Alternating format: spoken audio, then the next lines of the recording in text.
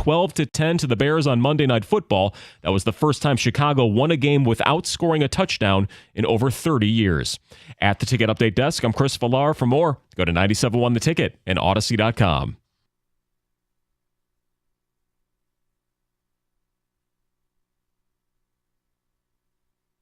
Thank you very much, Chris. Yes, exciting news. Patrick Kane going to be a Detroit Red Wing. 248-539-9797. I imagine the one, the only Kenny Cott is ecstatic. All right. No? We talked about this like a month ago. He was a little lukewarm on it. Okay. That's cool. I mean, look, I'm not sure he can come back from the injury. It's a tough one to come back from. It's worth a shot, though. I mean, that's because they're not giving up anything, and if it doesn't work, it doesn't work. It's not that big of a deal. You know, there is really, in my opinion, there's no downside unless it stalls the development of somebody. I guess he just needs to eat more boiled shrimp, and Kenny will be happy. That's right. Exactly. All right. I mentioned Monty Williams' press conference after the game last night at Little Caesars Arena. Monty's always pretty damn honest with the media, and he's pretty level-headed. He was obviously perturbed about this team and what happened last night.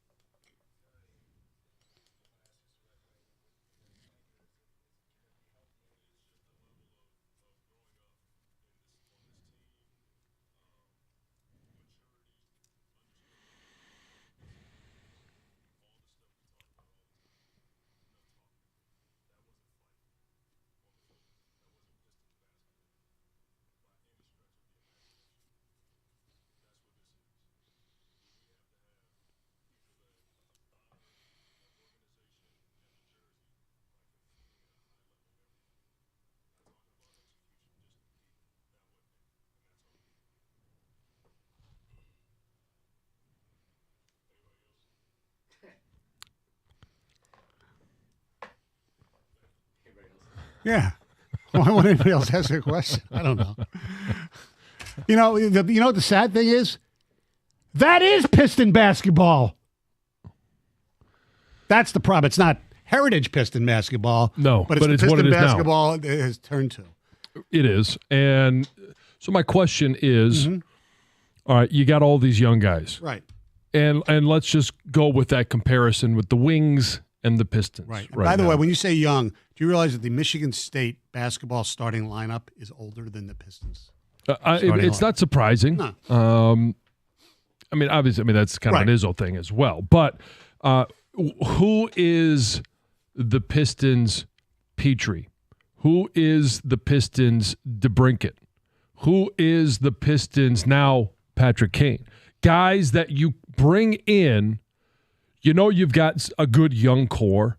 And some of those guys aren't even here right now. Right. And maybe at the end of the year they come up, they get a chance to feel what it's like to be around some of these pros. Right, the Wings guys, yes. Yeah. But who is it that Cade Cunningham, Jaden Ivey, Jalen Duren, go down the list, Sasser, that they're learning from in regards to when you go in and you watch film? Some of this is off season. I know it's hard in the NBA because you play day in and day out, but you're watching film. And you're creating a game plan to go into a game to play. How do you study in this particular sport? How do you prepare? How do you prepare your body? How do you make sure that you can play as many of the 82 as possible? Like, none of these guys have that ability to learn from pros that have done it, that have learned from other pros. They're doing it themselves. They're trying to figure it out themselves. I think the Lions have shown two examples of doing this in two separate regimes. Under Jim Schwartz, he felt it was so important to get Kyle Vanden Bosch here. Right. That he went out and was outside his house at midnight on free agency. You look at Brad Holmes, and he didn't do anything on the field for the Lions. Michael Brockers. Right. They love the fact that he was in that locker room as a leader. Anzalone. Yeah. And I think his play has been a little bit overrated personally. but he has brought something to this team Correct. from a winning environment. And they don't have any veteran leadership. No, they have none. I mean, they lost, by their own admission, and thankfully, I thought it was, who cares? Corey Joseph. I mean, he was like one of their big veterans that they had last year, right? They got nobody. You look at some of the other young teams like Houston. Well, they went and got, Van Fleet. Okay, tons of money. And I don't know, as a Piston fan, I didn't want him to spend that ridiculous amount for a good veteran player right now.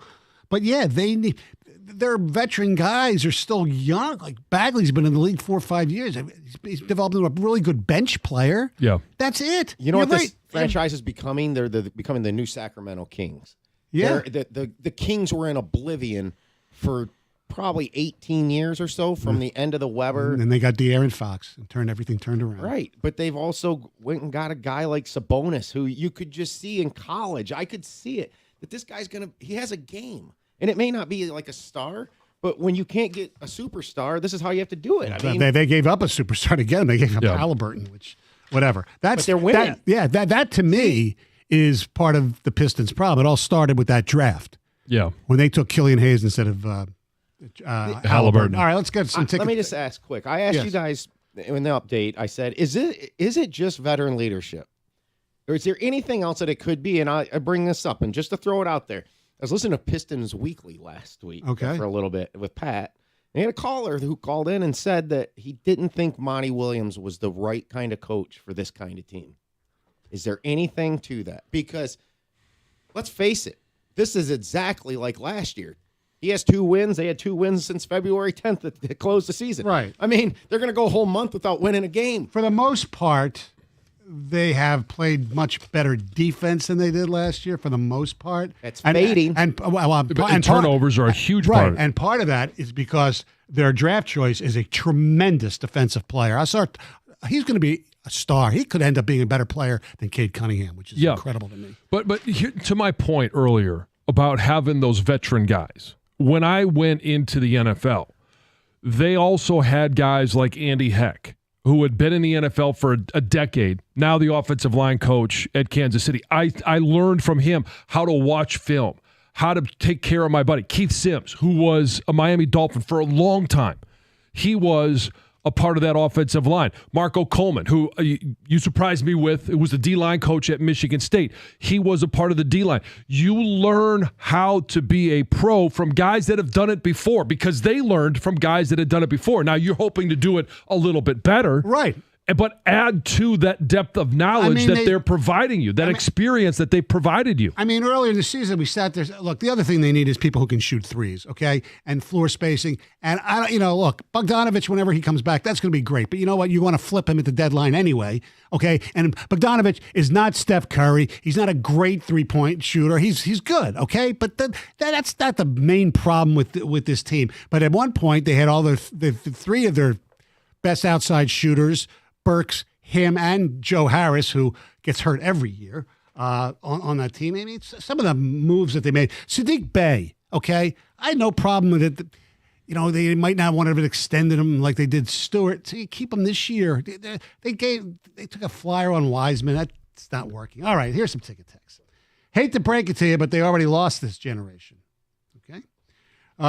Gorse demanded Blake Griffin in that contract, set us back years. Hopefully Monty won't be much of the same. Weaver hasn't been great, but I can't believe he's this bad at his job. No win November is going great. November. The Pistons are a crap team with a dimwit GM and an absentee owner. They alienated their fan base and never should have left the Palace. That's John in Lake Orion. Look, if the team was winning, LCA would be. Still getting pretty good crowds, which is amazing to me. Mm-hmm. But a lot of them now are going to go. I'm sure it'll be sold out tomorrow to see LeBron. Probably. I mean, where have any of these guys won at any level since high school? And they probably did it as individuals there.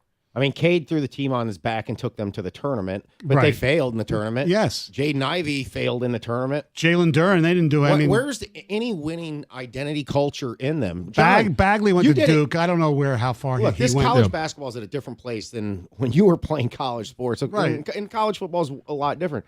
You learned how to win and be who you were from somebody at Michigan.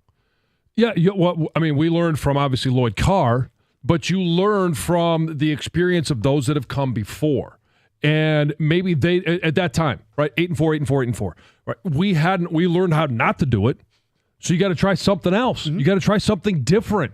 What is it that they're doing I'm not different? trying to stroke you here. I know how important and crucial that you were to the 97 team. You held players accountable. You went in and dragged kids out of parties. But somebody did that kind of, somebody taught that to you. So you've got to have leadership. You've got to learn leadership skills on this team. All right. And part of the problem is that they are so young. Right. Who is the leader?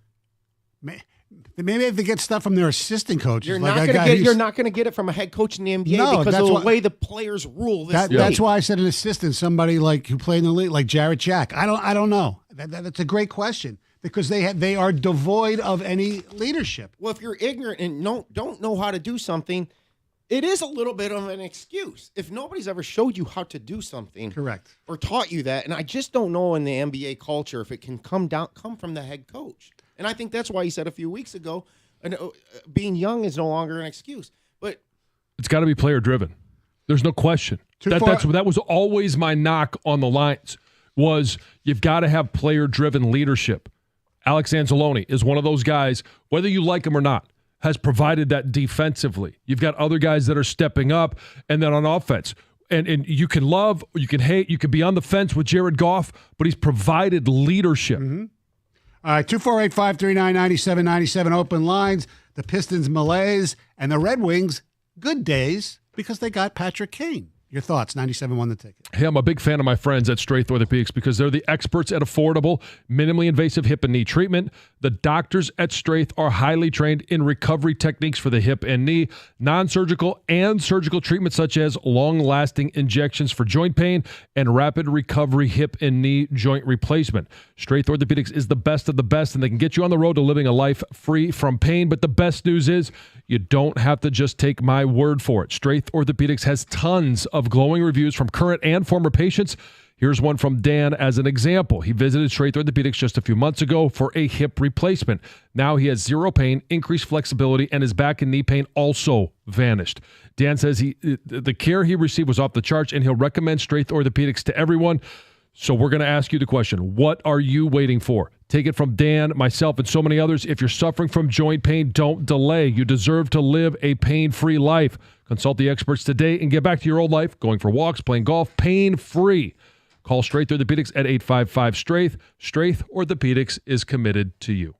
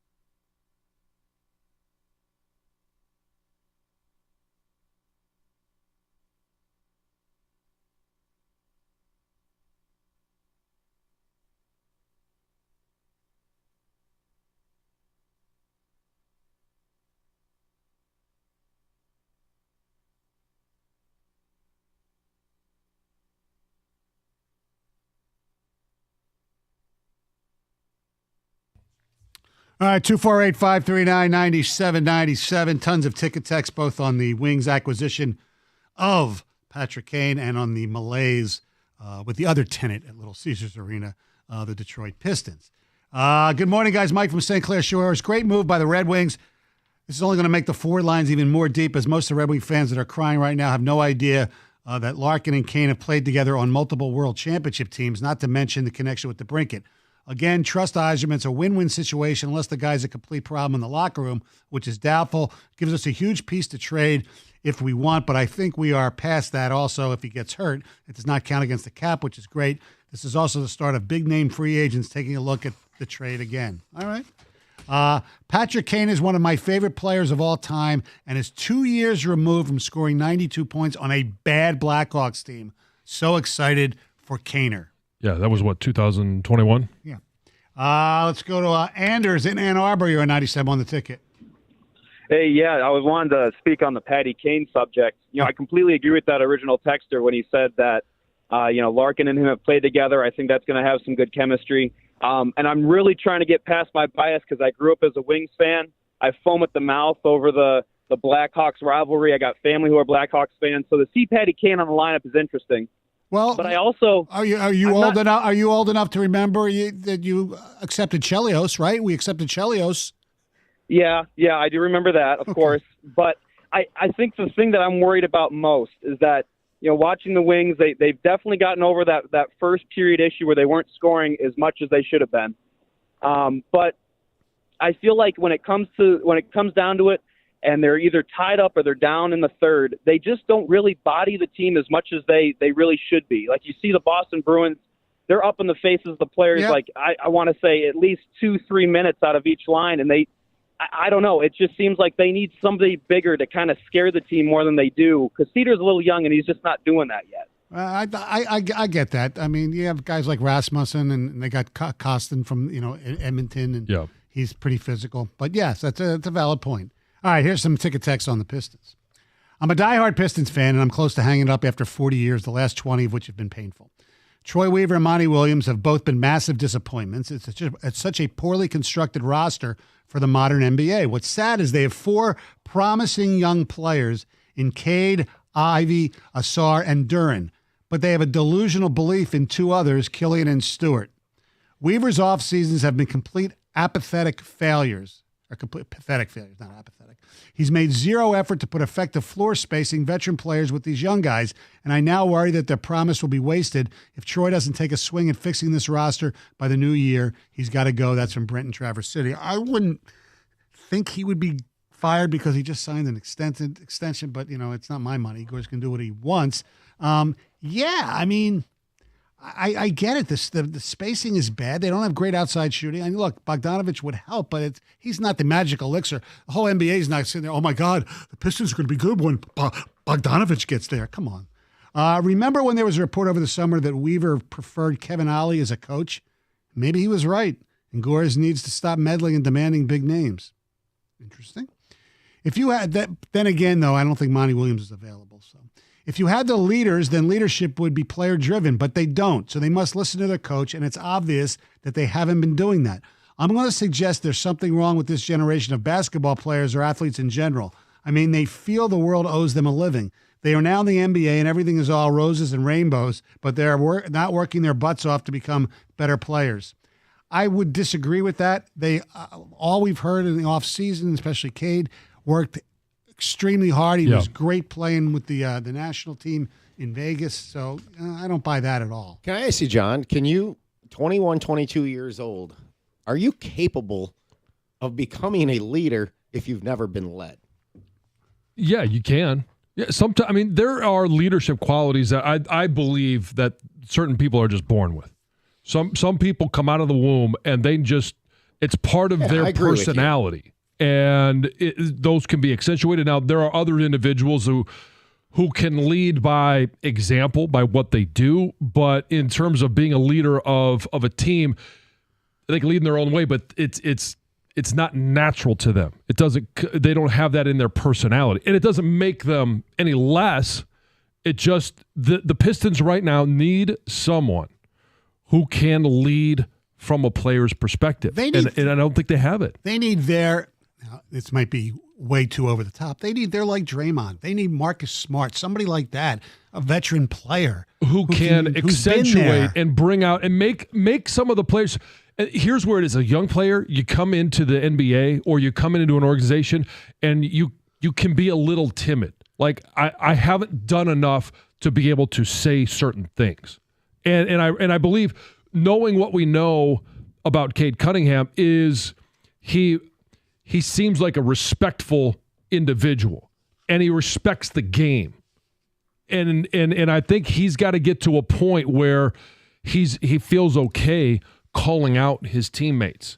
But he's got to also make sure that his level of play is one where there's value then in what he says. Like, why did it flip for the Hawks there for a little bit when they made that run to the conference final? And Nate McMillan was a pretty demanding coach, and then they soured on him, and they got rid of him. Yeah, well, that speaks to the text of the mentality of the league. And yeah. I'd say they had Trey Burke. They had a premier player and pieces around him.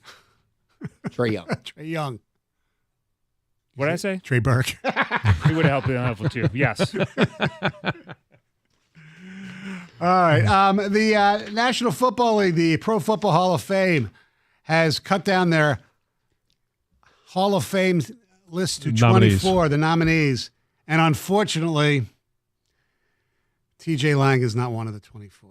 Yeah, it's too bad. So I'm going to ask you a question, John, because you played against a lot of these guys, I would assume. Okay. Well, you tell me who belongs in the Hall of Fame and who doesn't. Eric Allen, defensive back, played for the Eagles most of his career.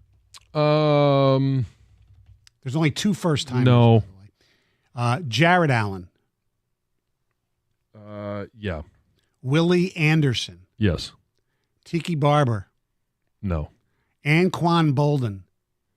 I think he's the only one with Lions. No. Lions at one point. I'd have to look at the numbers, but no. Jahari Evans. No. London Fletcher. Yes. Was he a teammate? He was. Dwight Freeney. You want to talk about a leader? Yeah. Dwight Freeney. Yeah. First-timer Antonio Gates. Probably not a first-timer, but yeah. Eddie George. Yeah. James Harrison. Not long enough. Yeah, I was going to say. Made the greatest play in NFL history, I think. Most exciting. And there's somebody who could have prevented one of the greatest plays in NFL history, Rodney Harrison. No. See, Harrison jumped the route on Bolden. That's why he gets in and Bolden doesn't. Now, where's TJ Lang? I know, as I said. Yeah. Devin Hester. John James. Devin Hester, yeah, probably the greatest returner, yeah. Yes. Torrey Holt, I think he's overrated in Hall of Fame part. Yeah, I would think so as well. Again, that for him, it would come down to a numbers game comparing him to other ones, but I would say no. Andre Johnson. See, I'd say yes for him. Yeah. Robert Mathis? No. Julius Peppers, the other first-timer. Yeah. Steve Smith Sr. I don't think so. Fred Taylor. Steve Smith, no. Well, I mean, again, I'd have to go back. I'd have to go back and look at. I mean, like I'm just off the hip right now. We're not doing so when I say no, they may eventually get in, but definitely not a first ballot. Right. The guys, I personally, the only 2 guys who could be first ballots is Peppers and Gates. Right. I believe Steve Smith was a better receiver than Anquan Bolden. The numbers might not show that because I think Bolden was in a more pass-friendly offense. Sure. But I think Steve Smith played Hall of Fame football. I really do. You used to be a big Jags fan. What about Fred Taylor? Is he a Hall of Famer? No. Hines Ward. I don't think he's a Hall of Famer. He's a really good player. Yeah, really good player. I don't necessarily see him as a Hall of Famer. Ricky Waters, no. Reggie Wayne. Again, I'd have to go back and look at the numbers. I would say I'd put him my ahead of initial Steve would be Smith. Yes. I would too. Vince Wilfork. Eventually. Patrick Willis. Did he play long enough, man? I don't think so. And Darren Woodson. Too many. We don't need another Cowboy. No, he's a good player. He's a really good player. Anyway, interesting list. And, of course, that'll be announced usually during the Super Bowl week. Yes. All right. Our telephone number, 248-539-9797. Definitely not in the Hall of Fame as a player. Maybe someday as a coach. You never know. We'll hear from Dan Campbell coming up next. 97 won the ticket.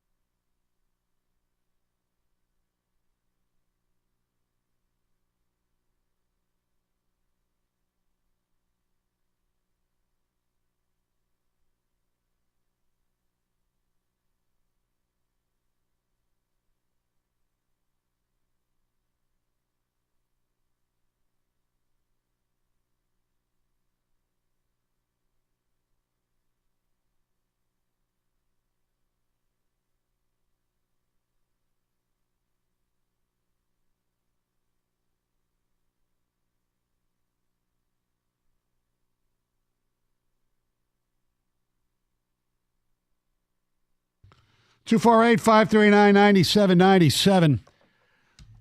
Not too many people would have imagined that the New England Patriots would be in position to possibly have the second pick in the draft. And who knows if Carolina, with their great coaching move, might be able to win a couple of games. I doubt it.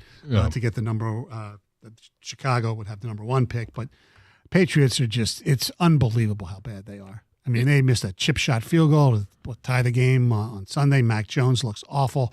It's just a horrible, horrible team. And we always had the debate with them, is it, Belichick or Brady? And all evidence shows that it's Brady more than Belichick. He had success when they left.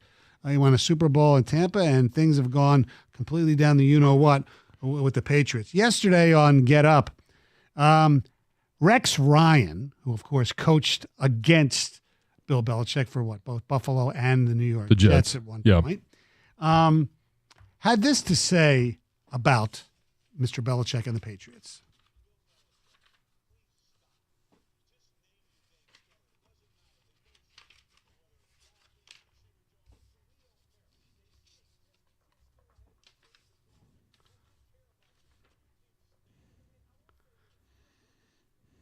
All right. That was Ryan Clark with them. Now, we've all heard about the Patriot way, right? Yeah. According to Rex Ryan, that ain't working.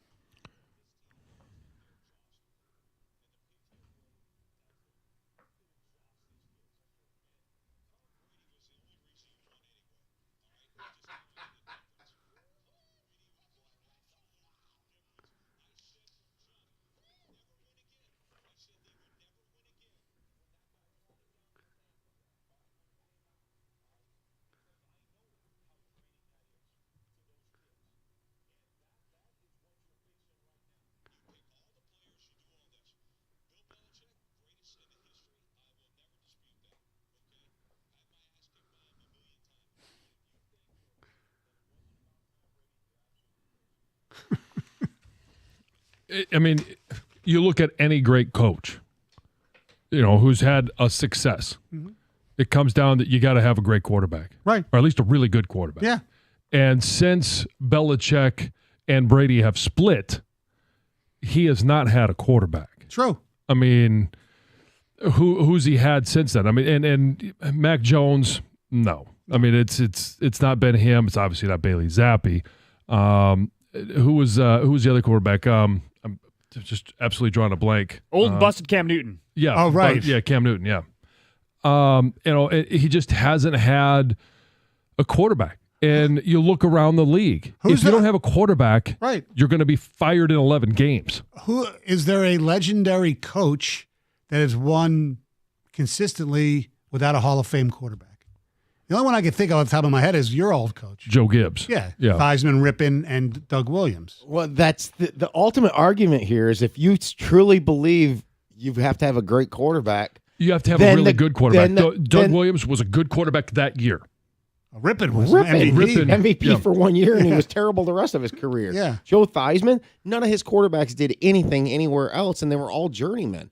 The case, if you ever wanted to argue for the greatest coach ever, could be Gibbs. Right. Because if the argument is you can't be a win without a quarterback, he did it with the worst quarterbacks. Right. 3 times. Now, Billick did it once with Trent Dilfer. Yeah, with Dilfer, yeah. Now, you could argue, did Bill Walsh's system make Joe Montana, or did Joe Montana make Bill Walsh? But I won't Montana go there. won with the Chiefs, even though they didn't win at all. Right, I know. Right. I agree. But somebody might make that argument. I was thinking about this last week. How many current quarterbacks are there right now in the NFL that have actually just won a Super Bowl? And it speaks to Brady's ridiculous dominance. Oh, we got Mahomes, Rodgers, Mahomes, Wilson. That's it, right? Well, I have to think about it a little bit more. There's got to be at least another. Stafford. That was not intentional. I know. No, I know. But it's Jim Costa, man. He might be aroused right now. But you're right. You're just stating facts. Yeah. And a lot of it's because of Brady. Now, there are others who you think has a chance. Obviously, Burrow, if he's Burrow, healthy, you think he's got a chance. He was very close. And if you get a coach with the Chargers that doesn't make boneheaded decisions on a regular basis. You could look at Herbert as a guy that could. Yeah. Jalen Hurts almost won it But he last didn't. year, but he didn't. I mean, Matt Ryan almost did. Yeah. That was because of stupid coaching. And Brady. And Brady, but more stupid coaching. They knew how to run a play clock. Brady would have never got a chance to come back in that game. I In that think, one, yeah. Yeah, so I'm talking. Well, he said Matt Ryan. Matt Ryan, yeah. I think with Belichick, it is a fascinating argument to argue if he is the greatest coach or not. When you look at it, the numbers and the trophies, it's a no-brainer. But you really start breaking it down, there's a little bit of a Phil Jackson element. Yeah, but he also was the guy that found Brady. He was also the guy that developed Brady. And you could say, coordinators, you could say, quarterback coach. He's the one that ultimately made the decision to go with Brady to begin with. Right. Yeah, the decision's probably the biggest of those. That was the cojones it took to bench Bledsoe, who was the franchise guy, and go with Brady in that moment. But I mean, I'd love to get Tom Brady's honest opinion and perspective. Did Bill Belichick ever really do anything to make you a better quarterback? Because the Tom Brady I saw in the NFL is the Tom Brady I saw at Michigan. Well, but it's also Belichick's defense along with Brady offensively. I mean, that's part of it. When you look at the game against the Rams, the Super Bowl against the Rams, nobody's talking about Brady going out there and winning. He made more plays than Jared Goff did, but that was a defensive battle. Yeah, and I'll say that Belichick entrusted Brady enough to try to move the ball to win the game when one of the most respected people in the history of the game, John Madden, questioned it in real time. Ladies and gentlemen, Carson Anderson coming up next. What's up, Gator? How are you? I'm all right. How's everybody doing? Good, thank you. You excited with the big news today? The announcing of Jonathan Smith or Patrick Kane? Patrick Kane. I'm excited about both. But Okay, well, Jonathan Smith, we knew how it happened. Yesterday, yeah. Yeah, the Patrick Kane one is really interesting. Yeah. That's something we're going to get to right out of the gate because bringing an enemy back into the fold here. It worked for Chelly. I know it's been done before. I'm just saying it's interesting. Yes. Ben Gordon, not so much. All right. No, It's time for the 2 Grand Slam. Tuesday brought to you by shots fired. Too soon? Femininity Law. All right, here we go. The contestant got 6 today. All right. Here we go. Who did the Pistons lose to last night? Wizards. Who did the Lions lose to in their last playoff game? Seattle? Who played Harry in Home Alone?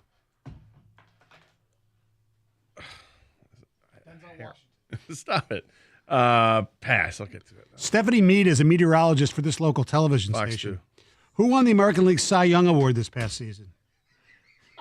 I don't know. Won the American League Cy Young? Oh, crap. Yeah, pass. Who is the owner of the Carolina Panthers?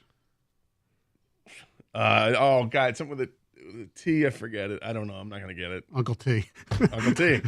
She is the singer of the This thing really is a 1994. bigger story than we thought. Yeah, she is the singer of the 1994 hit "All I Want for Christmas Is You." Mariah Carey. Who led Michigan in receiving yardage versus Ohio State on Saturday? It was the Roman. No. It was Loveland. Oh.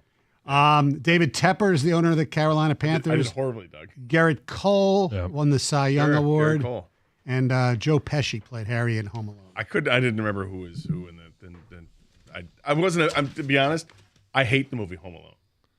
And I'm in the minority. Because it's a kid movie. No, it's not because I was a kid when I saw it. There's a kid in it. The main actor is a kid. That's not it. Yeah, it's not it at all. You don't like people named McCulkey? I was like 18 when the movie came out. No, I hated the movie because it's He's called him McCulkey. Oh, I didn't. Yes. There's a, hey, Tony Panini, Panini. McCulkey. Yeah. It Maybe sent the like wrong message. Yeah, warm I thought sandwiches. It was a horrible movie for kids. Huh? It sent the wrong message to kids. Why? Call the police. You could Stop that. take care of yourself. Call the police. Be self-sustaining. Is this Gators movie thing like Stoney's? I mean- always learn the moral lesson in a movie. No, in this one, I Yes. just hated the movie. Star that was Wars awful. is about a huge family dysfunction. I mean, it sends a terrible message. I know. We can learn from it.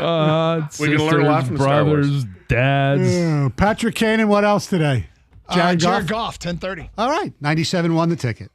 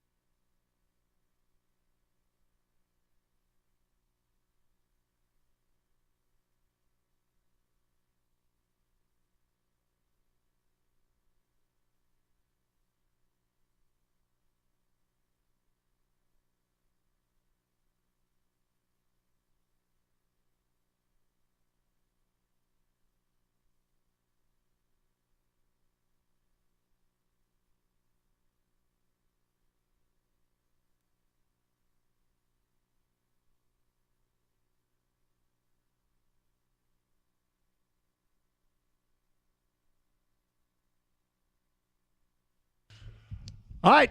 Happy Tuesday. Carson Anderson, 97 won the ticket. Jared Goff joins us today at 10:30, Detroit Lions quarterback. But we start with breaking news this morning. Patrick Kane's a Detroit Red Wing. This is going to be odd, man. This is going to be really odd. And we've done this before. We know about it. We know what it's like when a guy comes in that has worn the enemy colors and all that, but it's still going to be odd. Feels like it's been a while. Of somebody of this magnitude? Yeah.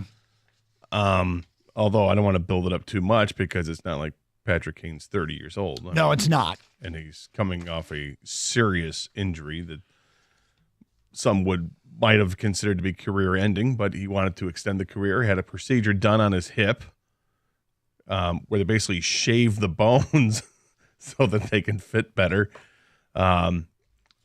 Hopefully he still has hockey left in him, and it's not like the Mike Modano experience. Mm-hmm. Hopefully he's got a lot of hockey left in him, and he can just pick up where he left off last year, where he was still pretty productive, playing through pain.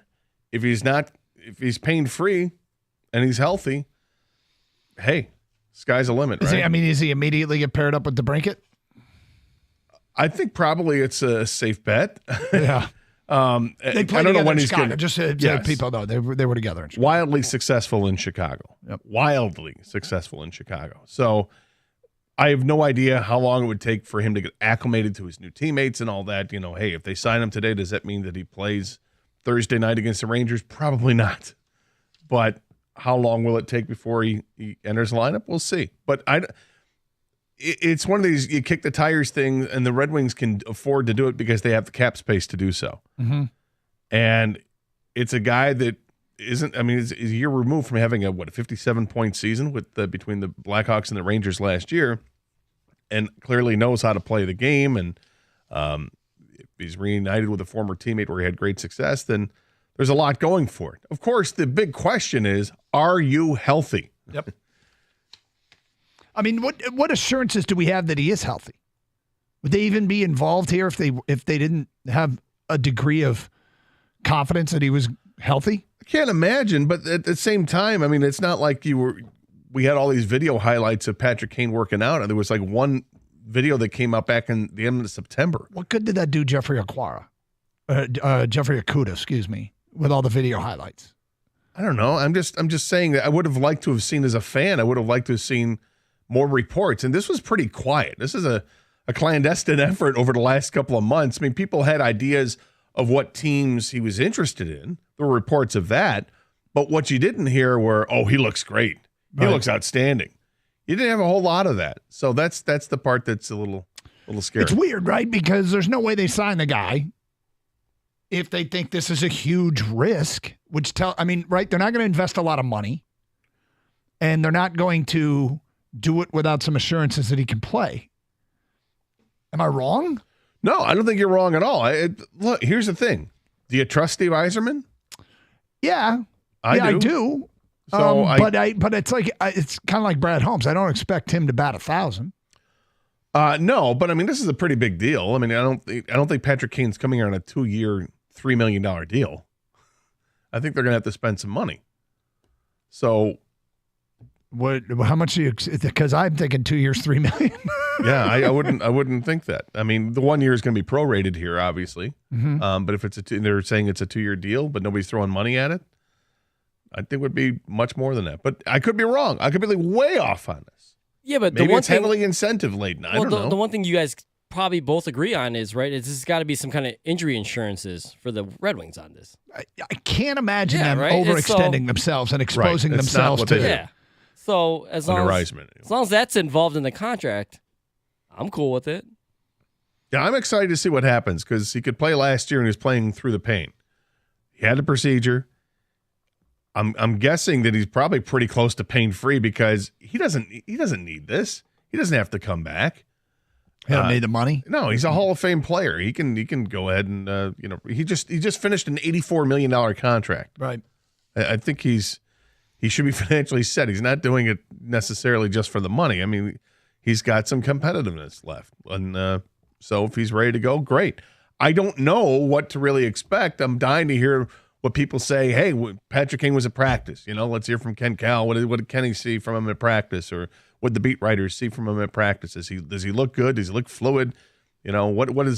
What's Newsy say about him? These are the things that you're dying to hear in the next week. Sure, and we probably will sooner rather than later. And then the other thing is, did he handpick Detroit for a reason other than DeBrincat's here? I mean, why is he coming to Detroit? Is there recent play have something to do with it? Is it promising future? Is it belief in this team? Or are we the only ones that were willing to pay him? Good questions. Yes. These are questions that they'll probably be question number one. Number one that'll be asked to him when he has a chance to speak to the media. So, Patrick, why? Thoughts? Yeah. Somebody shoves a microphone in front of his face. Talk about why. Yes. I hate saying I do it way too much. Talk about. I hate it. Well, stop. Yes, but the reason you do that is because you don't want to just ask a yes or no question. Oh, that's true. That's the safeguard against that. But yes, we all need to be a little more articulate with the question. A ton of people have responded because we tweeted out and asked people for their thoughts, but we do want yours. Patrick Kane, a Red Wing. Weird, huh? 248-539-9797. Jared Goff, Lions quarterback, joins us today at 10:30, and we'll try and get to the bottom of the issues and figure out how they get solved. That with the Lions QB coming up at 10:30 here on Carson Anderson, 97.1 The Ticket.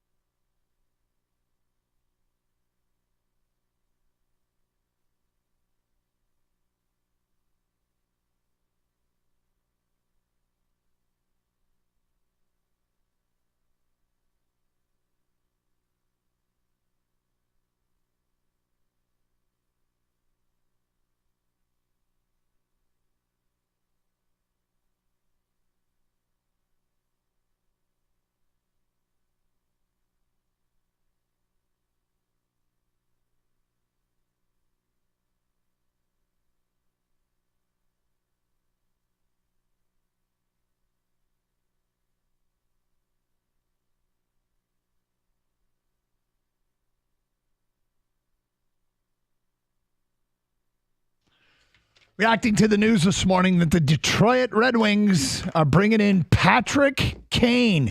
Patrick frickin' Kane is a Detroit Red Wing. Huh? Look, this has been rumored for a while, so I guess I shouldn't act like it's a surprise. It's just weird to say. It's weird to wrap your head around. It's weird to think about. And I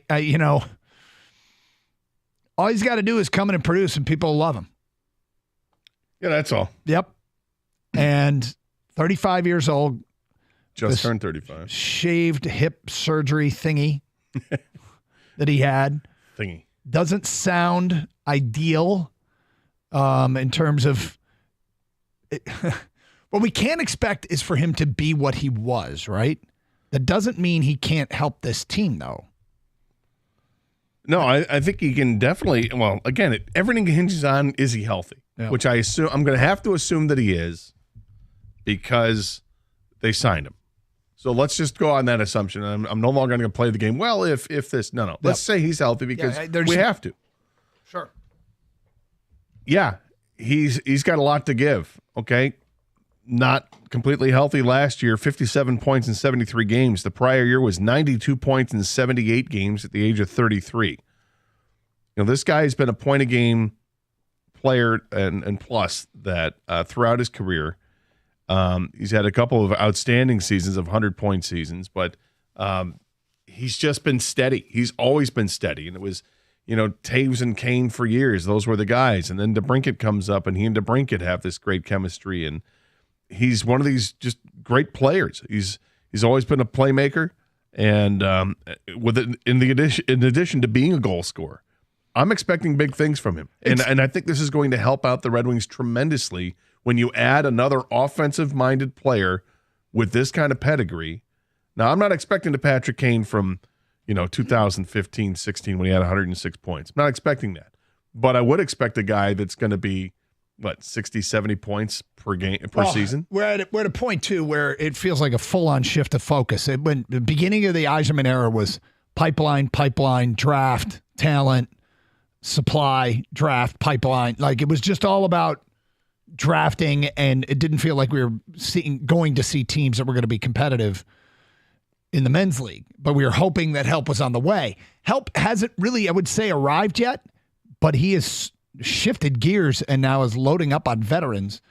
And, quite frankly, call it what it is. It's a good season so far. It's a good season. Yeah, it is. I mean, right now the team is in the playoffs. If it ends today, I checked yesterday. Yesterday they were tied for second in the division. It is. It's a hockey team that's playing better hockey now. Clearly, they're on a 3-game win streak. They did get they salvaged a tie at least in one of the 2 games overseas, but I had big thoughts about this team going into the season. You were higher on them than I was. Here's some of the feedback via Twitter. This from AJ, like scratching a lottery ticket, low risk, high reward. I'm all for it, but people should not expect points per game Patrick Kane. As long as he can contribute, I'll take it. It can also show some of the younger forwards how to play the game. Tom says, I hate the cabbie puncher. I also hated Pat Verbeek and Chelios until they put on the winged wheel. I don't know how to cheer this man. I guess I'll learn. Jason Smith, not sure I understand the signing unless the Wings believe they are cup contenders this year. This takes opportunities from younger players and potentially Grand Rapids call-ups. Also have a learned hatred of Kane as a bad person and a Blackhawk, so I'm torn all the way. I understand being torn apart about where he was and what he was, but as far as being a roadblock for players in Grand Rapids, he's not blocking anybody. Nobody in Grand Rapids is lighting up the world. All right, I looked at her stats yesterday. It's the same same old suspects. It's Taro Hirose, who seems like he's a career. Griffin gets an opportunity to play the Wings. He's okay, but. He's no longer this prospect type player. So Marco Kasper isn't doing anything down there. So don't worry about that. And Nate Danielson is nowhere near ready, I guess. At least not this year. He's not gonna come to the Red Wings. He's not playing at Grand Rapids. He's playing junior hockey or whatever. So I'm not worried about him blocking anybody's way. Well, the other thing that I always like, the whole cabbie puncher and any history anybody has, wasn't he like 20 years old when he did that? I like to think that people can grow up. I like to think that my kids will grow up and make better decisions. You have given up on it. Oh, come on. 248-539-9797. Let's go to Chet. You're on 97.1 A Ticket. Hi, Chet. Hey, guys. So a few things on the Kaner move to Detroit. One, let's give it up for DeBrincat for making this happen. Kane's excited to play back with his former line mate. And also, it goes beyond the stat sheet with Kane's impact. He's a winner. He's a leader. He can help establish the culture for the Wings when a lot of these players are going to be playing in the playoffs for the first time. That's going to be his biggest impact. Well, that certainly could be. Anytime you bring in a veteran, they've got veterans on this team, but he might be the kind of guy that the rest of the players, are they going to be in awe is a bit much, but does he walk into that room and carry a cachet that's more than, say, JT Compher? Yeah, they have veterans, but do they have, any players to his caliber? You're talking about a Hall of Famer, a 3-time Stanley Cup winner. And also, we're forgetting Kane does have some history playing in Detroit. He played for Honey Baked, went to Detroit Country Day, and even lived with Verbeek, who you mentioned just previously. Mm-hmm. Yeah, well, we'll see how it plays itself out. Kaner. Yep. I like the move. I don't think there's a whole lot of in Detroit. I don't think there's a whole lot of downside to this. I don't see it.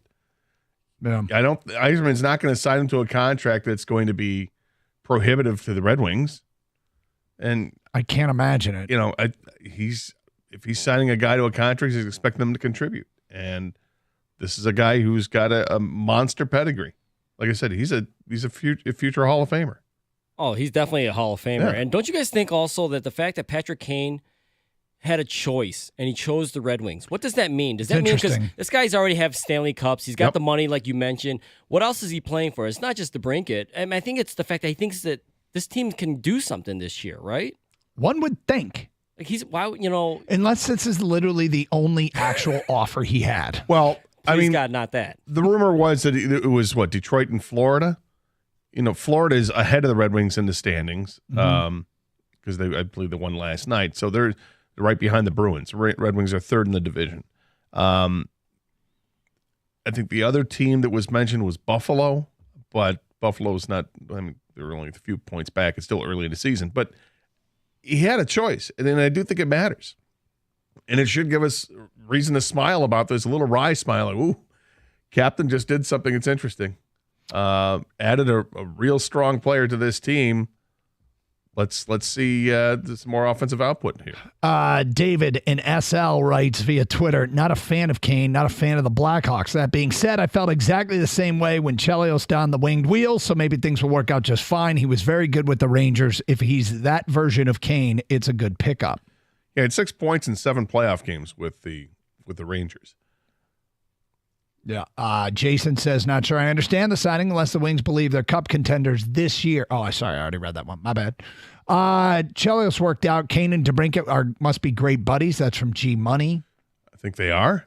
Yep. Yeah, look, the Chelios thing, it's just about bringing somebody from the enemy team over here. And Chelios is that's the biggest example you can come up with. And coming from the same franchise, coming from Chicago, right? Yep. I think Chelios was more hated coming, from Chicago than what Patrick Kane will be. And the reason I say it is because, at the time the Red Wings brought Chelios over, the Red Wings were winning Stanley Cups. They had already won back-to-back Stanley Cups, and they're bringing him in at the trade deadline. Bringing in Patrick Kane now, the rivalry with Chicago was over a long time ago. Yeah. When you switch conferences and, it feels like it's been gone. So we're further removed from it. It's a little bit different. And he's, I think, older than what Chelios was when Chelios came here. So I remember a term that I think of back to high school physics, potential energy. Oh. Do you remember potential energy and kinetic energy? Yes. Potential energy is the rock atop the hill. It's got potential, but hasn't done anything yet. Yep. Kinetic is when you actually push it down the hill and it has the energy. It starts to roll, and then it's kinetic. The potential energy, well done. Very well done. Thank you very much. The potential energy on this one is both wildly positive and wildly negative. because I think it's easy to embrace and fall in love with a guy that you used to hate when he steps in and starts helping your team win. But if he gets here and the contract's big and he doesn't do much and he's hurt, he becomes that person that, this was a terrible idea. And well, the Red Wings have taken their chances in the past, in the 2000s, on players that were all-star players, perhaps Hall of Fame players that clearly didn't work out with the Red Wings. Mm-hmm. You know, whether it was, I mentioned earlier, with Modano, you had it with Darian Hatcher, what didn't really work out either. You know, they've had their mistakes. This one feels different to me. This one feels like he still has a lot left in the tank. Well, it is an interesting development to say the least. Jared Goff, Lions quarterback, joins us in 5 minutes here on 97.1 The Ticket.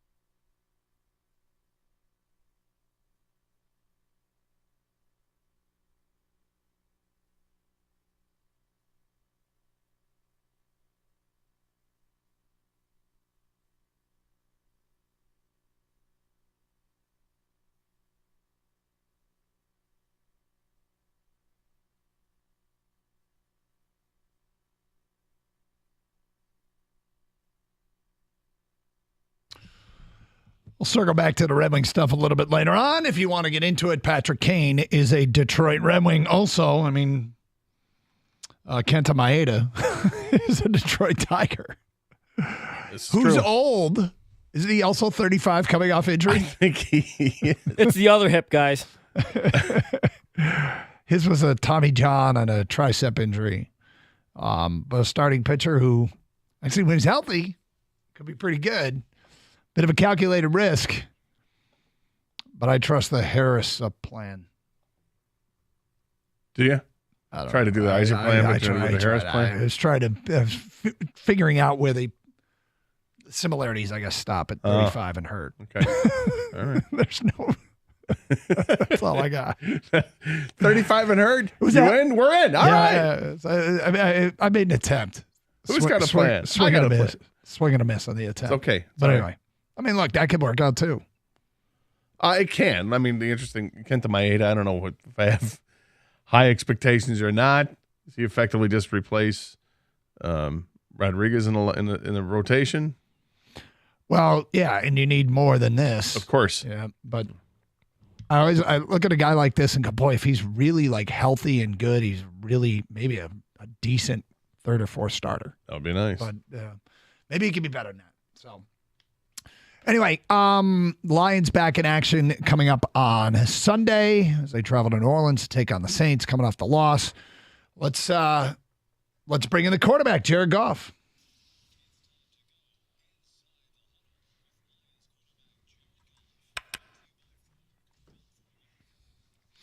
Jared, appreciate you joining us as always here on 97.1 The Ticket. And I guess we'll start with last Thursday. Seasons are long and they're filled with ups and downs. But now that you've had some time to digest it and watch the film, what happened? Yeah, they played better than we did and came away with the W. We didn't play our best ball, and they did play a pretty good brand of ball that day and beat us. You went through a long stretch where a record-setting stretch without turning it over, and then the last couple of weeks there have been turnovers. Is this relatively an easy fix, or is it just a point of emphasis in practice this week? Yeah, it's always a point of emphasis, I think, every week. But yeah, you look at them and you say which ones you think you could fix, and then some of them is just shit happens. Excuse me, but some of them it just happens. And but yeah, there's certainly things I can fix and make sure I'm taking care of the ball better. What bothered you the most about losing to the Packers, and what were the positives that came out of the game? I just what bothered me the most is you're at home in front of your fans on Thanksgiving and you want to give them another W, and we just didn't come out and play our best game. I think that's what bothered me the most. And but yeah, with that being said, there were some good things that we did, and both on offense, defense, and special teams. I think defensively the second half, I thought they played great and gave us a pretty good chance to make some plays. We just couldn't finish drives, and sometimes that stuff happens, and we got to learn from it and be better. Luckily for us, we've won a lot of games this year, and can use this as a learning experience to get better from. When it gets to the end of a game like that, is it one where you're like, just let the clock tick to zero, or are you like, man, we want 15 more minutes. Give us 15 more minutes. Oh yeah, you always want 15 more minutes. You want 2 more minutes. You want 5 more minutes, whatever it is. Yeah, you'd love to get some more time on the clock to get a chance to keep scoring, but that's why it's a 60-minute game. As you've gone back to work this week, what's the mood like in the building? Is there a newfound resolve, or is it business as usual? How would you describe it? Yeah, I think it was good to get a little break. You get a little, refreshed. But yeah, business as usual. We're 8-3 and heading into December here pretty soon. And yeah, we're 3-1 in our last 4 or whatever it is. And yeah, we're in a good place. But yeah, learn from this one, find ways to get better, and don't let it happen again. Dan Campbell's on our morning show today and started laundry listing some things that he wanted to see improved and he made it. He basically said, and we're going to do it. Is that the feeling in the building? Like, okay, we got this. We know what we need to improve. Yeah, I think so. I think he's done a great job laying that out to us. And, anytime he challenges us with that stuff, we typically respond well. And he's got a great pulse for us and when to push, when to prod. And I think when he lays out some stuff in front of us, we typically respond well and get it done. What I like what he had to say about that this morning is he talked about having substance and saying we're not just going to go out and say we're going to coach hard, we're going to play harder. That's easy stuff, but really adding substance to it, like specifically this person has to do this and you've got to do this. And he talked about different pass rushing techniques or pass blocking techniques. What is it specifically with you that you can do and it's substantive to get better? Sure, that's a great question. Yeah, it changes every week. You're always looking at little things. I think as the season goes on, you try to find little ways that you can improve with the limited time that you have on the field. And I'm trying to give you a good answer here. There's always things that I can do. I think it changes though throughout the year, and it's always like you look at the game and okay, for me personally on this last game, how do I tuck the ball away and not get stripped when I'm scrambling like I was? So that'll be a point of emphasis for me this week. And maybe there's some things in my drop that I'd like to improve that tend to slip as the season goes on because you just don't have as much time to work on it. But every week, you watch the film and you see some things, and I try to give myself somewhat of an action plan throughout the week to get better and improve for the following week. Well, it's not all doom and gloom, right? 8-3, as you mentioned, and stretch run, playoff run. You guys are right in the thick of it. Minnesota lost last night. You got to love where you are. And another thing your coach said today was, hey, this is where we earn it. We're playing December football now, and this is where we earn it. You've done this before. We really haven't. Talk about some of the keys going into a stretch run with everything on the line.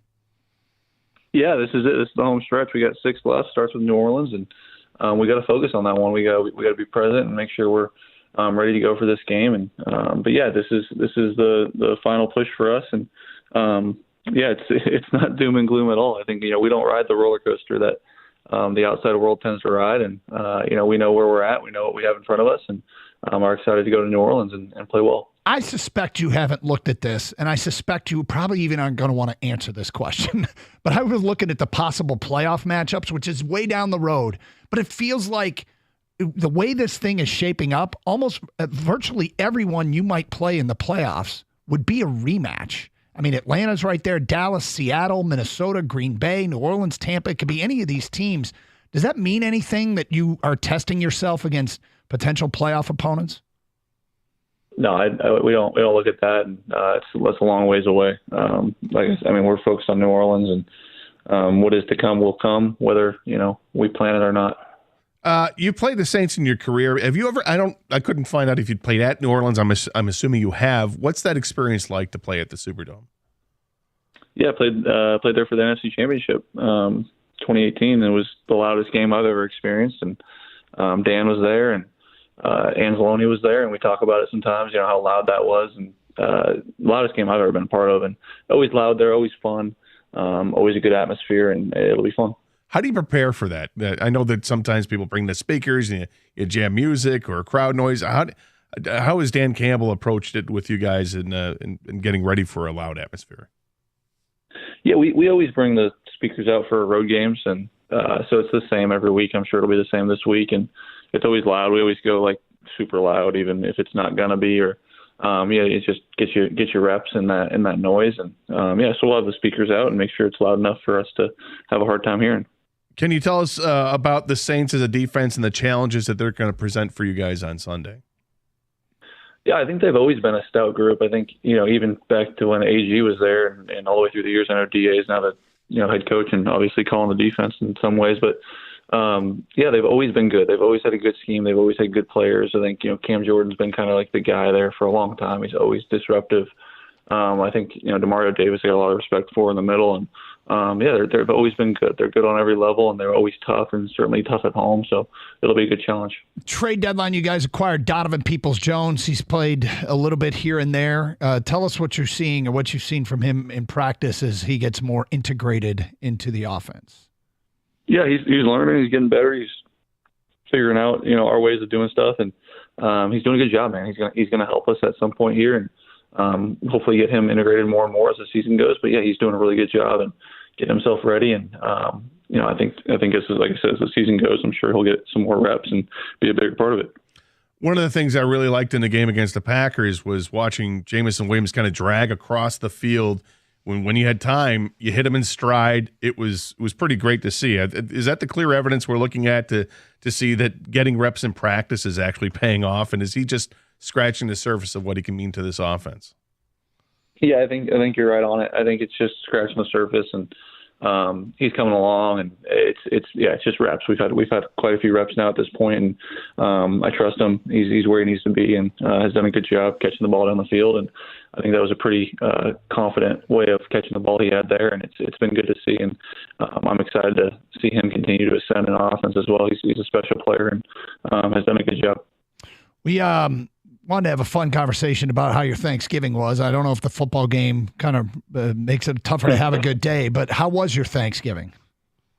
It was great. It was nice that my parents out here, and we had a good Thanksgiving dinner. The football game did not ruin my Thanksgiving dinner. Unfortunately, we lost, but was able to enjoy some time with my family and put it behind me. We had a good Thanksgiving dinner, and it was good. We had all the regular fixins and stuff, and it was fun.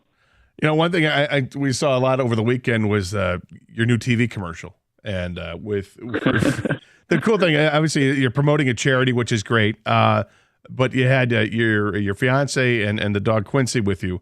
Now that Quincy's gotten a TV commercial time, kind of hard to live with. Yeah, the phones won't stop ringing. It's just they're calling. They're trying to get him on the next one, and we're trying to get him an agent or something to see what's next for him in his future. Some Airbud stuff. We'll see. That was one perfectly groomed dog. I'll tell you that. He just had a bath that day, so Nice. he was in good shape. Well, good luck this week against New Orleans. Appreciate your time, and we'll talk next Tuesday. All right, guys. Thank you. There he is, Jared Goff, Detroit Lions quarterback, joining us here on 97.1 The Ticket. Well, you heard us talking football, and it's another big football weekend here in Michigan. And listeners right now, they're loving the Play Gun Lake Casino and Sportsbook app. It's the only app I recommend right here in the state of Michigan. They've got odds, bets, slots, and games. So you download the Play Gun Lake Casino and Sportsbook app right now, and you can play all your favorite casino games right at your fingertips. That's right, the casino and the sportsbook are in your pocket and go wherever you go in the state of Michigan. Play popular online slots like 88 Fortunes, Cleopatra's Gold, and like I said, my personal favorite, Wheel of Fortune. Free spins are fun. New slots also, though. Atomic Meltdown, Imperial Wealth. Play with a live dealer on your phone. Enjoy blackjack, roulette, and baccarat.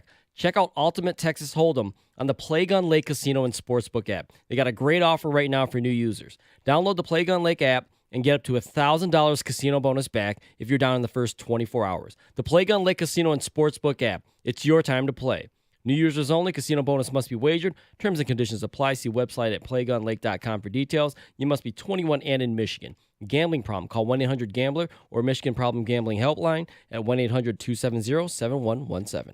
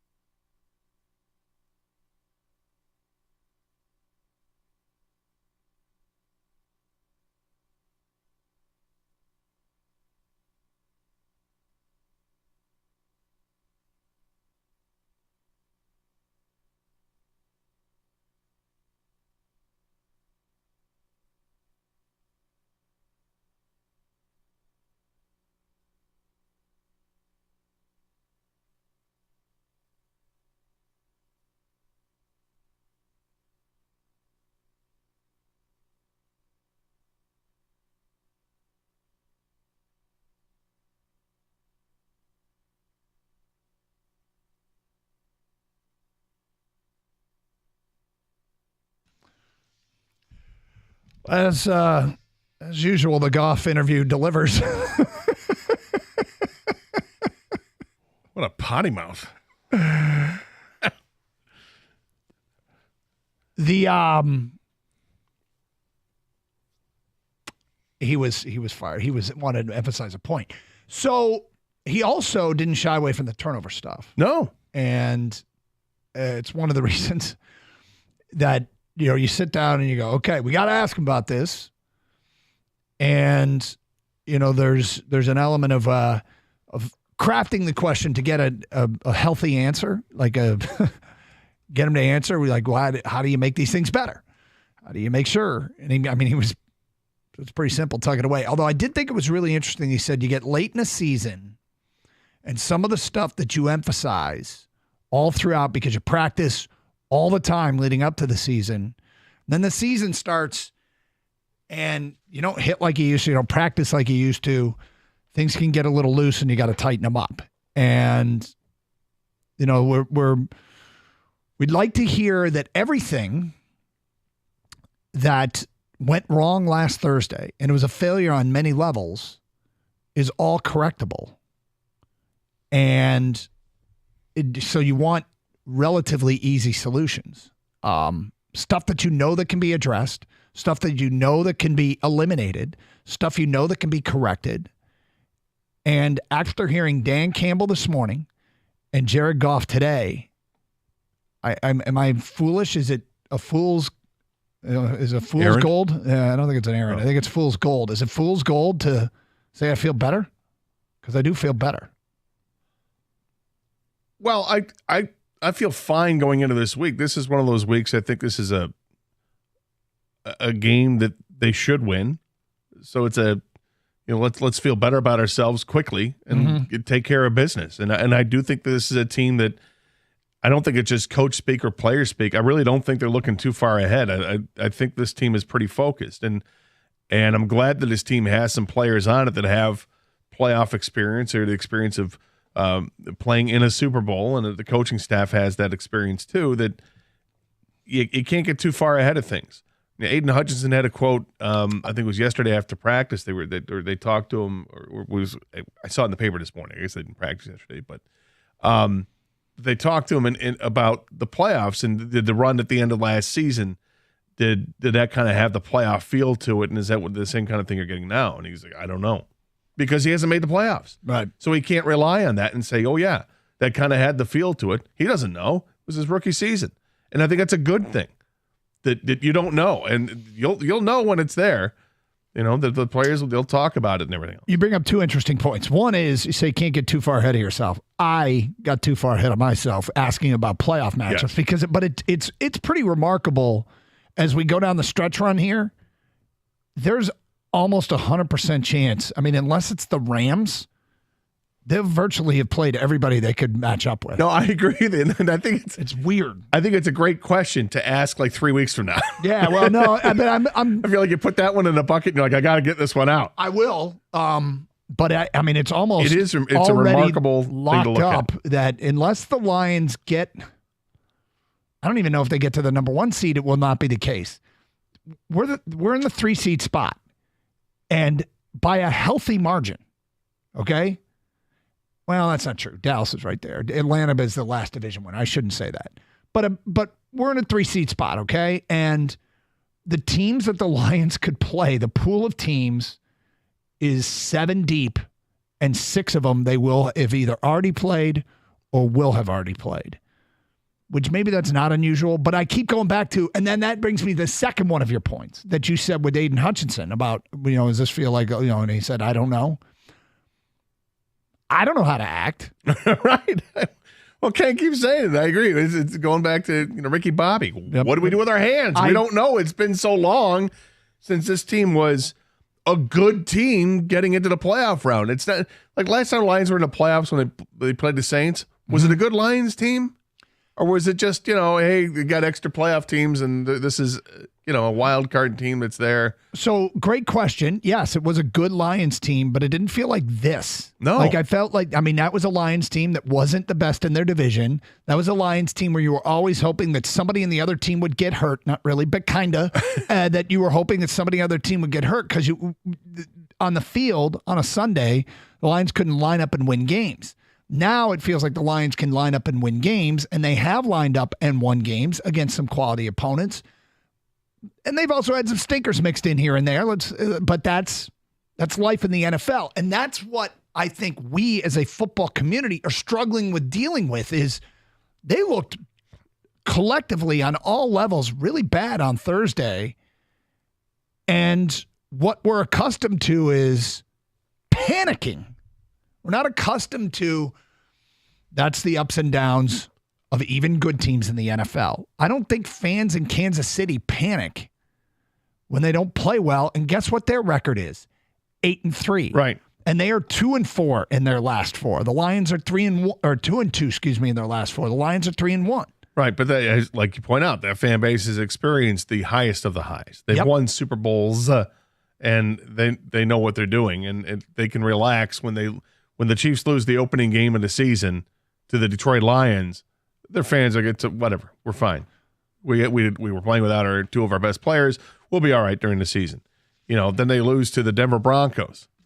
We're fine. We're the Kansas City Chiefs. We know we're going to taper things off. We're going to take care of some injuries, and we'll be all right. In the end, they don't worry about it. They don't worry. If you're the Chiefs, you don't care if you're the wild card, if you're the division winner. You just know when playoff time comes, you're going to go. Of course, you'd rather be the division winner so you can host the playoff games. Yeah, I was about to say, I'm not sure I agree with that. Well, you'd rather be it, but you'd probably feel pretty confident that in your team's abilities to win football games because you've been there and done that before. With the Lions, this is why it's different this year, because they're expected to win the division.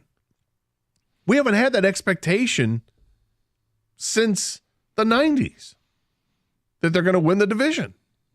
So this is a different feeling. You got to go back 30 years. All right, so Lions fans, Thanksgiving's over. Time to digest. You watch a full weekend of football, college and pros. We've turned the corner here and kind of get into the Saints coming up on Sunday. You've heard, I don't know if everybody's listened to every minute of every show. God bless you if you have. You probably haven't.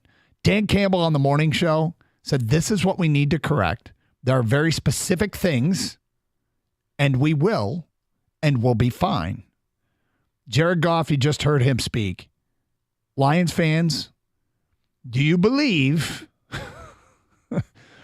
that they can fix this and get right back to what they were? They're a 4-point favorite over Seattle, or New Orleans, excuse me. They've done a good job winning games like this, kind of leading right up until Thanksgiving. The previous losses have come against quality opponents. The Thanksgiving game came against the Packers. But do you believe that this team absolutely is going to be fine based upon time that has taken place since the Thanksgiving Day game and Dan Campbell, Jared Goff today? And we'll play a Campbell from this morning at some point. Not all of it, but just the good stuff. 248-539-9797. Kang, how do you feel? I'm not sure you feel great. Well, no, I told you my check engine light was on. Right. That just means, like, listen, maybe the air pressure is low on my tires. Simple fix, right? Or maybe I need a new engine. That's like that, you don't want that, okay? But the point is, obviously Dan Campbell is he sees things they have to correct. And that's what I see when I see the check engine light. I don't think this is a massive engine overhaul or anything like that, but I see things that you need to correct. And the fear is, of course, that I think you feel confident now because I think you're confident in Campbell and Brad Holmes. Mm-hmm. And the fact that, let's just be honest, there's no Aaron Rodgers in this division. You've talked about expecting to win the division. That's one of the reasons why. There's no Aaron Rodgers in this division. You should win this division. There's no Brett Favre in this division anymore. You have the best quarterback in the division, okay? So I think the fear, like I said, though, would be, did they overachieve? But I don't think so. I think they really are an 8-3 team. They're a good team. They're not an overachieving 8-3 team. They're an 8-3 team legit. So you correct these, correctable issues, and you move forward. and you win the division and you host a playoff game and you're probably going to play someone, like you said, Doug, that you've already played before. This is where we're at. I think we don't look further than that right now to keep our sanity. You know, right? Because if you start looking too far ahead, you're like, well, we need this, we need that. No, let's take the steps. Game by game. Win the division, game by game, win the division, host the playoff. Yep. 248-539-9797. Lions fans, you back to being confident, or are you still a little panicky after last Thursday? In the meantime, do you have some numbers on Patrick Kane's deal with Detroit? According to Elliot Freeman of Hockey Night in Canada, we will get to that today at 11:02 here on 97.1 The Ticket.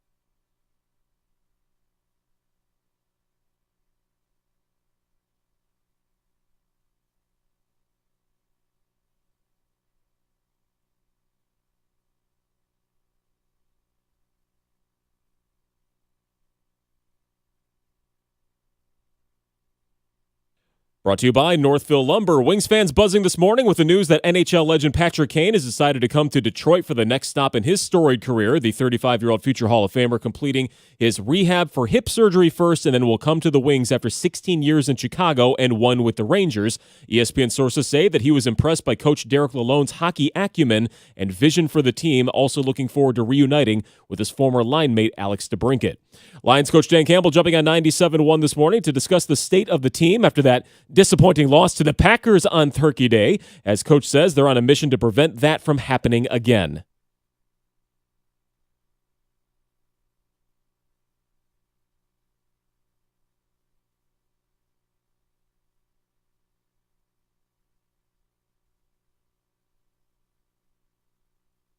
And Coach said the real shame would be losing that way 2 weeks in a row and assured that it definitely will not happen in New Orleans. Michigan State hoops now unranked, but they'll try to work their way back into the top 25, beginning with Georgia Southern tonight in East Lansing, a 6:30 tip-off against the 0-6 Eagles. And after a huge win over number 2 Ohio State, Michigan will see where the playoff committee has them now. The next edition of the rankings will be released tonight, but the final pairings won't come down until next weekend following the conference championships. At the Ticket Update Desk, I'm Chris Villar. For more, go to 97.1 The Ticket and Odyssey.com.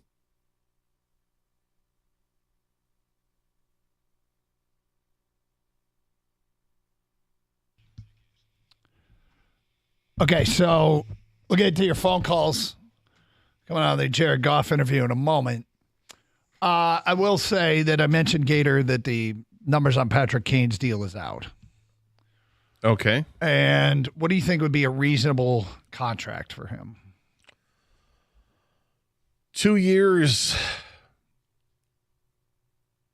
$10 million. Okay. The Red Wings have signed Patrick Kane to a 1-year deal. Oh, 1 year. Okay. Worth a prorated $2.75 million. It'll all be paid in salary. He'll earn a little more than $2 million in actual dollars this year, according to Chris Johnston. They get him for $2 million for the rest of the year. My man. Iserman. My man. Iserman. I mean, you. Look, this is like, prove it. You're healthy. We want to take a chance on you. You wanted to be here. You're choosing us. Okay. We can't give you the world, but we'll give you a little bit of a taste. Show me what you got. So he's going to get $2 million to play 2/3 of a season. Yeah. So I think that leaves him with about $3 million, a little more than $3 million left under the cap. That's plenty to have when you get to the deadline. You get to the trade deadline and you're looking at paying a player for 40% of the season, so you can get, a $7 million player at the trade deadline if you are so inclined? Yeah, or if you move other players around, you can. You could. Change it up. Yeah. Yep. But that's. Doesn't prevent you from adding. That's for sure. That's for damn sure. And if it works out, if he plays well, you bring him back and you could probably get a reasonable price. It's not like he's going to have such a season that he's going to command a $10 million salary after this year. I love it. No, this is. I mean, it's over. It's too much money if he doesn't do anything. If he comes here and gets hurt again right away. But look, it seems like it's worth the risk for that price. Yes, it's. I think it's absolutely worth the risk at that price. All right, 248-539-9797. Let's get back to your open line calls. We got a Rodney here next on 97.1. Hi, Rodney. Hey, how y'all fellas doing? We're doing good, Rodney. How are you? I'm all right, man. I'm just walking out the store. I've been trying to get in since that Thanksgiving game because the coach. I'm gonna tell y'all, the coaches.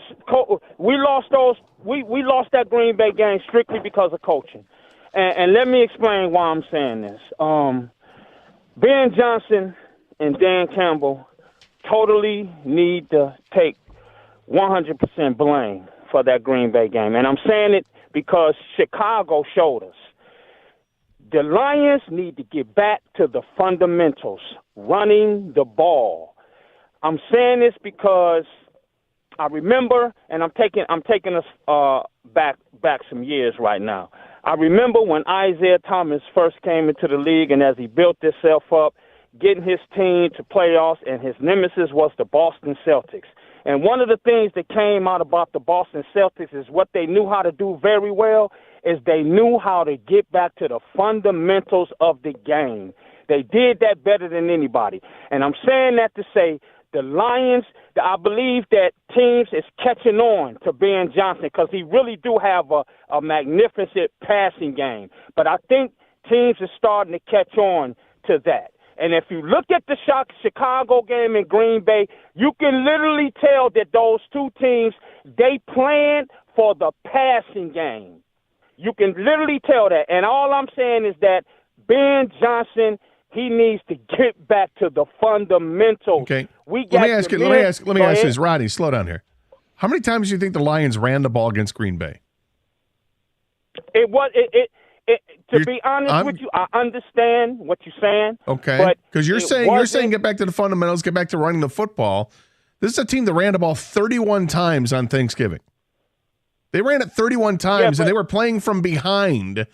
So they did try to run the football, and they ran it successfully, 31 times for 140 yards for a 4.5-yard average. So they did that. Well, if you want to look at it that way, but I think the running, when they ran the ball, it came at moments where they got the yards, but it really didn't show up the way that it should have. In other words, what I'm saying is when the Lions came out, they came out passing.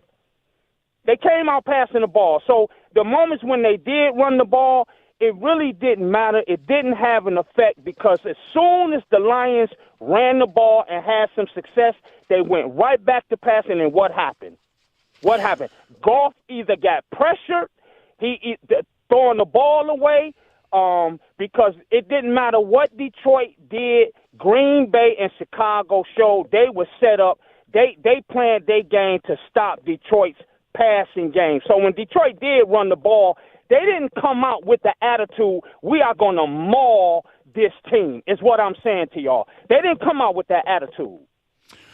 All right, well, Rodney, I don't know that I agree that they came out. I mean, in their first possession, I think they threw it 4 times and passed it 4 times. Ran it 4 times. Threw it 4 times and ran it 4 times. Sorry, my bad. But I do think you bring up one point that I guess I do find interesting, because I'm not sure I agree with you that they didn't try to run the ball. One of my game notes was, boy, they are committed to the run, when I wasn't sure they should have been. But our team's catching up to Ben Johnson a little bit. And does he have a counterpunch? You have to be able to respond if somebody can take away something you like to do. All right, what other weapons you got? What other tricks you got in your bag? Because you spend your entire life putting together what your philosophy is. You get the job as an offensive coordinator. You start doing your thing. It's working. Eventually, your thing gets to be known, whatever that might be, and you have to be able to counterpunch when people say we're going to try and take that away from you. And I'm a little intrigued. I think Ben Johnson now is because the thing that made no sense. Well, there's a bunch that made no sense, but one of the biggest was Goff.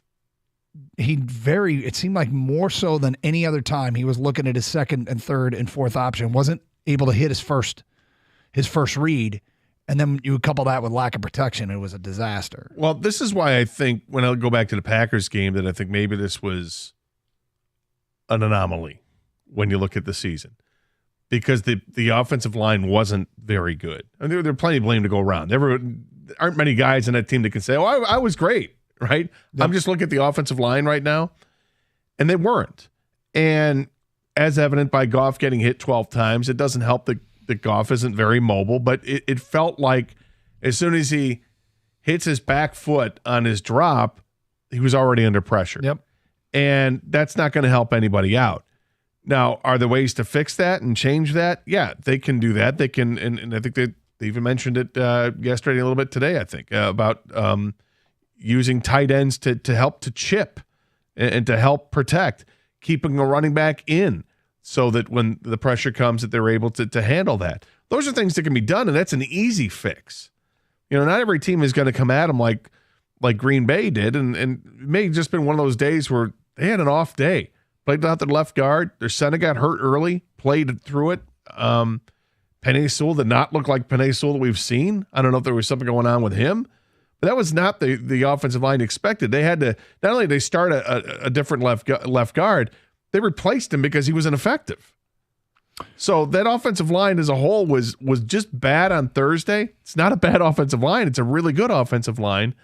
Maybe this was just one of those games you do say, yuck, throw it in the garbage.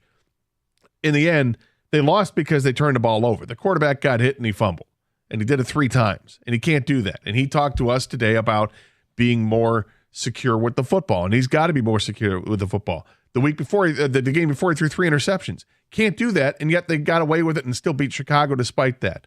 They had a chance to beat Green Bay, but it was on the offensive line, it was on the quarterback, and it's on the head coach for taking a chance and doing the fake punt when they did, and it was a horrible mistake that he's owned it.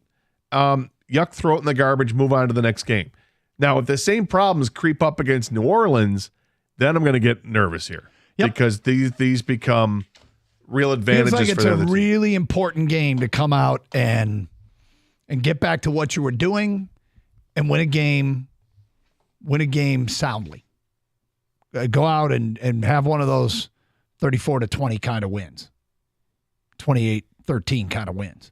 248-539-9797. Jeff is next. What's up, Jeff? Hey, man, listen, I wish Georgia had a sports talk show as good as you guys because Atlanta is lacking that. Okay, that being said. Thank you. Appreciate it. No, it's a true thing. First of all, I got to correct Rodney because Isaiah Thomas is the Lane Kiffin of the NBA. He's a cancer. Okay, so we got that. No, don't say that. That doesn't fly. That doesn't fly here in Detroit.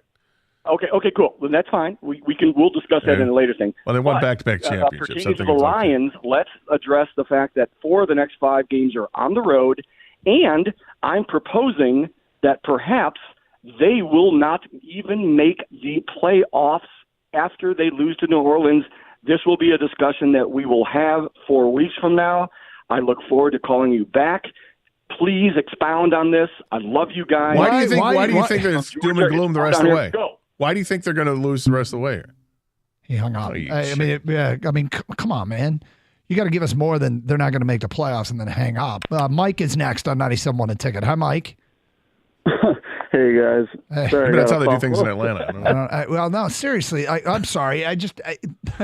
You can't say they're not going to make the playoffs and then hang up. I'd like to know why he didn't think they were going to make the playoffs. But sorry. Yeah, I think he's kind of just caught up in things like spreading between, calling Isaiah what he did and then, this is going to be a lot worse than we think. No, I was kind of caught up with, okay, let's dream. Let's go for the 1 seed. But, I didn't see Holmes make a move in the trade deadline. I was pretty disappointed about that. But he really is going long game with this. This really does actually confirm that. I think really overall, if I look at the end of the season, I think it's going to be something where not necessarily they fall into something, but I think it's kind of they might exceed what we think if the right situation comes along with where they end up, who they play, that kind of thing. Because, I saw the Eagles pull out the overtime win. I was real disappointed with that. Obviously, Thanksgiving was brutal. So, yeah, it's really not looking like the 1 seed is a possibility. It's really it's. I'm not. I think the 1 seed is going to come down to. I think it's going to be a 3-way battle with Detroit, Philadelphia, and San Francisco. And San Francisco is in the same boat as the Lions. They have 3 losses, right? Mm-hmm. And where everybody's chasing Philly. Philly's got this really tough schedule the rest of the way. Dallas is a really tough schedule the rest of the way. The Lions schedule the rest of the way. It's got a couple of tougher games in there. San Francisco's schedule the rest of the way. Well, they play at the Eagles.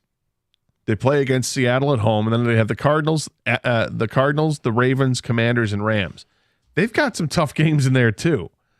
The Lions have the easier path the rest of the way. Now, they're not going to win all those games. I don't think they're going to win all those games.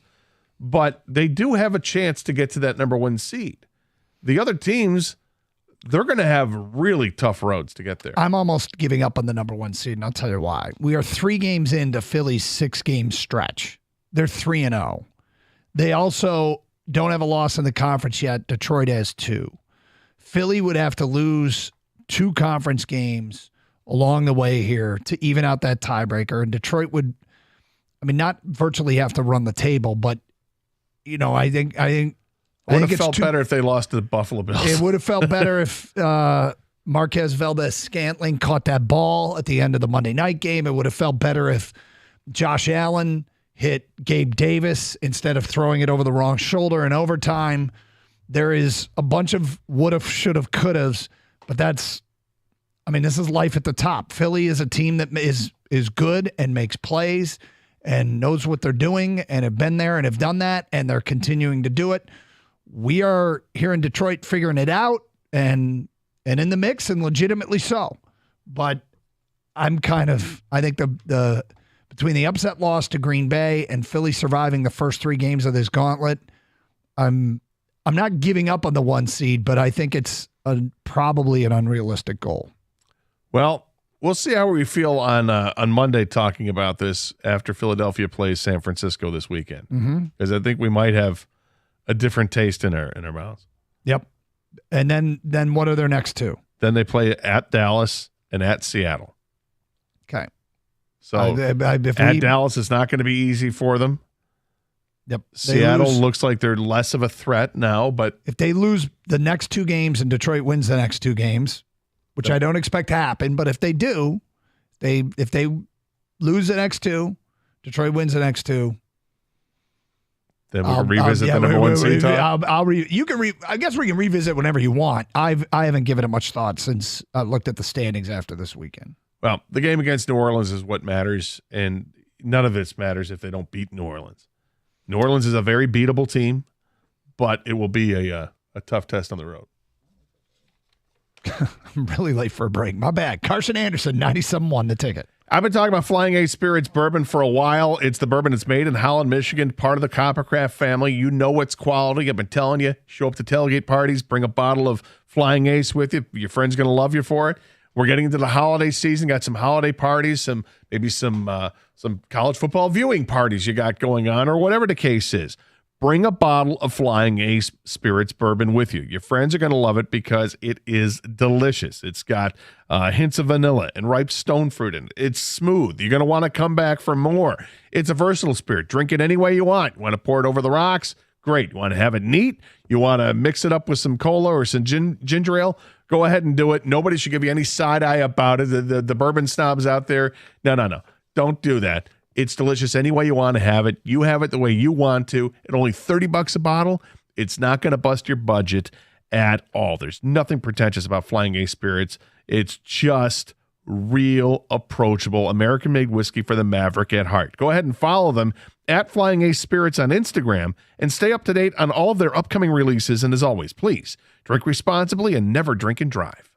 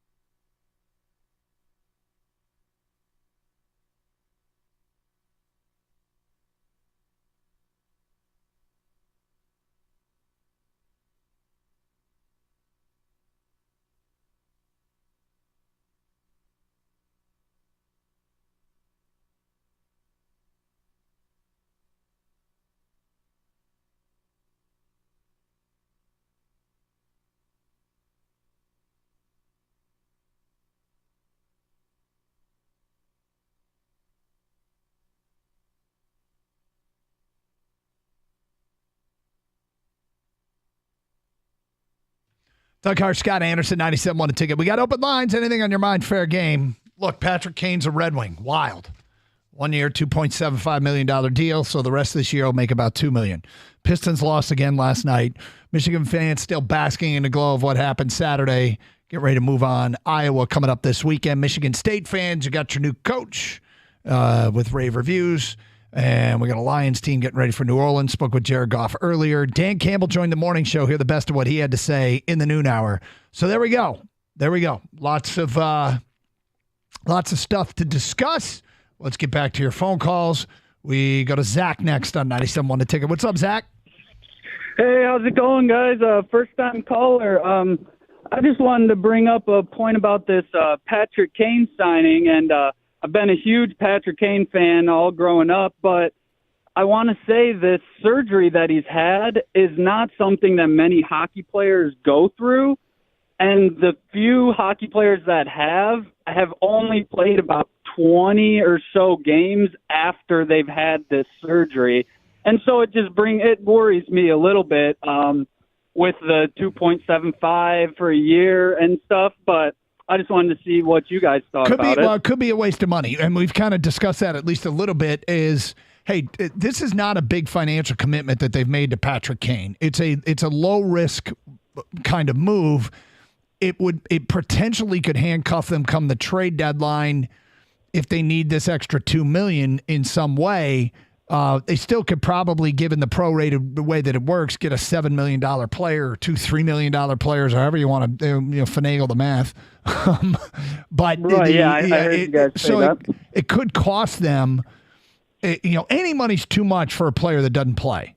Right. And I can't. I mean, Zach, I'm not a. It's hard to fault this one. Not a doctor. Gator's not a doctor. Right. Gator once went to a doctor.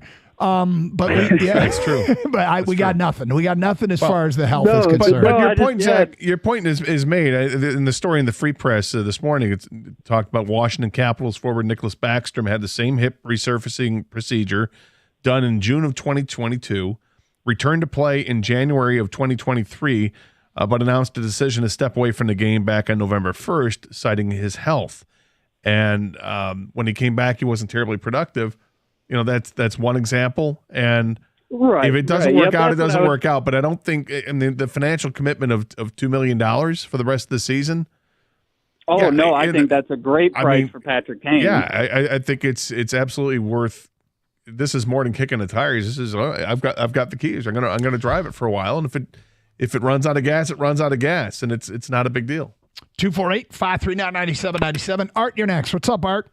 Hey, good morning, gentlemen. Always a pleasure to talk with you. Thanks for calling, Art. Guys, I'm convinced that the Lions season depends upon the health of the offensive line, and a couple of things I want to point out. Jared Goff needs a clean pocket, and what it appears to me is obvious I don't hear enough about is the importance of Jonah Jackson. I watched Ben Johnson call a different game when Jonas Jackson's in there and that line's intact. And the point being that he pulls Jonah Jackson on some running plays and some other things.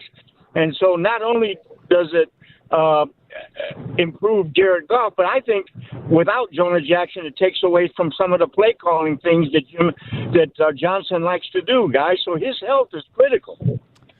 Well, we talked about it a little bit yesterday, and they've kind of got an issue that Jonah Jackson just hasn't been very healthy. And it's, last week it might have started to show. They had gotten by without the full complement of players up front offensively, but now with Jonah Jackson, we'll see. We'll see if they can get him back because I don't know that you're wrong. I think you very well might be right, Art. I think Jonah Jackson's a huge part of this team. Did you hear Campbell's answer to the Alex Anzalone question? Yeah, didn't like it. That was weird. Well, it was weird, but he doesn't like talking about injuries to begin with. No coach does. But when he said something like he could be just missed this week, or he might be coming back this time next year. Like, wait, what? Just to say that for the big window, and I think a little bit of a joke, but really, I think what it comes down to is he said that they'll know more today, and we'll get a report today. I'll feel better about the situation when we hear the report, but I was concerned because I didn't realize Anzalone was injured enough where he may have to miss time. But what Campbell did say was that this is a position on this team that they feel like they've got really good depth and they can plug guys in. And this is where you could see, Jack Campbell and Derek Barnes playing next to each other in the middle. Or maybe this is where Malcolm Rodriguez gets his opportunity to play linebacker again. They've got Reeves Maben that can play back there. They do have depth at that position. But there's no question Anzalone's a difference maker on this team. Here was the latest on Jonah. This is from Free Press Story. The latest on Jonah Jackson. This is a quote from Dan Campbell that was in the Free Press today. I'm assuming Jonah's not playing until he tells me he's playing, and then I'll know. Other than that, we'll see. Isn't that weird too? Yes, a little bit. When he tells me he wants to play, or not wants to, but when he's ready. Yeah. It is weird, but I think what it says is that that's a guy who's got enough cachet on this team and in the league that he doesn't need to, practice Wednesday, Thursday, Friday to be in the game on Sunday. When he's ready to go, he's ready to go. Yep. It's Carson Anderson, 97.1 The Ticket.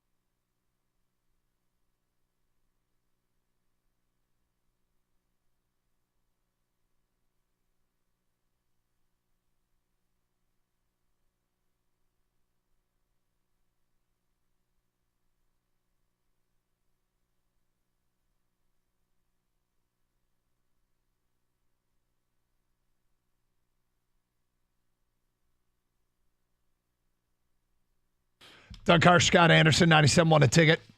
Open lines, 248-539-9797. Red Wings play tomorrow. And I don't know if Patrick Kane will be ready to go, but if he is, it's against the Rangers, Gator. It is. Yeah, he was Former with the team. Rangers, yeah. And then they play Thursday. It's against Chicago, Gator. No, the Wings play Thursday against. Isn't it Thursday? Or is it tomorrow against the Rangers? I thought it was Thursday. Tomorrow against the Rangers, Thursday against Chicago. Huh. Had the other way around. So they go back-to-back against Patrick Kane's old teams. Now we know the real season he signed. The real reason he signed. It's the Patrick Kane Revenge Tour. Well, this is right. My next question is, you asked the question, why? Why Detroit? Did you choose Detroit? A great question. Another question is, when? When are you going to play? Mm-hmm. What's the ETA? When can we expect to see you here? Then there's the who. Who are you going to be? Who are you going to? Or maybe it's more of a what. What are you going to be? What are you going to be, and who are you going to play with? 248-539-9797. Let's get back to your open line calls. Brandon, you are next. What's up, Brandon? What's up, guys? How's it going? Good, thank you. So I called in to talk about the Lions, but real quick, maybe Patrick Kane's pulling the Chalios. Maybe he comes here and he has some of his best remaining years, I guess. That'd be awesome. And I mean, completely different kind of situations, but hey, it'd be great if we came to love Patrick Kane because he came here and had great success. But I want to talk about the Lions. So a lot of these games that we have left, so people might have been looking at the Vikings games like it's harder than it was supposed to be, but they kind of showed their face last night. So maybe those two games are wins for us. So I feel like we're going to make the playoffs, and we're not going to have to verse the Cowboys because whoever wins the NFC South is probably going to have to verse them. So I feel like we're probably going to end up versing the Seahawks. And I know we slipped up against them the last two times we versed them, but I don't think that's going to be an issue. Like, I mean, the Seahawks are kind of in the middle of the pack, and I know they've beaten us, but I feel like we're not going to have an issue against them. I'll be petrified if they draw the Seahawks because of the way the last three Seahawk games have gone and the Geno Smith factor, which he just seems to be a thorn in the side of the Detroit Lions and Aaron Glenn in particular, but they'll have a lot of time between now and then to try and figure it out, and they'll have other quarterbacks that are similar that they could try and test whatever their theories are against. But, I mean, yeah, you're looking at Dallas is the likely, I mean, look, Dallas catching Philadelphia. If you're in Dallas, you're trying to figure out a way to catch Philadelphia, and that's what your goal is. Otherwise, you're the 5 seed, and you're going to play the winner of the NFC South on the road. And right now, that's Atlanta, and they're 5-6. So Detroit and Seattle seems like a quite probable matchup, although, I mean, the Vikings are holding on to that last playoff spot. The Josh Dobbs thing, I mean, last night he throws 4 picks. Could have been 6. Could have been less if some were tipped, but... Can I call a timeout? On you for a second. Sure. Kang, are you at all concerned that Doug is way too into playoff mode right now when the team's 8-3 and we've got 6 games left? You saying he's too chesty? It's not that he's chesty, okay? I think we're all chesty. This team makes the playoffs, but he's already looking at matchups. And I'm saying, we got 6 weeks of this, man. Yeah, I'm not ready to look at matchups either yet. Doug obviously is looking ahead a little bit here, and he even asked Jared Goff about it. I know. That's what I'm saying. I think it's too much. So now that you've locked up the division, Jared, what team do you prefer that you guys play? Right? Which rematch do you want? Yeah. I'm not overly concerned, but I am noticing a lot of it today. Right. Today, yes. I think it seems very pronounced. After two losses, it's or a after lot a of loss. Look, I like forward thinking. I think this is too much forward thinking. Time it. Doug, do you think it's too much forward thinking on you looking ahead to the playoffs and the matchups at this point? A caller asked about the playoffs. I'm answering the question. Can I get a timeout? Kang, do you think since Gator wasn't really prepared to talk about the playoffs because he hasn't looked ahead at all? He didn't even know who the Red Wings were playing. He got that backwards. Since he's not really looking ahead at all, do you think that's why he wanted to call the timeout and talk to you? Because he hasn't even looked at this stuff, so he hasn't given it any thought. So his way of dealing with is to call the timeout and turn it on me. Do you think that's what happened? My man takes notes on the current situation, Doug. All right, he's not taking notes for ahead. Like, I mean, right now, he's looking at what just happened, what's coming up right next. right? Time in. All I had was the wrong day that they were playing. I thought it was. I know who they're playing. I had the wrong day, and I just think that looking ahead to matchups or potential I will matchups tell you this. is a little early. Right now. I will if I do a little introspection here. We used to do mock drafts this time of year, which was looking months ahead. Yes, but we did that because the team was terrible. Now the team isn't, and I'm looking at playoff matchups. You're damn right. You're damn right. All right. And after watching Minnesota last night, You put it in that perspective, and I understand why you'd be looking at the playoff matchups. I think it's a little early, but I will say this. As far as last night's game is concerned, yes, I was watching last night's game because I think these are two really interesting teams to watch within the division. You know, can the Vikings continue to play winning football despite the fact they don't have the quarterback? They've got offensive weapons, including my man Powell. Yeah. But can they really get it done? And after watching last night, I feel much better about the Lions games against the Vikings at the end of the season. After watching last night's game, watching the Bears, and I keep warning about Justin Fields, you see the talent is there and the defense is solid with the Bears. I'm not worried about the Bears this year. I'm worried about the Bears next year. Dobbs have an expiration date? Yes. Like he put him in a new situation. It was November emergency- 26th. Yeah, sir. No, once he knows his teammates' names, he sucks. He needs to go in there not knowing anybody or anything. Yeah.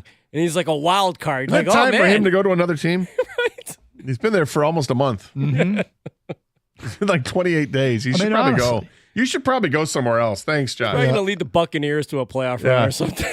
Yeah. I'll take Baker Mayfield over Josh Dobbs. 248-539-9797. That was something nice I said about Baker Mayfield. That's a lot. Are you sure you mean that? I do mean that. Okay. All right. A little surprised. Because you really don't like Baker Mayfield. I don't. I don't think he's a very good quarterback. Do you think Minnesota's a real threat? No. No. I don't. And it's because I think when you got a quarterback like Dobbs that makes the plays because of his feet, it's just a matter of time before the defenses scheme up against that. And now they've got plenty of film on him. They'll know. Bears did it last night. They kept him in check, and he made some horrific mistakes in that game. He also made some mistakes that probably shouldn't go against him because they were, tip passes and whatnot. Yeah. But as you pointed out, he did throw a couple of passes that should have been intercepted that were not. And that team scored all of 10 points last night. That game, there was a Sports Illustrated did a story about how fans on social media were just annihilating that game. The headline was "Lackluster Bears-Vikings Showdown Spoils Monday Night Football." A 12-10 Bears win. And all I'm thinking is, I bet it got good ratings in Iowa City. They probably were like, yeah, this is football. Quad Cities? Quad Cities, maybe. Maybe not Ames, but Buke. State of Iowa was like, yeah, this is football. Iowa loves it. This is football. 248-539-9797. Next hour, hear the best of what Dan Campbell told the morning show. Plus, Gator, I've done a lot of introspection today, and I've come to the conclusion I just absolutely stink at some things that I can't get done around the house. My wife bailed me out today, and I'm just terrible, and I'm admitting it, and I'm giving up. We'll get to that in the noon hour. 97.1, The Ticket. Hey, as the weather gets colder, the NFL offers stay hot on FanDuel. Right now, new customers get $150 in bonus bets with any winning $5 money line bet. That's $150 if your team wins. If you've been thinking about joining FanDuel, there's no better time to get in on the action. The app is so easy to use. There's a wide range of betting options, spreads, player props, over-unders, and more. So visit FanDuel.com/Doug and get in on the action. FanDuel's the official partner of the NFL. Must be 21 or over and present in Michigan. First online real money wager only. $5 pregame money wager required. $10 first deposit required. Bonus issued as non-withdrawable bonus bets that expire 7 days after receipt. See terms at sportsbook.fanduel.com. Gambling problems? Call 1-800-270-7117 for confidential help.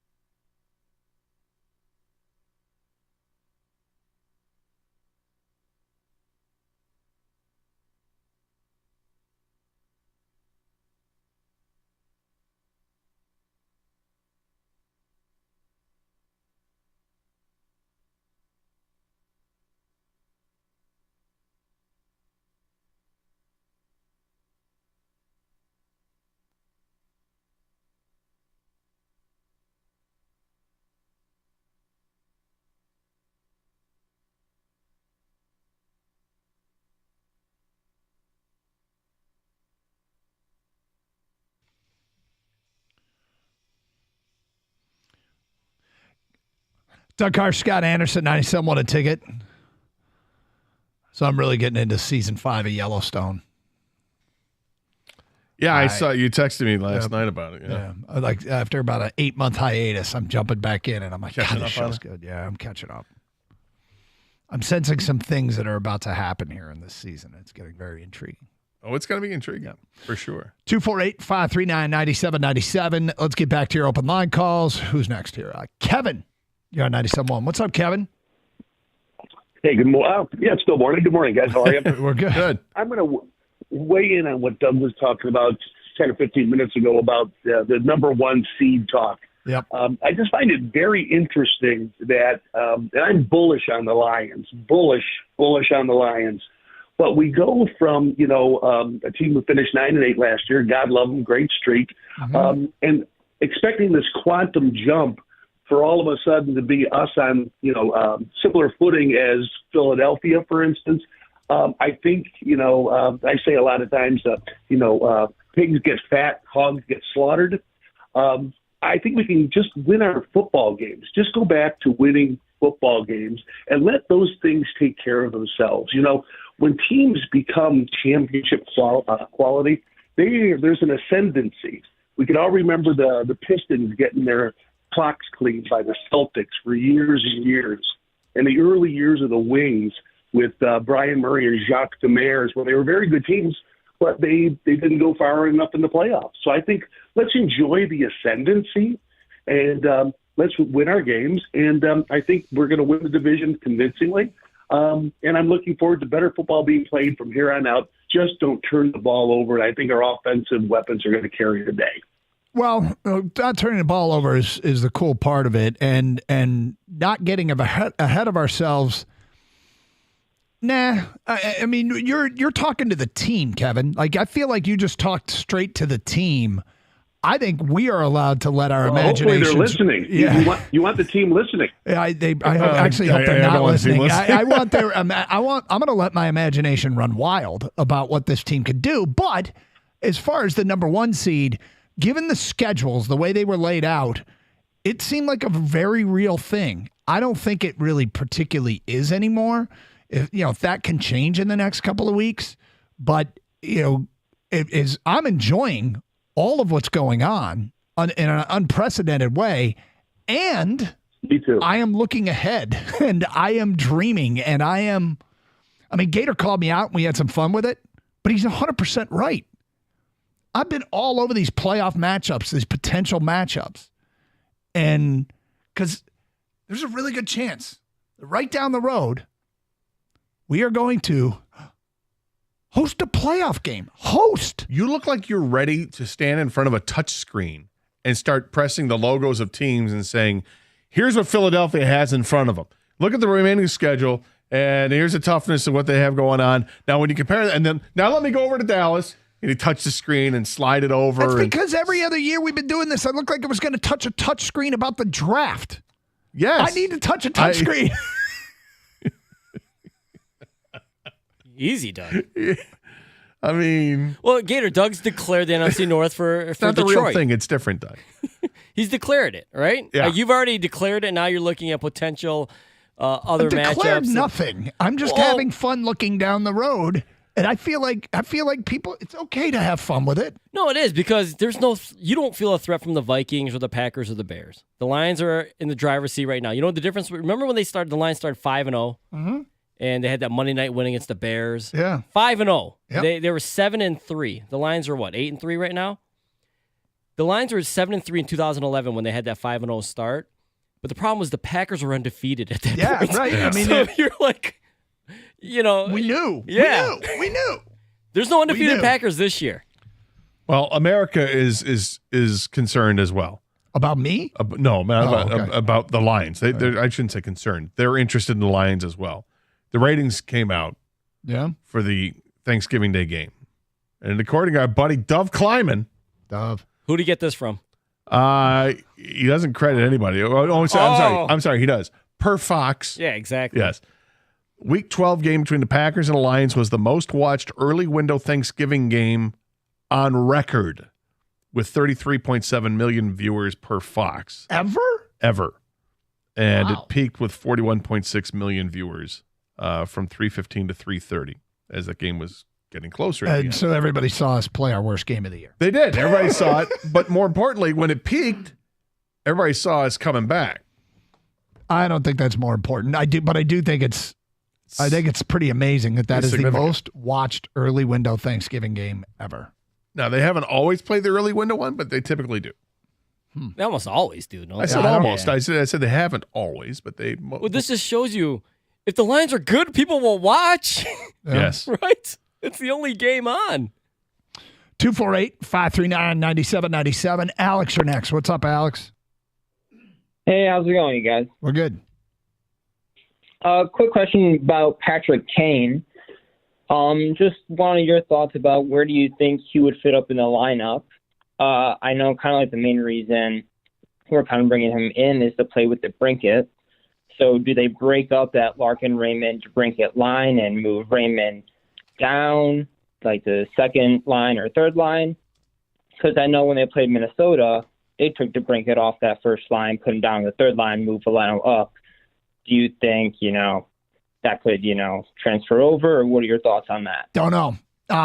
It's a great question, and it's one of the questions that when the first time Derek Lalone or Steve Yzerman meets with the media to talk about this signing, we'll probably get some sense. My guess is they don't know what they're going to do with him yet. I think putting him with DeBrincat makes sense, and with DeBrincat already moved off the line with Larkin and Raymond, I think that's what the most obvious combination. You would think. Yep. Right, yeah, because I also saw they just reassigned Jonathan Berggren up from Grand Rapids. Yeah, they just brought him so up. Could also be a potential, someone going down or someone injured that we don't know about as well. Yep. No, always makes you wonder. Thank you, Alex. But to answer your question, I think you laid it out the most probable way. I mean, he's playing with DeBrincat. I would imagine he would, but do you split up Larkin and DeBrincat? They've done some of that. They have split them up. I think that they've got a good top six forward group that you can mix and match and I hope so. Really, really like what they have. If Patrick Kane is, ready to play hockey again. Let's go to Richie. You're next. Hi, Richie. Hey, how's it going? We're good. I just wanted to talk about the Minnesota, Green Bay, and the potential matchups with Chicago. So all the losses that we have this year are quarterbacks that can potentially run, and Dobbs can run, and we know that Fields runs, and we should have lost the Chicago game already. But came back. We got lucky because Jared Goff had a terrible game. He had 2 games in a row that was absolutely terrible. But the season's not over, and we could still potentially lose another game from a running quarterback. All 3 losses this year were from running quarterbacks. Jordan Love had his longest run of the year on the Lions. So yeah, it was one play, but I mean, to your point, he is mobile, but it was one play in the game. He had 37 yards on a play. He had 39 rushing yards in the game. They didn't lose to Green Bay because Jordan Love can run. No, that's not what it was. No, I'm not saying that. I'm just saying all the rest of the year we have Justin Fields, we have Dobbs who take off and run, and then if we make the playoffs, the Ravens, they have a mobile quarterback. So. And if they play him in the Super Bowl, it's in the Super Bowl. They're playing the Ravens. They're in the Super Bowl, and they've solved they've done some work against mobile quarterbacks. Look, they haven't lost to Justin Fields. No. All right, I'm knocking on wood, hoping that next week or a week from Sunday, that when they have the rematch with them, that they'll beat him again. But he's one of the best running quarterbacks, and they've handled him 3 times in a row here. They haven't handled him. They've handled the Bears. They've handled the Bears. Won the Bears. Justin Fields has put up monster rushing totals against Detroit. Yeah, but sometimes it's pick your poison. Do you want to stop the passing, or do you want to stop the running? Because if you commit more people to stop him from running, then maybe he can pick you apart in the air. If you commit to stopping him from passing, and you're understanding you're going to give up some rushing yards, maybe things go your way, and that's how it's worked, because he has had some monster rushing totals against the Lions. But win the game, that's all that matters. Absolutely. Now, running quarterbacks present issues for all teams. Lions are no different. They're no different. And they might be worse at stopping them than others, but do they have the personnel to stop them? It's a whole different question. Paging Aaron Glenn, right? Yeah. Well, take notes and look at how other teams have been able to contain some of these great players. 248-539-9797. We'll bring you the best of what Dan Campbell told the morning show coming up next hour.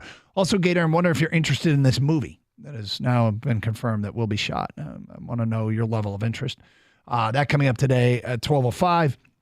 Just a reminder, you can listen to the show through the Odyssey app. Download it for your mobile device today, AUDACY. Also streaming to our website, 971theticket.com, where Champ and Chump are posted. You people voted. We posted it, Champ and Chump of the weekend. Additionally, you can stream with video on twitch.tv. Go to twitch.tv, search up 971 The Ticket, and participate in the streaming chat there. Also, YouTube, youtube.com, search up 971 The Ticket, where you can stream with video. It's Carson Anderson, 97.1 The Ticket.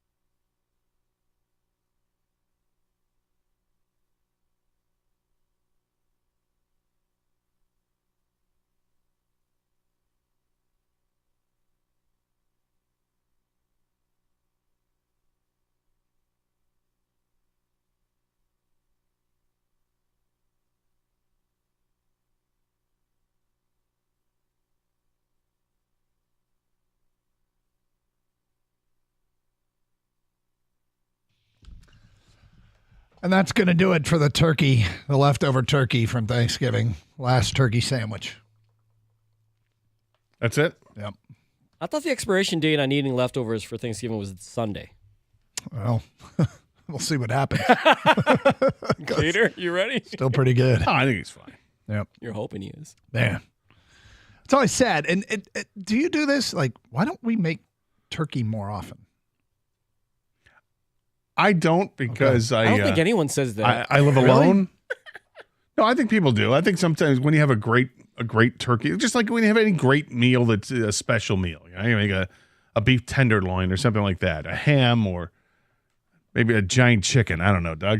But when you have some great meal that you sit down with, you say, why don't we do this more often? Right. I think it does happen. I do that with lasagna, which I don't make very often, but I have. Lasagna's delicious. And I get that. Man, the thing about lasagna, it's a lot of work.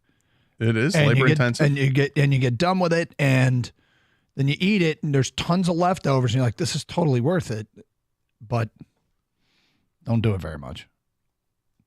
Well, the turkey's it's a lot of work. You said turkey, not great meal. I said no one says it with turkey. You don't think turkey's a great meal? No. I like turkey. It's okay. But the problem is you have to cook it right, because if it's dry, then it's not worth having leftovers, right? No matter how much gravy you put on that thing, it's still going to be dry. So you have to hit the nail on the head, and it is very labor intensive. Yep. But all right, Gator. I said I'd ask you about this, and then we'll get back to your phone calls. The Spinal Tap sequel will begin filming in February. A sequel? Yep. And they're bringing back. Nigel Tufnell. Yes. David St. Hubbins. Yep. Derek Smalls. Yep.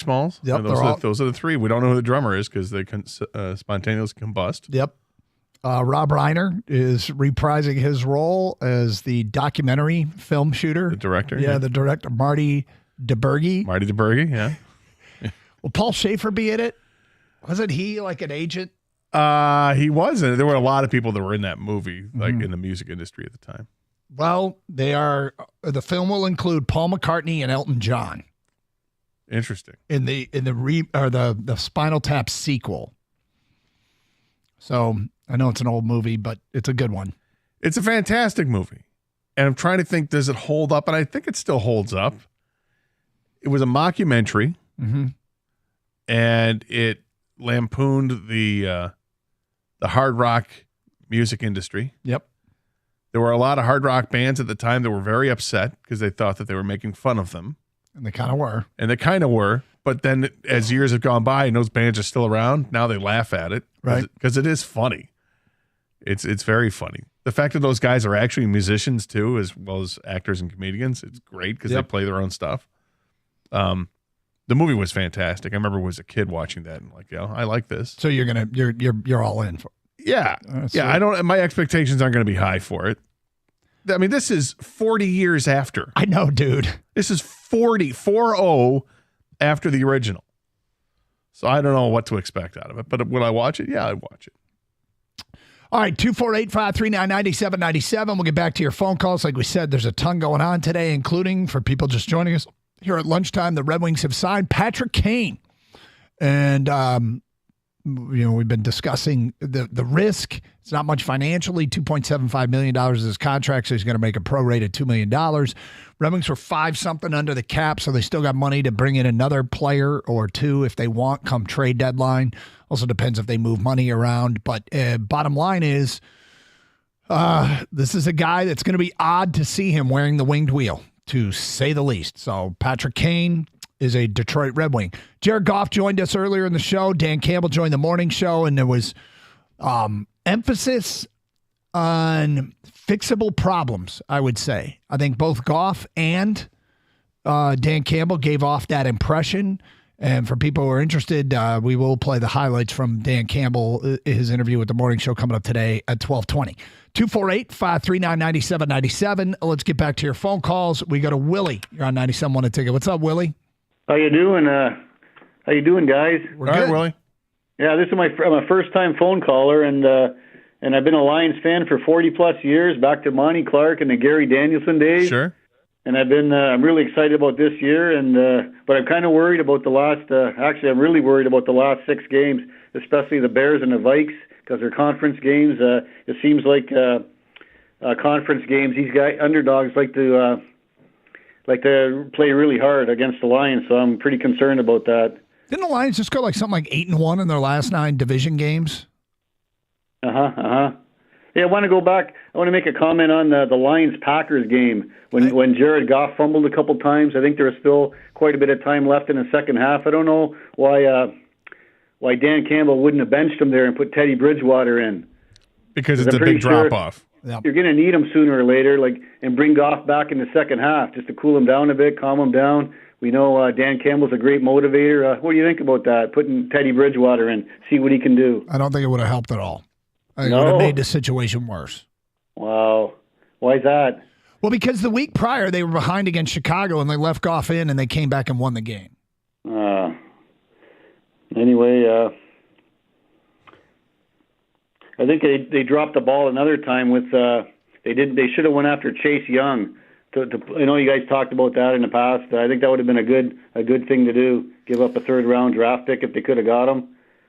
So that's a subject of great debate here in Detroit, and I don't look. There are some players when the trade deadline comes around, there are some players that you're not interested in for a variety of reasons. I don't know if that's necessarily the case with Chase Young. I don't know if there was a hesitation to make a trade with any specific team. I really hope they don't regret adding pass rush help, or I really hope they don't regret maybe drafting somebody different. But they've got their plan. They've got themselves in this position with their belief system and their values and the way they evaluate players. And for whatever reason, they didn't see the pass rusher that they wanted at the trade deadline. And that might be something that's an off-season priority. But I also think they're thinking we want to compete for a bunch of years, not just this year.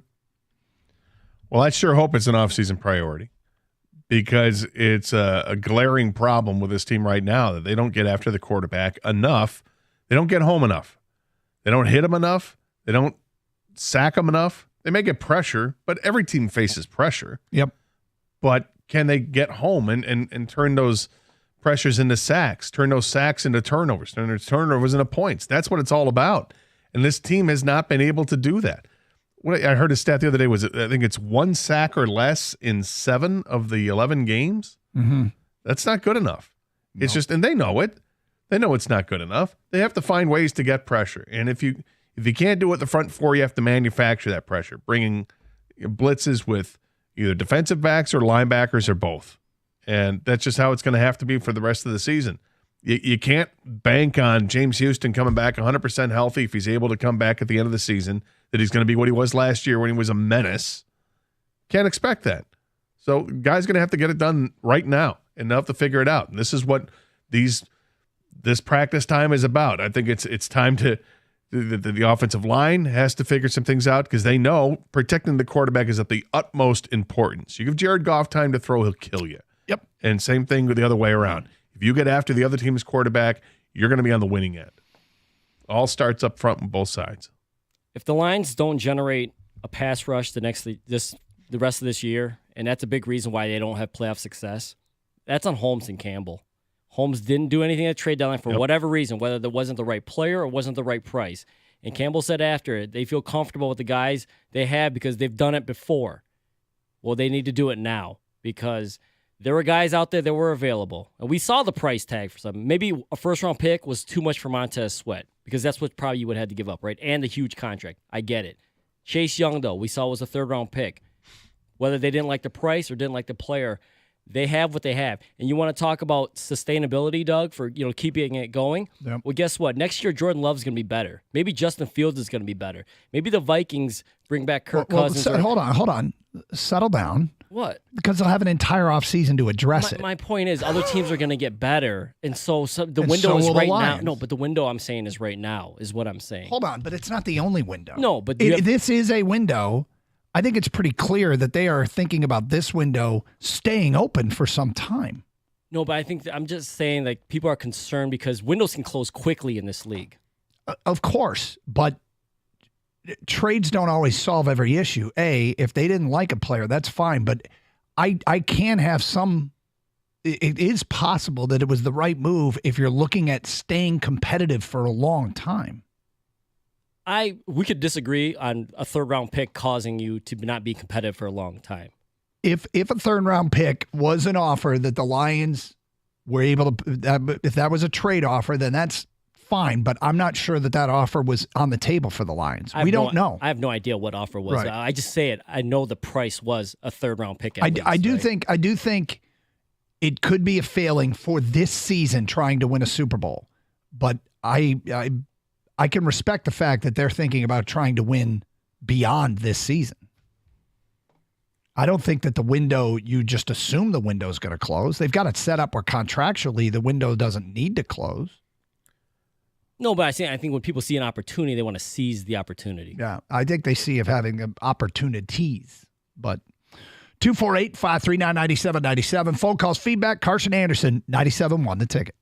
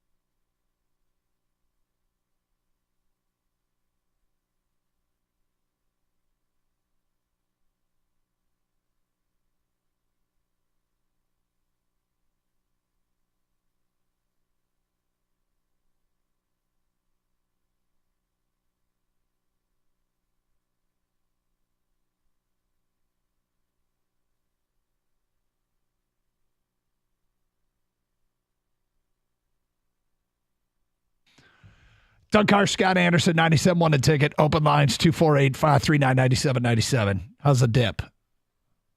Solid, man. Is it? Yeah. I mean, Evan can give you. I'd be biased. Evan give you a better opinion. He's tried it. Yeah. Gator. Remember when Gator a couple of years ago, was it during a Super Bowl? You made some crab dip. Yeah. And you made like enough to feed a small army. That's right. And you just had yourself.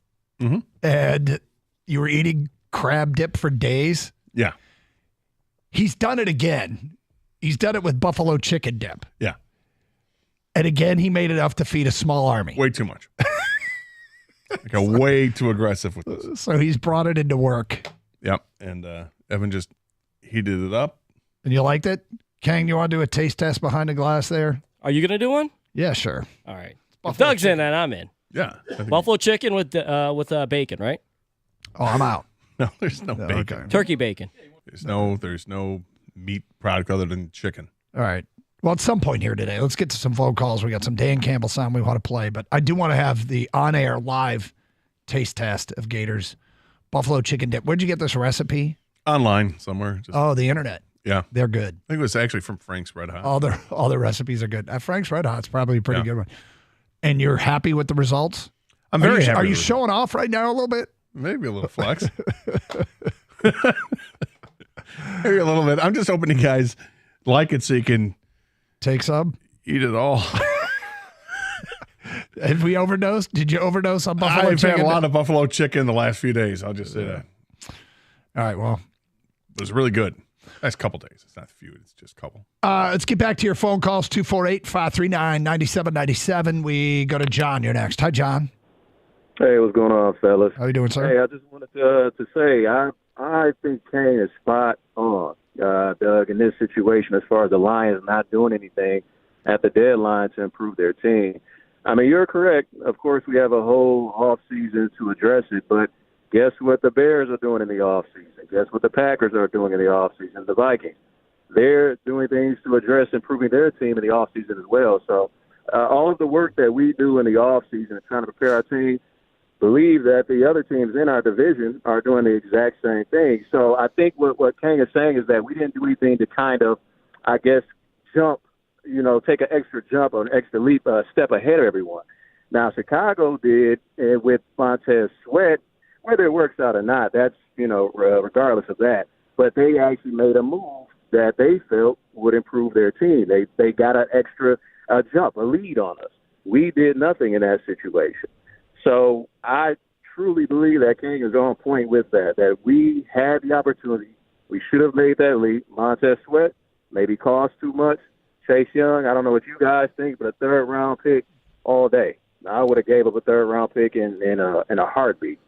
So it's just a matter of getting out in front of the action because everyone's working to improve. Everyone theoretically will improve.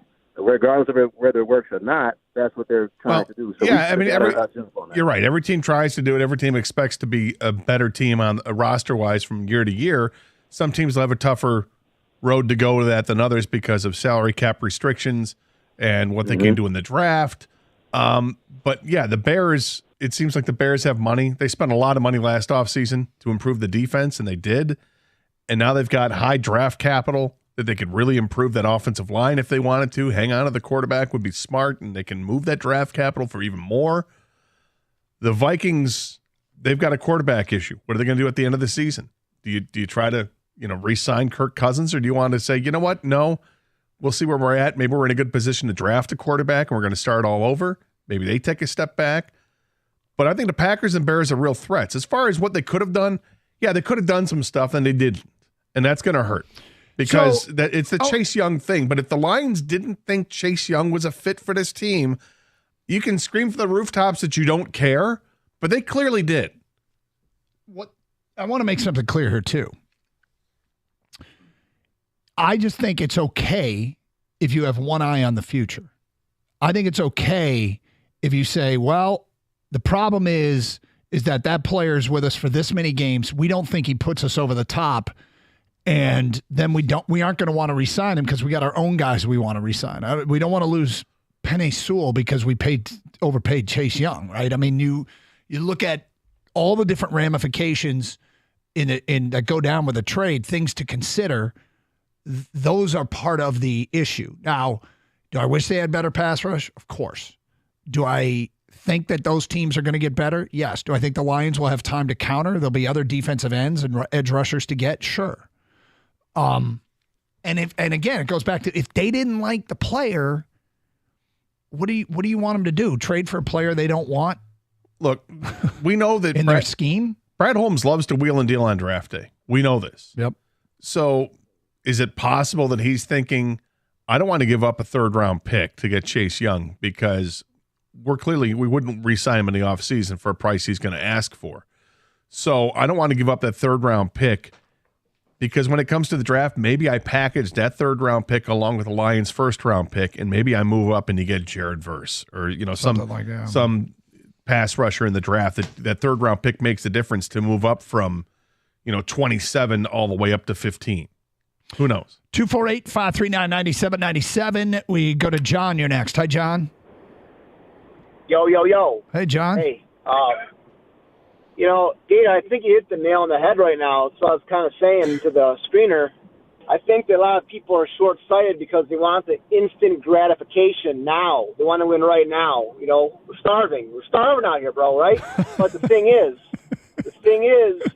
you need to build like Seattle Seahawks did, right? So I think that that's what they're trying to do. And I would even say that, I don't think that the Lions don't want to win this year. They want to win the Super Bowl. But I think they have big dreams here of multiple Super Bowls and really build something special for a long time. And I think if people can wrap their head around that, they'll see that these Chase Youngs and these little rinky-dink, short-sided deals is not for us. And they're trying to build something big here, and I think they are. They've won 8 games, for God's sake. Unbelievable. Well, we get back to whatever thinking that they have done, okay? Whatever their priorities are has helped them get to this place. And if that line of thinking and priorities meant that they didn't want any of the edge rushers at the price that was being asked during the trade deadline, I guess I'm a little bit more okay with it than some others. Because I don't think they've built this thing for short-term success. I think when you're building through the draft and drafting well enough that you're basically keeping everybody you drafted over 3 drafts, these are inexpensive, valuable players that help replace veterans when you lose them, and you can maybe keep this thing humming for a while, and I think that's what they're thinking. I think it's pretty clear that's what they're thinking. Now, you may say, damn it, go for it now because windows can close, and historically they have closed on the Lions. Historically, whenever they've been good, they haven't maintained it. The Wayne Fontes era was vintage Wayne Fontes. Through the Stafford era, we'd have a team that would be, 12-4 one year and 7-9 the next. So I completely get why people were conditioned to think that way. I think they're thinking they want a Steelers, Seahawks, Ravens, Patriots type run. I think they'd love to do that, but to me it just comes down to what they think is best in terms of fit for the team. And giving up a third-round pick, which would have been the cost because the Lions' third-round pick would have been a better position than, say, San Francisco is the way it looks right now. It's negligible. It's very similar. But had they offered that third-round pick before San Francisco did, would have gotten done. Now, if it did, then you have to look at the fit. And if they don't like it, if they just flat out say this is not good. We know that this guy isn't gonna fit in here. He's too much out for himself. That's what they think. We as fans, we can easily put the disconnect and say, I don't care. Mm-hmm. I don't care if he's a troublemaker in the locker room. I don't care if he's after his own stats. If he's after his own stats, great. That means he's getting to the quarterback and he's sacking. And that's why you got him in the first place. Well, we as fans may not care, but that team does. And those guys that head up the team, they do care about that stuff because they look at everything else. Okay, if he's just pinning his ears back and going for the quarterback, hey, when you face a running quarterback and he gets outside because they have no contain whatsoever, what are we doing? It's the same thing. I'm not saying it was the right or wrong move. As a fan, I would love to have seen them go after Chase Young. And I think it was a mistake. But I can't say for sure that it is a mistake, because they have their own tenets and their own values, and that's what they're going to do. Well, I think that's what you just said it, Gator. I think if the Lions didn't want him, they didn't want him. Yeah, Doug, you're right. If they don't want him, don't get him, right? I get that. But as a fan or as a Gator, as Kang, we can say, I think this is a mistake. I think it would have worked out, right? I think you should have drafted Jalen Carter. I think you should have traded for Chase Young, whatever. Well, as a fan, you could say, hey, I think it's a mistake. I understand why they didn't do it. I think they're gonna be wrong on this one. It comes down to, I think a lot of it, I got a ton of faith in the guy in charge. Yeah. I think it's his line of thinking that's got him to this position. And so I have faith in him. If he doesn't want a guy or didn't want to pay that price, right now I'm okay with it. And we'll find out over due time because the goal is to win a Super Bowl. And as you're looking ahead, if I look ahead the draft value chart, if they were to trade that third-round pick on draft day and couple it with the first-round pick, right now it sets up the Lions drafting 28th, according to the draft value chart I'm looking at. Mm-hmm. If you add that third-round pick in the mix, the second of 2 third-round picks they have, that would move them from 28 to roughly 21. Man, it's okay. I don't know. Well, it depends if that player you want is there. 248-539-9797. We'll try Gators Buffalo Chicken Dip. We'll hear what Dan Campbell told the morning show. Most important stuff he said. 97.1 The Ticket.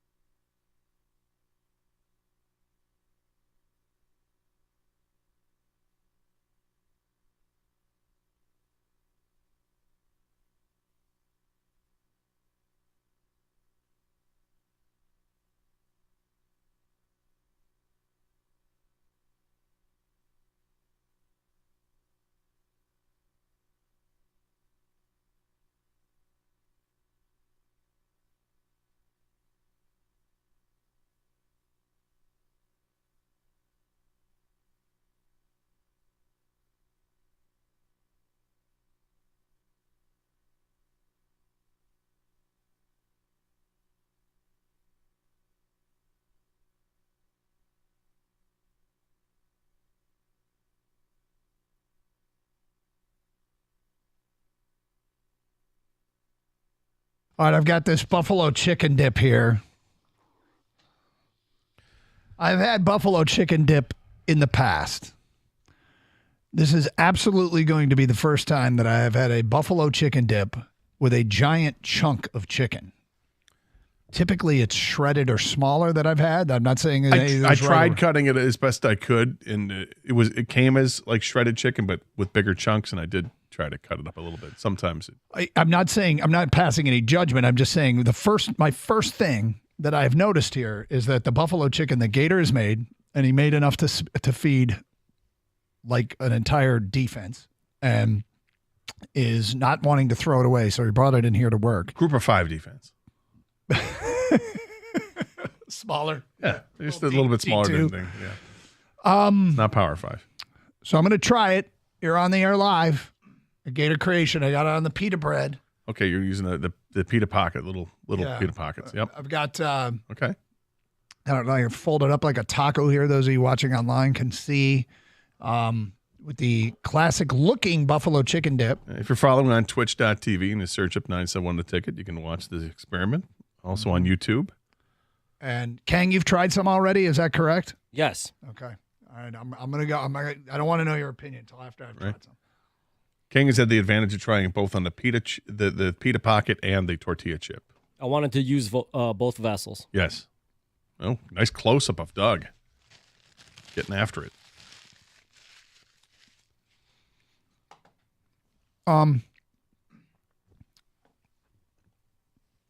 It's not bad.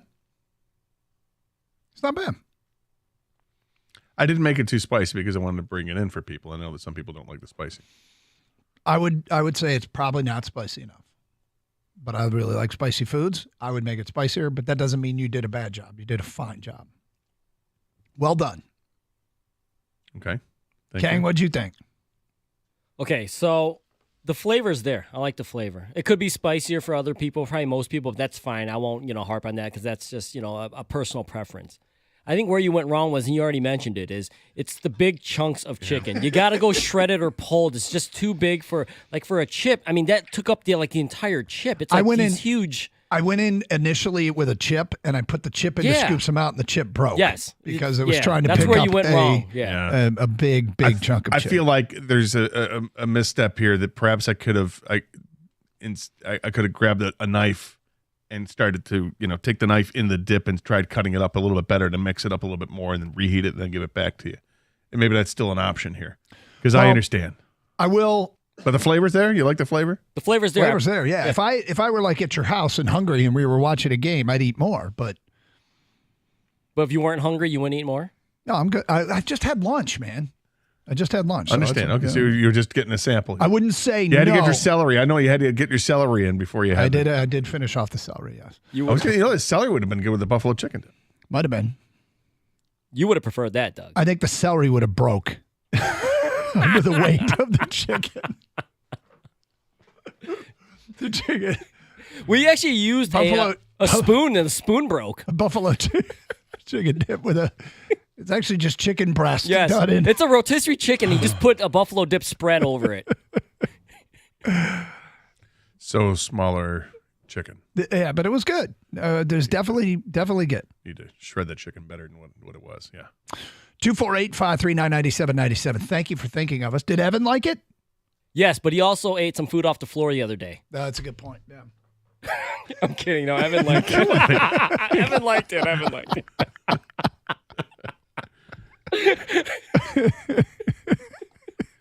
If you were to say, though, who at the station would be most likely to eat food off the floor?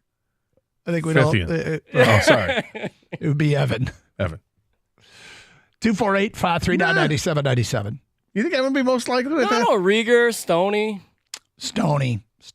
Yeah. Stony. I can see that. All right, let's get back to your phone calls before we get in too much trouble. We go to Matt. You're next. Hi, Matt.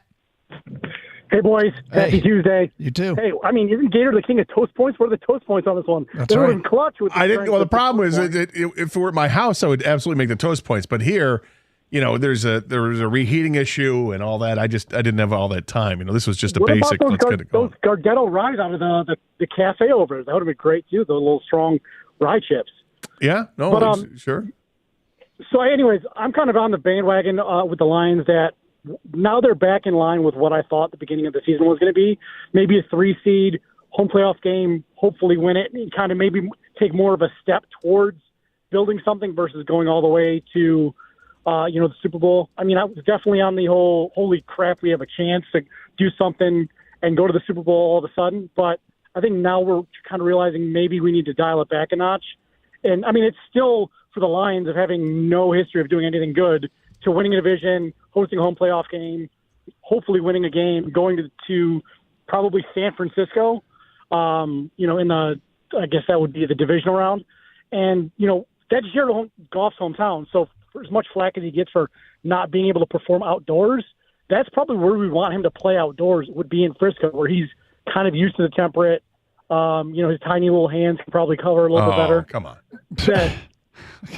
So look, it's really weird because when they were winning, it was very easy to project them through to the Super Bowl. And now that they've played a couple of shaky games and they split them, and suddenly we're like, oh, our expectations were too high. You play a full season for a reason. Like they're going to win again and they're going to lose again. Okay? Both are probable. But what happens if they beat Dallas at Dallas and sweep Minnesota and take care of a hot Denver team? None of those things sound impossible to me. And now they're going into the playoffs having won their last 4 games. I think everybody will get chesty all over again. And you got to try and zoom out and see the 30,000-foot view of this team. They're 8-3. They're tied with San Francisco for the second best record in the NFC. Yes, we saw what happened the last 2 games. But keep in mind, when they were on winning streaks, we kind of said these are long seasons. They're going to lose again, trying to temper the expectations there. And now I feel like we're trying to give Detroit a collective pep talk. Season's not over. I think opinions will change dramatically or dramatically depending what happens on Sunday. All right, we the fans, you heard Goff talk about it, the roller coaster. The team isn't on the roller coaster. The team doesn't live that way. Fans live on the roller coaster. We're game to game. We're up and down and all over the place. The team is more even keel and keep focused on what they have. Thank God for that. Yeah, well, exactly. And that's why they're supposed to be. And that's why we're fanatics. But the game Sunday, if the Lions go out there and into New Orleans, have a couple quarterback sacks, hold the Saints to less than 20 points, and let's say the Lions win 31-17. We're going to have people saying, we're back, baby. Mm-hmm. Because it's what our eyes saw last. And what our eyes saw last was not all that impressive. It was kind of ugly. And frankly, it hasn't been impressive for a few weeks. Even though they've won 2 of those last 3 games. Dan Campbell, speaking to the morning show, how do you fix a turnover problem? What about the O-line performance? How do you increase pressure? He answered all those questions. You'll hear what he had to say starting today at 12:50. Hey, I want to talk to you about Hall Financial. I got a unique perspective because we're a client of Hall Financial. Now, we weren't, and we only got a refi with them. We said, hey, what about a refi? What about a refi? And they were like, no, it doesn't make sense for you. And then they said, now, do it now. And I'm like, okay. That's because they're committed to their client's best interest. If a refi or other mortgage solution doesn't make sense for you, they'll let you know. Chances are your home equity is at an all-time high. It's an ideal time to utilize your home's equity to pay off high-interest debts or make home improvements. Accessing your home's equity has never been cheaper. With the Hall Financial no-fee loan, you can save thousands in closing costs accessing your home's equity in 8 days or less. Start saving now with Hall Financial's Cash Out Refi today. Call 866-CALL-HALL. That's 866-CALL-HALL. Or chat with them online at callhallfirst.com. It's callhallfirst.com.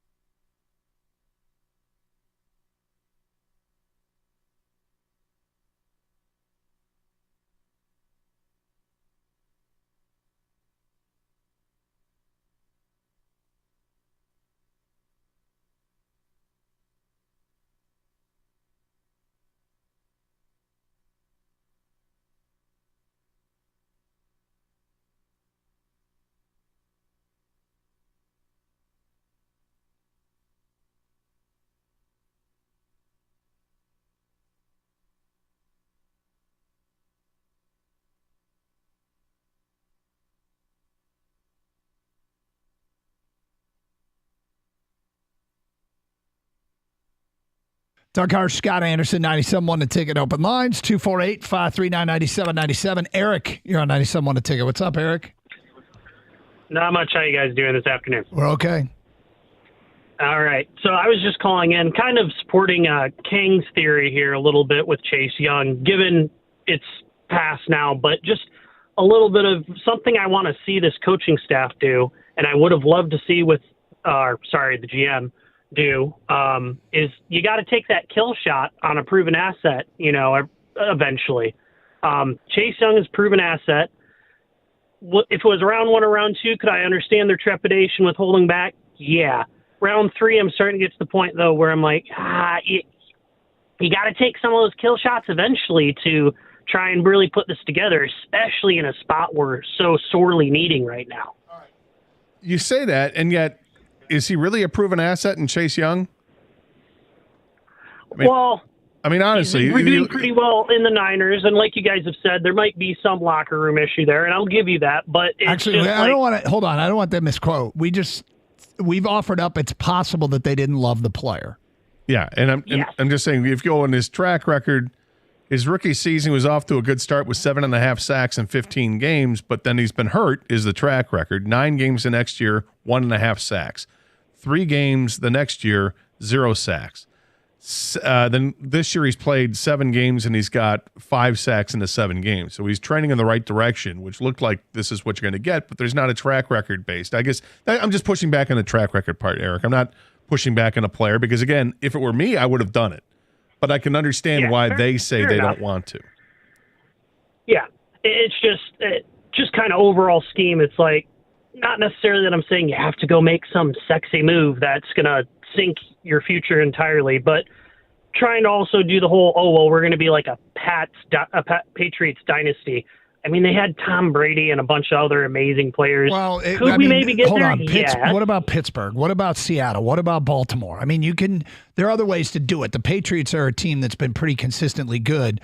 If you want to eliminate them, go for it. But I think it's pretty clear that they're not trying to win one Super Bowl. They're trying to win more than one. They're trying to compete for more than one. They're trying to have something that's sustainable, and they've done a heck of a job being able to populate their roster with draft picks. My guess is when you're good at the draft, you probably value your draft picks more than other people do. And by other people, I probably mean the fans. And he probably values a third. And we don't know if they didn't say, no, we don't want your 3rd round pick. We want your 2nd round pick. We don't know that they didn't say that. We don't know that they didn't even talk to the Lions. We didn't know if that offer was made to the Lions or not. But you see it and you go, that might have worked. Might have worked here. He'll put up the stats. Does he help them win? And that's a question that they're never going to tell us. They're never going to tell us. I wish they would. No? Wish they would. All right, here we go. Turnovers. Last 2 weeks, been a bit of a problem. Dan Campbell on the morning show was asked, how do you fix the turnover problem? Here's what he said.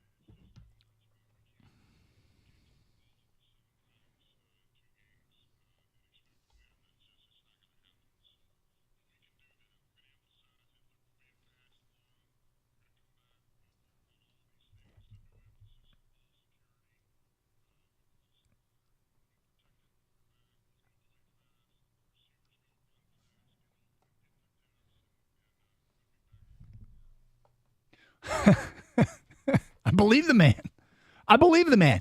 Now, some of this is subject to interpretation. One of the more interesting things he said there is different ways that we could take care of each other. I'm thinking, okay, so that sounds to me, tell me if I'm wrong, that either we need to help the offensive line out a little bit more than we were given who we had, or, keep it back into block, or we need to protect the quarterback better, or we need to go with routes that are going to be open quicker. I don't know. I mean, I'm trying to, because you could tell he chose those words very carefully. And there's somewhere in there's a hidden message, because he said, I'm not giving away the game plan, but we need to find different ways to take care of each other. And that tells me something needed some help last Thursday, and they want to make sure they don't put themselves in that position again. Yeah, they needed help to protect the quarterback is what they needed, because the offensive line did not do a good enough in pass protection, not even close. Mm-hmm. They needed help. So what's the help? Chipping from the tight ends and blocking from running backs. That's what the help is. All right, more here from Dan Campbell when he was with the morning show. The offensive line's performance. We expect a lot of that group. He thinks a lot of that group. Obviously, it was a weird game. Here's what he had to say.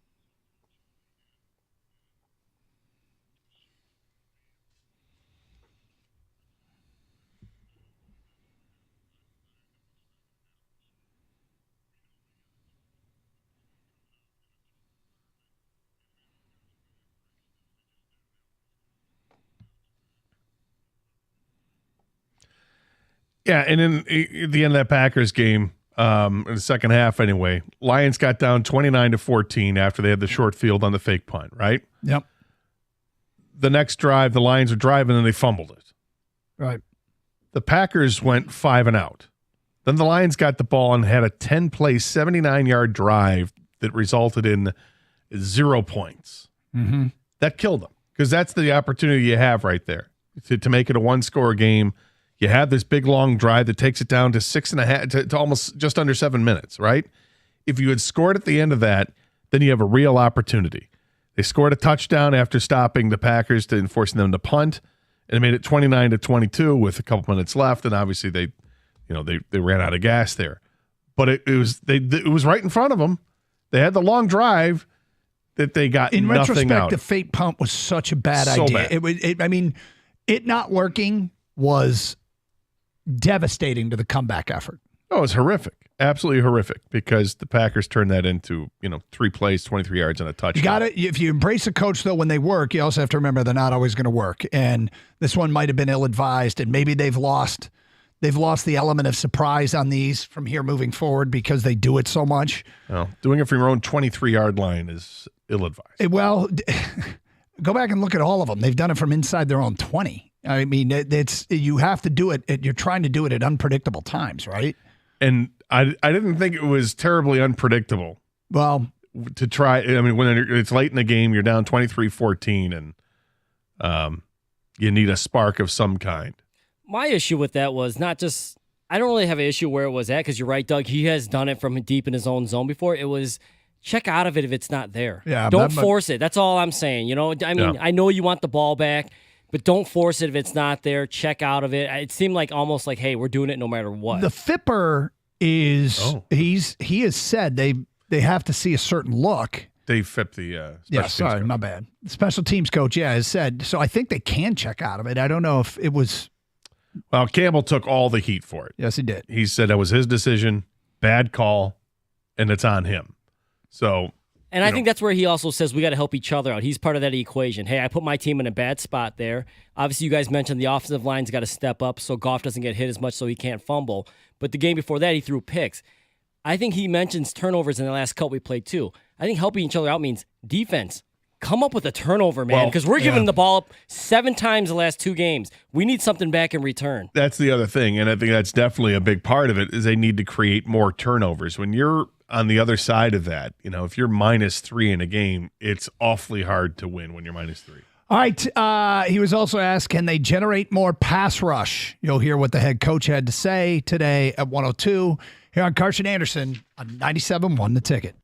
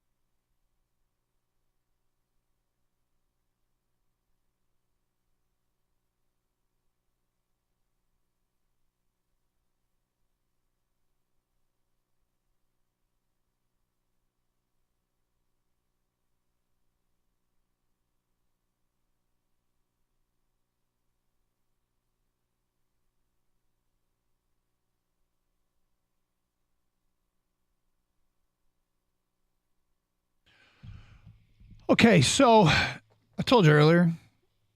I'll save it. I'll save it. Yeah, I'll save it. Dan Campbell. Let's play the final cut from Dan Campbell. Can you get more pass rush? He was on the morning show, and they said, look, this was almost non-existent in that game. Can you get more pass rush? Here's what the head coach had to say.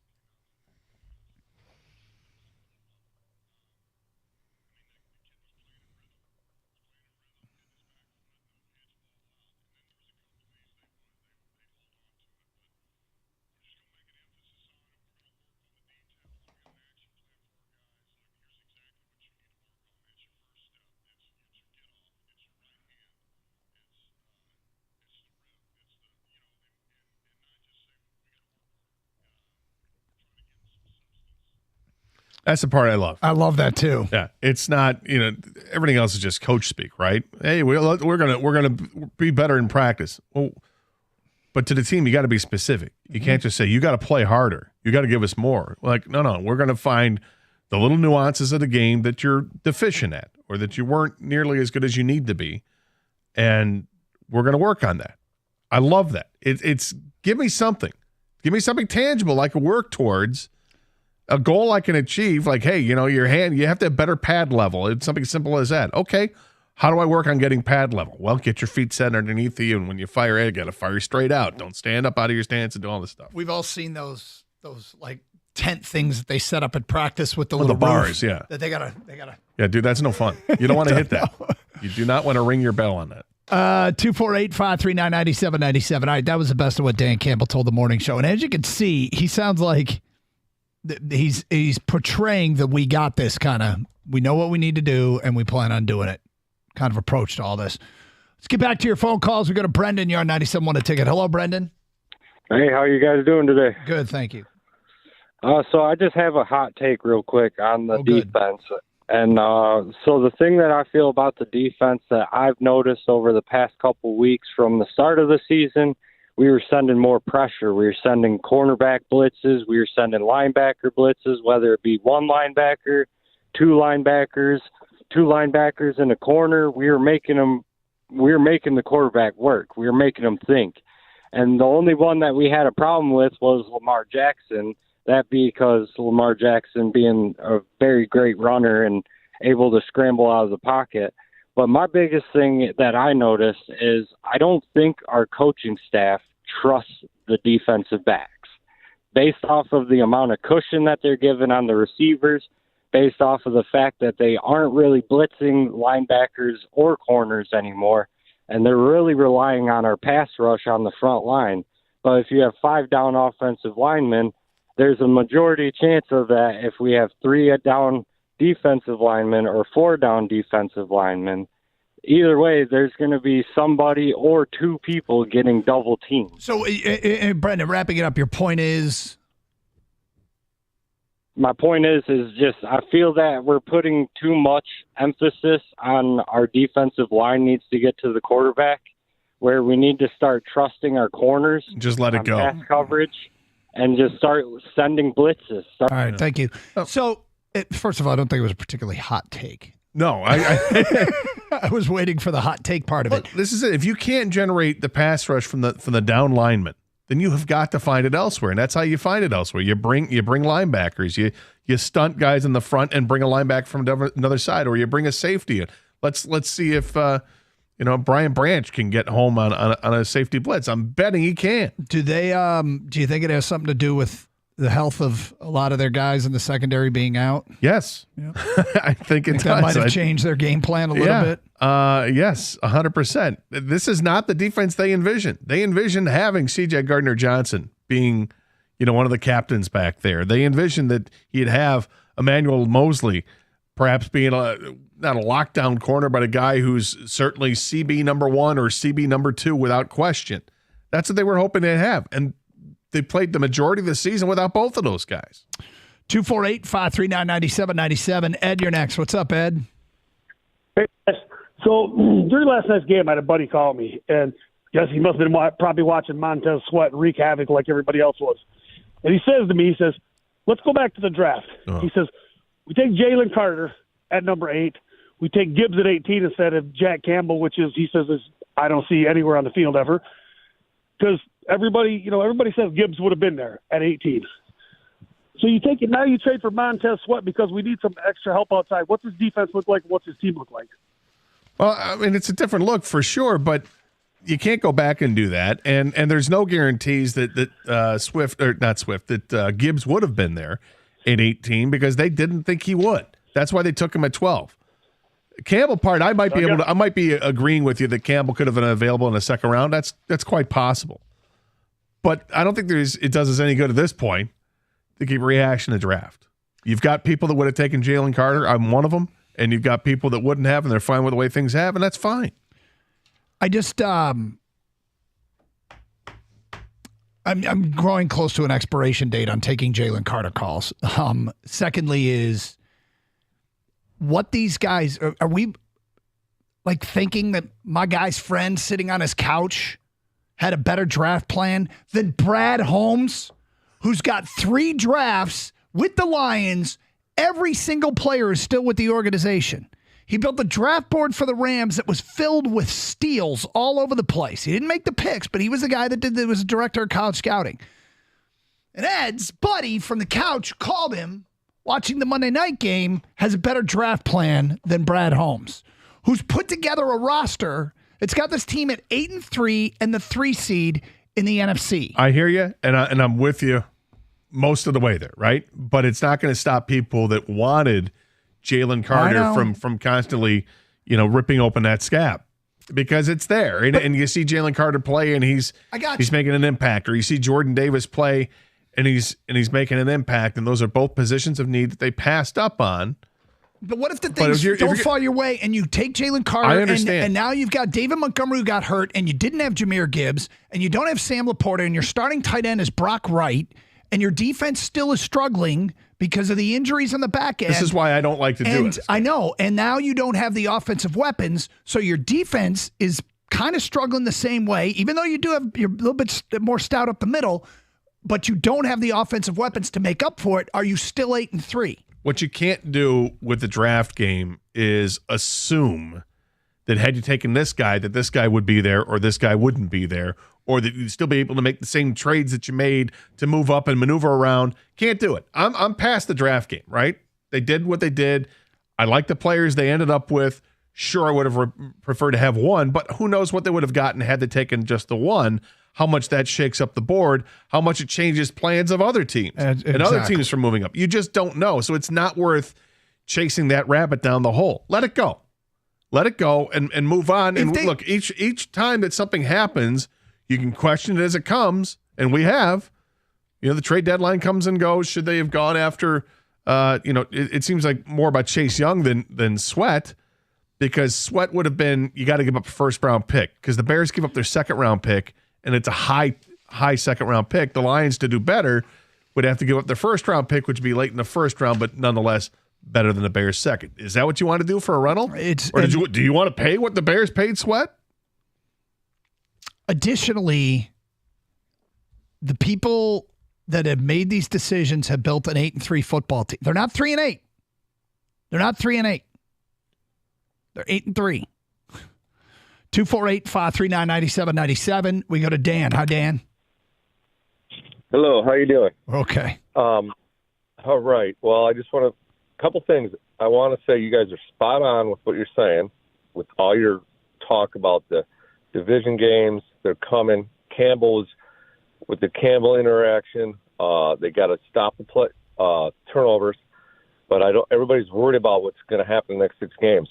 I don't know if I've ever seen Minnesota have back-to-back games with Dallas in between at the end of the season ever in my lifetime. I'm 58 years old, and this is going to be interesting. But one other thing, I love Gators dipped. The dip? Yeah, you guys, he always brings dip. He always brings food. I think it's great. I try to help out. Yes, he does it very nice. It was very generous of him. I wish I hadn't had lunch. I would have tried a little bit more, but maybe next time. It was good. It was definitely good. Thank you, Doug. It was unusual, but it was good. Well, was it unusual, or was it just a chicken? Was it too big of chunks of chicken? Well, that's what made it unusual. Okay. I was going to say it didn't have an unusual flavor to it. I mean, the unusual was scooping a chicken breast covered in. Oh boy, it wasn't that big. I mean, they were big chunks, but not that big a chunk. All right, we will hear from Jared Goff today, 1:30, 97.1 The Ticket.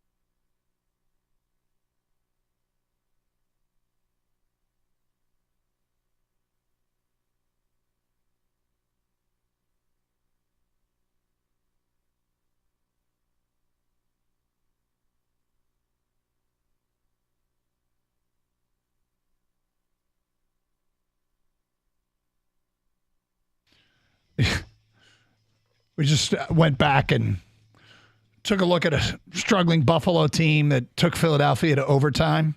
Yeah. With Jalen Carter in the middle of their defensive line. And Jordan Davis. Yeah. How many times Josh Allen got sacked?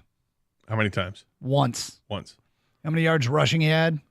How many yards rushing? How many carries? 9 carries, 81 yards. Philadelphia can't stop a running quarterback. And they don't generate enough pass rush. I mean, it's the even great with Jalen Carter. The great defensive line with those two guys in the middle, and Fletcher Cox and Josh Sweat, and then you've got Hassan Reddick. A lot of pass rushing ability there, but they didn't get there. So, but with that said, she still has the. I mean, look, we're talking about a very talented player. Very good player. Very, very talented player. But they passed on for their reasons. Maybe I just need to get used to that. This is not going to go away until they win a Super Bowl. I keep trying to emphasize there's more paths to a Super Bowl than simply through Jalen Carter. Yeah, well, and if you fill that hole, you create others. I think the problem is, and this is the problem that we look at with the team, is that getting to that next level, it feels like there are windows that are there. And that if the window's there, because the way the National Football League is, you got to go for it. Give yourself a chance without sacrificing the future, necessarily, but go for it. And here the Lions are in this. We haven't been in this territory in 30 years. You're expecting this team to win the division. And the trade deadline comes and goes, and you don't add to the defense, which is clearly a glaring problem, which is the pass rush or pass defense. And they pass up on it. And it looked like there was a move to be made that wasn't necessarily mortgaging your future. It was a move made for this year and this year only to go get a defensive end who would have been a free agent at the end of the year like Chase Young. You get him, you pay your price, 3rd-round pick, and you see if that's enough to put you over the top. And a lot of people think it would have. Let me tell you, though, how these things typically work, okay? And you know this. Yeah. But let's say we have Brad Holmes sitting in this studio right now. We say, hey. Homie. B_homie. You didn't go after a pass rusher at the trade deadline. We take these calls all the time. And Brad Holmes, with the truth serum, says, I spent 3 weeks working on getting Brian Burns. Mm-hmm. We had the price all worked out with Carolina. We thought Chase Young could help. We knew Brian Burns would help. So we spent 3 weeks laying the foundation for a Brian Burns trade. We went down the road with Carolina, had the price all sorted out. We were willing to give up a future first and a conditional second that could convert into a first. This was our go for it move. We didn't want somebody we thought might help. We wanted somebody we knew would help. But it was all predicated on Brian Burns agreeing to a long-term contract with us. We weren't going to do this as a rental. And we sat down with the agent and we worked and we worked and we worked. But what they were asking for was going to cost us future guys that we have to re-sign, like Amon-Ra and Penny. And we couldn't make that kind of commitment. These are the kinds of things that we don't know about. Correct. All right? It's a complete hypothetical. But the idea that they didn't try when there's been nothing but competency. Well, majority of the moves have been competent ones made. And then suddenly we get to the trade deadline in a year where there's potential, and the assumption that they went completely incompetent blows my mind. Yeah, that there's no faith, that there wasn't stuff going on that we didn't know about. I assume that they inquired about a lot of players. I would hope that they would have inquired with Minnesota about Danielle Hunter or with the Raiders about Max Crosby. I would have hoped that they at least inquired. And they could have been told, get the F out of here, right? Yep. Then that's fine. You know it. But at least that they made the overtures to say, any chance? No? Okay, well, we're going to move on to other options here.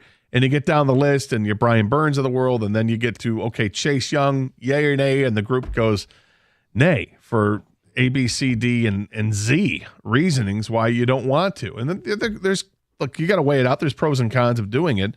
In the end, there were too many cons for them to perhaps pull the trigger on that. Or it could have been as simple as Washington saying, we're not dealing with you. And, frankly, Chase doesn't want to go there.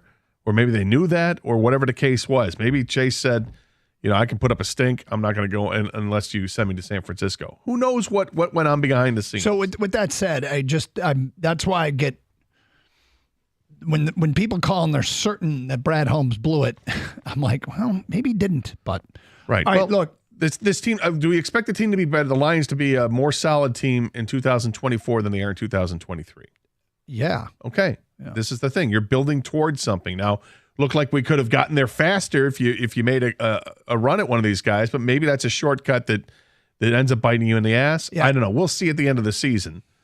But over the last few weeks, we still haven't seen the pass rush. That's a problem. Okay. Jared Goff, we'll ask him about the turnovers, et cetera, to hear what he had to say. Coming up today at 1:30. Gator, I've come to a introspective moment that there's something that I am consistently losing the battle. And it is, I am terrible with packaging. And this morning. Wrapping? No. Oh, no, you know how to wrap. Yeah. You can fit with the best of them. My wife bought some pineapple chunks from Whole Foods. Okay. And they come in this like plastic cylindrical container. Yeah. It wasn't the cylindrical kind. It was one of the smaller rectangular ones. Gotcha. With a lid, there's a perforated edge that you have to pull off. And then you have to push the lid in on all four corners. Yeah. So I started with trying to pull the perforated part off, and I couldn't quite figure out how to do it, which is just mind-numbingly dumb. But I have this problem with packaging all the time that I can't get into anything. And I end up just taking scissors and cutting things wide open and then pouring them into like a Tupperware container. Right. Because I can handle Tupperware. But this effing packaging, I couldn't get open. And my wife walked into the kitchen, saw me, walked immediately over, grabbed it, ripped the perforation off. And I said, thank you, because she knows. So I take the lid off, okay, the plastic that kind of clicks on this lid. Yep. And I take it off and I set it down and I scoop out and I give her a little bit for her breakfast and I take a little bit. And then I go to try and put the lid back on. Yeah. And I can't get it to snap into place. And I'm pushing and I'm like, I'm trying. And my wife walks over and goes and gets it right into place and puts it in the refrigerator. And the reason she knows immediately to come over and bail me out is because your mood will change quickly. I can't figure it out. I get violent. I go get scissors. I start cutting stuff open. Oh, this is not. No, and not this is not good, Doug. Here's another example. You buy your lunch meat at the store, and they come with the sealed. Yeah. Okay. The one that you have to press, not the one you zip. It doesn't matter which one, because then they fold it over and they put the price tag. Gotcha. Yeah. Okay? I know what you mean. Now the sticker it's folded, and the sticker is on the bag and the top, the open top. And sometimes when you open it up, it rips open the bag. Not sometimes, Gator. Oh boy. Every time I rip the bag open. Every single time. And so I'm declaring today, I've officially lost. I'm a loser.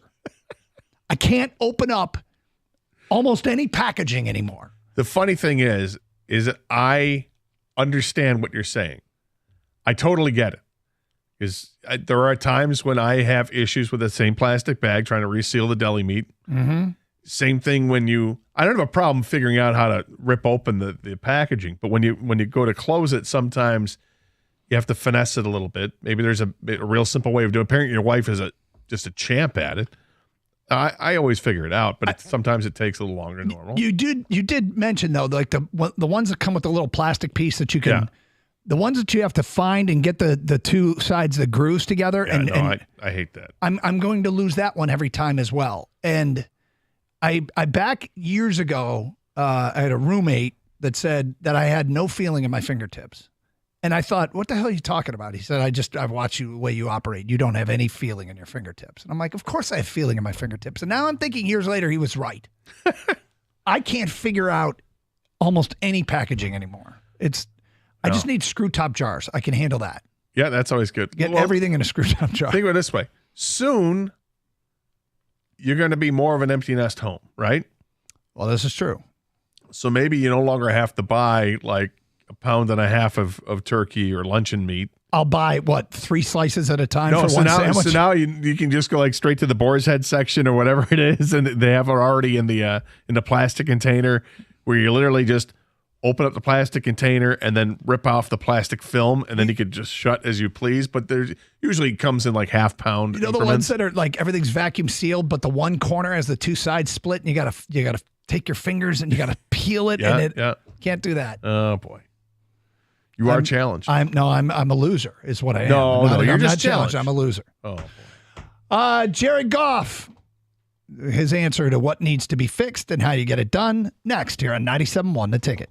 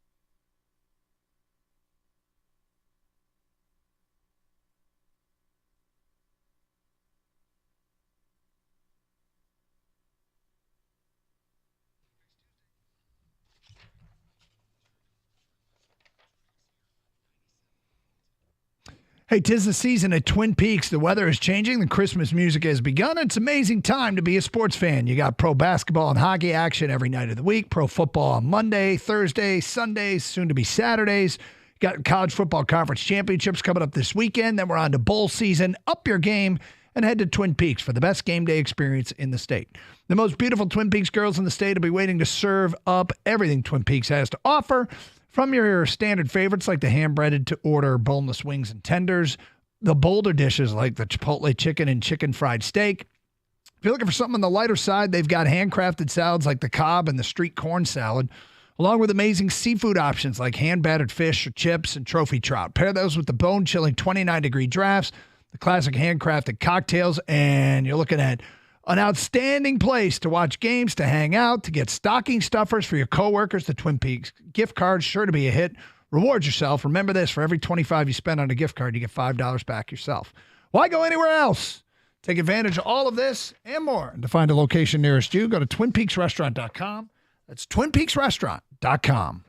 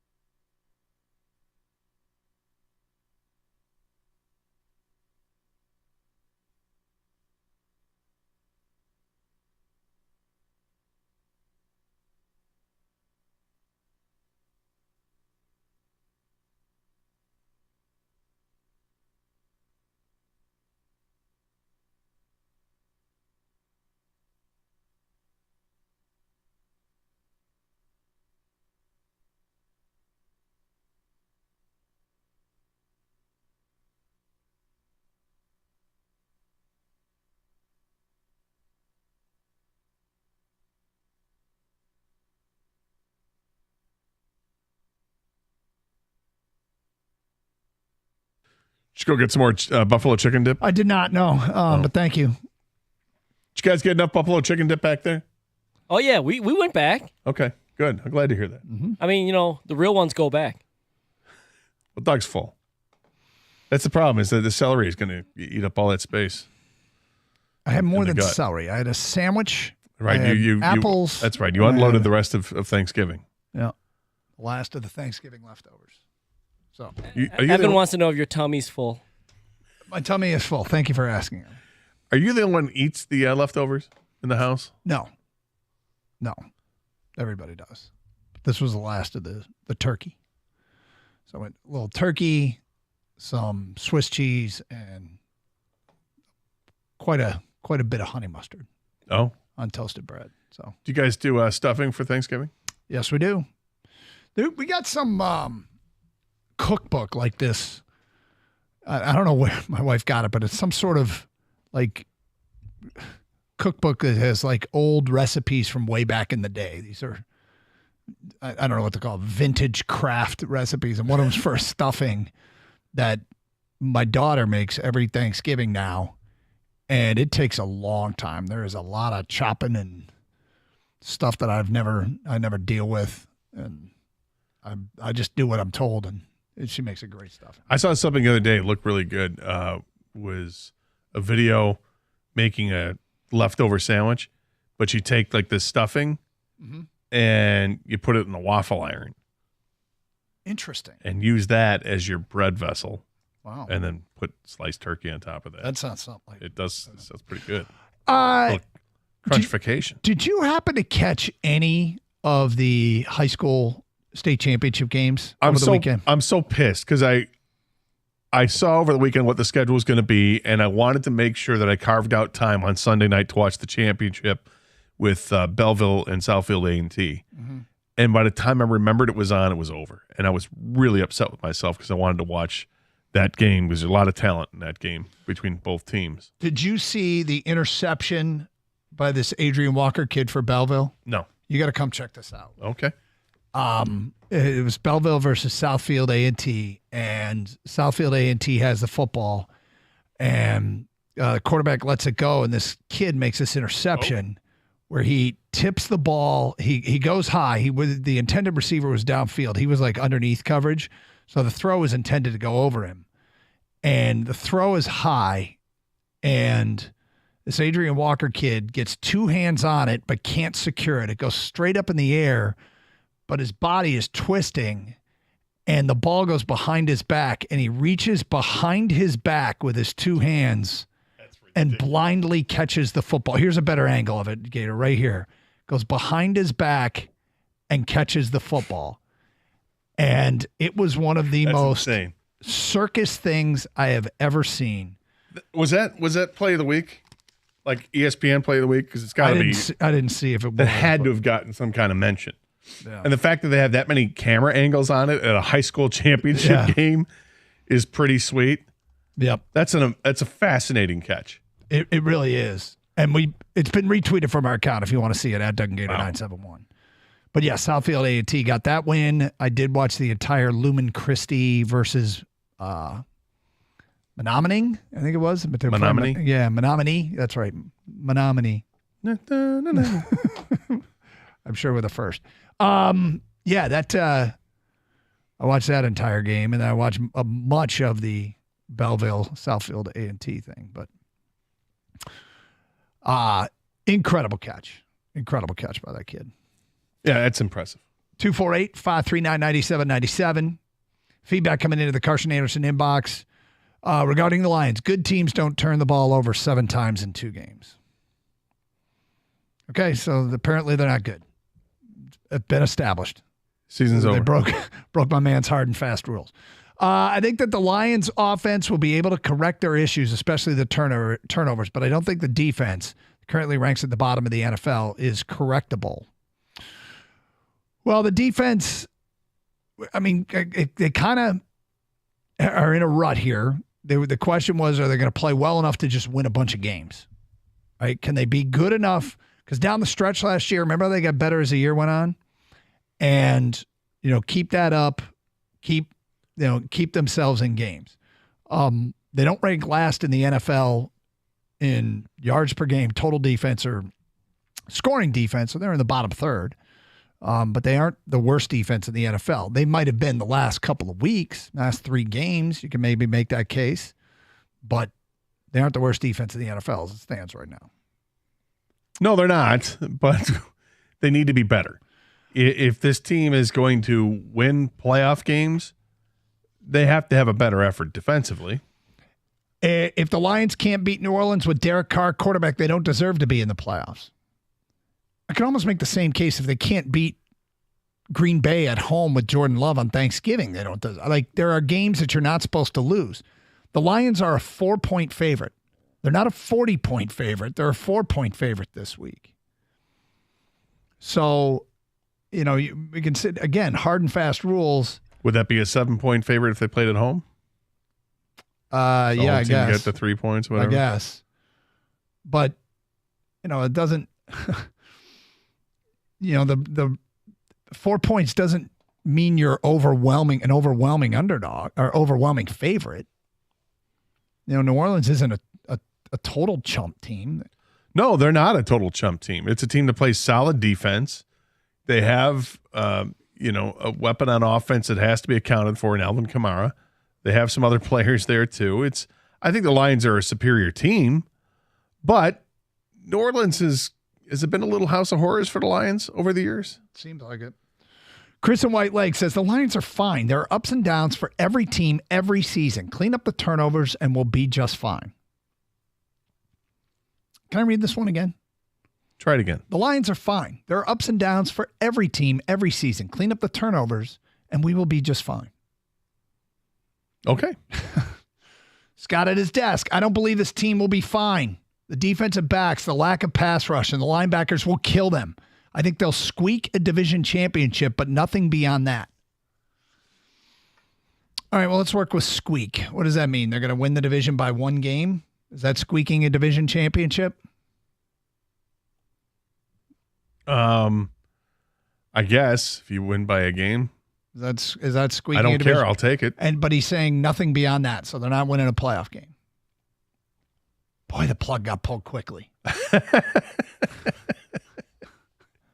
I mean, that's the roller coaster, man. We just heard Goff talk about it. It's the roller coaster. Fans are on the roller coaster. We always are. Game by game. There's only 17 of them in the regular season. We're up and down every single week. It's funny because the beginning of the season, it felt like maybe not as much of that. I mean, you got the win against Kansas City and then lost against Seattle. And I thought coming after that game, coming to work the next day, wow, we're really going to hear from the fans jumping off the bandwagon. And they didn't really. No, it's Green Bay games. But the Green Bay game is one that really hurts. And you know what the Green Bay game has done? It's made people turn the Bears win into a loss. I was just going to ask you guys that. How much do you think that game plays into the loss that they just had? They now see the Bears game as a loss. They're treating it like a loss. And that's the psychology, man. That's where we're at right now. And I guess I didn't see it coming this year, but they had the uncompetitive game against Baltimore. They lost against Seattle, which has actually, I think, aged relatively well because people, I don't think, had a ton of respect for Seattle, though Seattle's dropped now to 6-5. But this loss has rattled people. This loss has rattled the fan base. And then, you know what? Sunday feels like a long way off right now. It does, but I'm really looking forward to Sunday coming around because I think it gives this team an opportunity. Obviously, it gives them an opportunity to win, but I think they will win the game. So it's one of these get better, get healthy games. Let's go. Feel better about yourselves. Coming in Monday, I think some people will feel a little calmer about how things have gone. But God help us if they lose the game, right? Yeah. Because it'll represent a pattern of not playing your best football over a longer stretch of games. I mean, it's easy to say short week, whatever. You can make excuses that's not, the Green Bay game looks awful in a lot of ways, but in a lot of other ways, we haven't really focused too much on it. Maybe we've made too much about how bad it looked because it may not have been as bad as you think, but it was bad enough. But you couple that with the Bears game, having to come back to beat the Bears. You add to that the Chargers game. You're like, did we have to do that? And that damn Ravens game is not out of my mind. And I don't think it's out of fans' minds either of what can happen. This team is still capable of laying an egg. And let's hope that this the fertility of this chicken is not there anymore. No more eggs are going to be laid. Let's just go out there and play better football. Well, hopefully it starts Sunday in New Orleans against the Saints. Rico Beard has made his way into studio. What's up, man? Watching the Mike Elko press conference. One for the ages. Is it? It's full. Because of questions? No, it's how it ended, and it was a you raise me up type of moment. Oh no! What? They're in full sway and song up on the stage. Are you guys going to play some audio from it? I don't know if it would translate. It's more of a visual. Is it thing. weird? Is it weird? I'm sure it's on social media. He's coming back home. It's very All right, well, have a great show. Stay safe, everyone, and treat each other with respect. 97.1.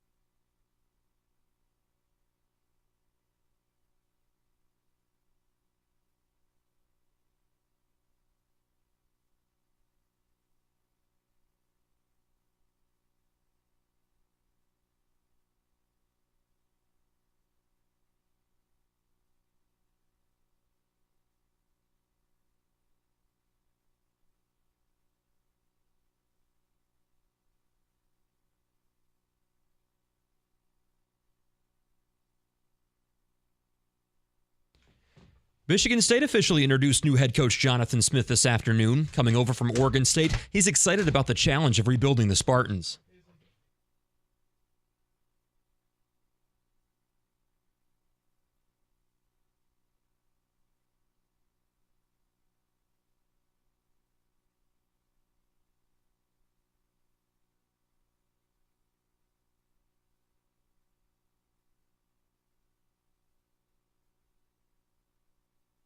Smith earned $7.25 million a year over the course of a 7-year deal. As for one of his main messages to the team, he says, low ego, high outputs. Meantime, Smith will make his first appearance in front of the fans tonight at the Breslin Center. Now unranked Michigan State taking on winless Georgia Southern. Tip-off at 6:30. A former rival will now try and help the Red Wings make the playoffs for the first time since 2016. Detroit has signed Patrick Kane to a 1-year, $2.75 million deal. The 35-year-old, coming off hip surgery last season, had 21 goals last year between the Blackhawks and Rangers. The Wings have won 3 games in a row and are third in the Atlantic Division. And Michigan will learn its first new college football playoff ranking tonight. Will Johnson, Mikey, Sainristil, and Mason Grammer also named all Big Ten first-team defense this afternoon. The Wolverines 23.5-point favorites over Iowa in the Big Ten title game. At the Ticket Update Desk, I'm Luke Sloan. For more, go to 97.1 The Ticket or Odyssey.com.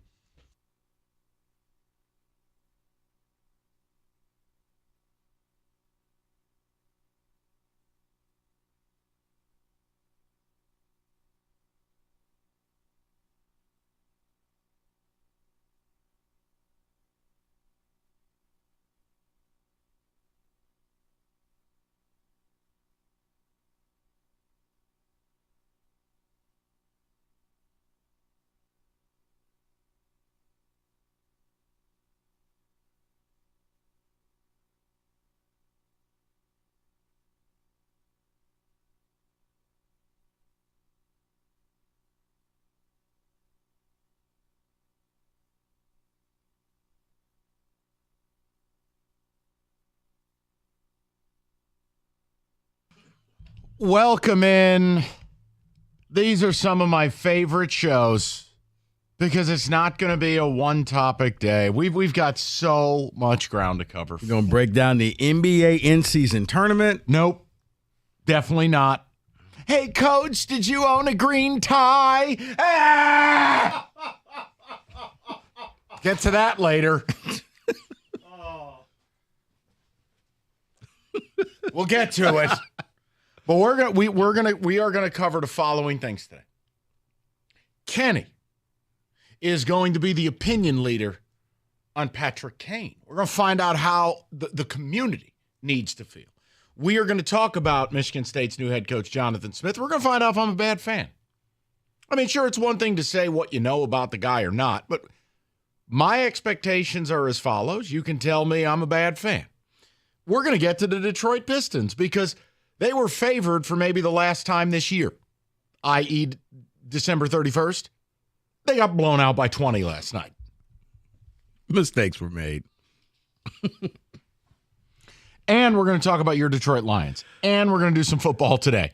Yeah. Coach, do you have any slogans? I don't know what was worse, watching the Pistons or the Monday night game. Interception! Fumble! Coach, what'd you think of the weather? You been to Damon's? You'll love the rolls. We'll get to it. All right.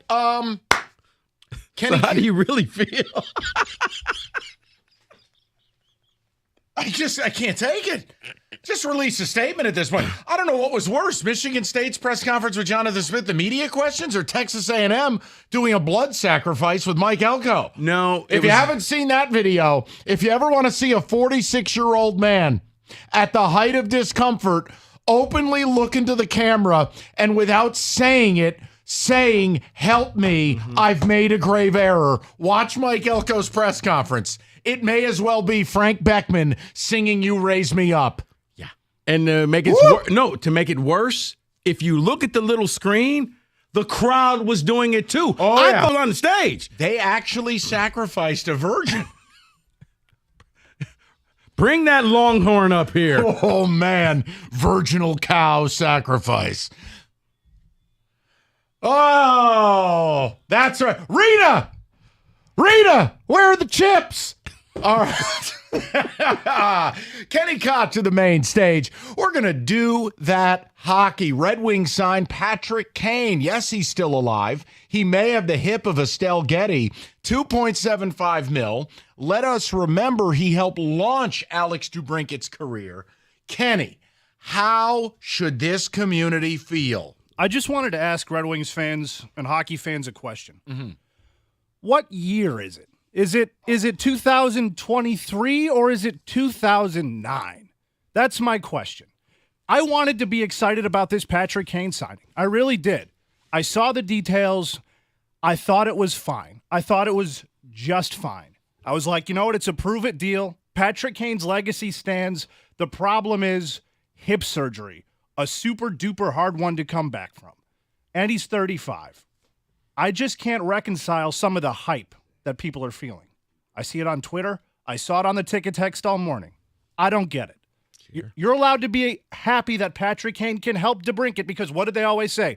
DeBrincat's going to be the guy. DeBrincat's going to be the guy, but he can't be the guy without Patrick Kane. Now we have Patrick Kane and his surgically repaired hip. How good is he going to be? I couldn't tell you.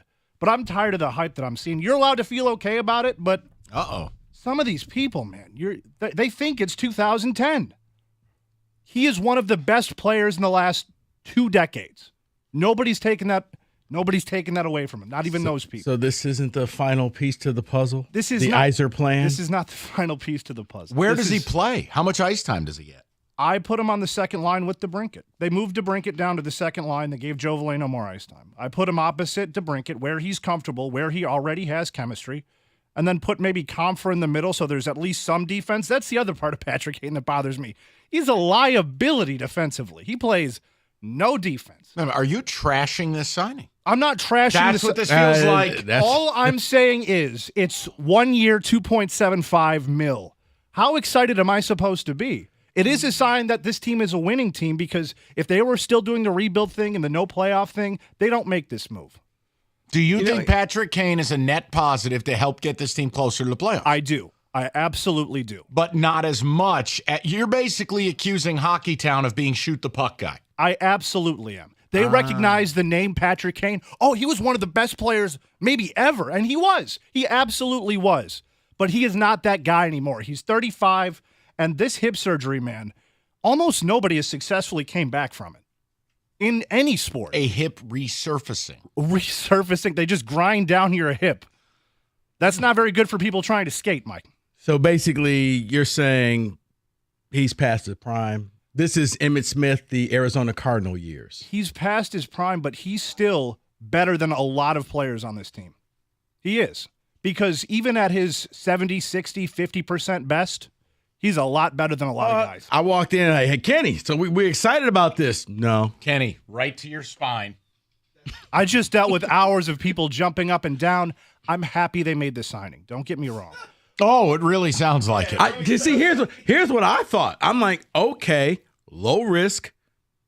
It is. That's all it is, though. It's what we wanted the Lions to do at trade deadline. Right. Go out and get somebody that we really joked around in the summer after they got DeBrincat and said, look, Kane is signed nowhere. He's going to be ready in December. Why not lob him a call? The DeBrincat was the jump up and down. That was the jump up and down. This is the complement to that piece. This is the frosting on top. And everybody likes frosting, but it's not the cake. So, wow. People, can I ask a question? Is Kenny being too negative? Kenny is our hockey opinion leader. Kenny is the man we call Sir Pucks a lot. Kenny is not at all excited about Patrick Kane. I just thought for $2.75 million, I didn't hate it. No. He's got familiarity with DeBrincat. He's willing to come here. If it doesn't work, you toss him out on the street. I actually was like, you know what? Why not? Yeah. It's what you wanted from the Lions. It's why we got the chair drop because they didn't do anything. And Kenny hates it. Kenny was just like, all right, well, you're a novice. You're shoot the puck guy and go sit over there in the corner. I don't hate this. I do not hate this. I like this. I just hate the reception that this is given from people. I just hate the reaction. People, here's what I want to tell you. Kenny thinks you're stupid. Why don't we just get to brass tacks, Kenny? Stop beating around the bush. You think these people are not worthy of being called Hockey Town. You believe you know better. So basically, here's how we're going to frame this. Kenny is your daddy, and he's telling you you're a stupid kid. You people are excited over something you shouldn't be. He's calling Rico and I stupid. Now, I didn't dance up and down. I just was like, you know what? Sensible. 2.75. Let's give it a spin. See if we can unlock a little bit more of the magic they used to have together with him and DeBrincat. Right. Why not? And Kenny is saying, you're a foolish child. 1 year deal. Doesn't work out. Doesn't work out. 248-539-9797. Here's what I need, people. I need 7 to 10 hockey elite because Kenny right now is saying, you're a bunch of bums. You don't know the things that I know. You don't watch the games that I watch, and your beard is nowhere as stately as mine. Nope, this is no longer Hockey Town. This is Shoot the Puck Town. Right.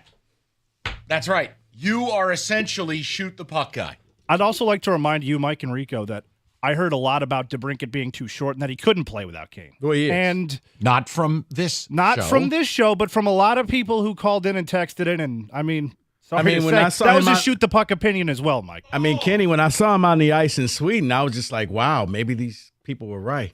But then you had to tell me that was actually a child. Yes. I had to hit you with the chair that Mike threw over there, you know? No, because they introduced him and the camera cut to a child on the ice. A kid that they brought out for the anthem on the blue line, like 3 feet shorter than everybody else out there with a full helmet on. What is this, Honey, I Shrunk the Yeah, Kids? exactly. Rico's like, man, DeBrincat's a lot shorter than I thought. What the hell's Ant-Man doing on our power play? 248-539-9797. David, I know you've been excited. I've been excited. Rico's been excited. Kenny has stepped to the plate and said, here's the deal. You're a bunch of foolish children. You're all acting like shoot the puck guy. This is, for all intents and purposes, Kenny is largely saying this is a nothing burger. I'd like to know if the hockey elite agree. David. See, I'll tell you how my day has been going when it comes to this signing. I was excited. I read everything this morning, and I was excited. I came into the building. I had a Red Wings hat on. My Red Wings hat on because I believe, wow, this signing means something. That means we're back. We're contenders. We're contending for something here. And the minute I stepped into the building, Kenny says, take that hat off. This means nothing. This signing is a nothing burger. And I said, what do you mean? Kenny is... listen, I'm proud of Kenny. It takes spine to stand up to the hockey elite. It's a very incestual group. It's a tight-knit group. The hockey elite in this town remind me of Texas A&M. Little culty. Kenny is standing up to them. What? The Texas A&M. You want to lock arms? No. Maybe we should do the first segment every day like they do down at A&M. What a group of weirdos. Honestly, Mike Elko, blink twice if you need help. Yeah. Is the ink dry on this contract? I'm going back to Duke. Or as Jimmy Powers put it, I'll take $500,000 less. Yeah. Just don't make me do that goofy bleep. I don't need the playoff bonus. It's all good. 248-539-9797. Kenny's taking that chair to your spine about Patrick Kane. We're going to get to Jonathan Smith's presser. Coach, have you tried Bagel Fragel? Bagel Fragel. We're going to get to the Pistons. They're still a thing. Are they? They're much like Bagel Fragel. Out of business. The amount I can't... Dude, I can't laugh when I got to talk about people getting hit by trucks. Okay, I'm going to You're killing me. Turn around. Walk out of here. Get out of here. Listen, the amount of big truck accidents that result in fatality or serious injury in Michigan, staggering. You got to make the right choice of attorney. That's David Feminino. Him and his team, they've helped victims of truck accidents for over 25 years. They're at the ready to help you right now. And if you've been injured by a big truck, just call 855-65-CRASH or go to the website, getdavidgetpaid.com.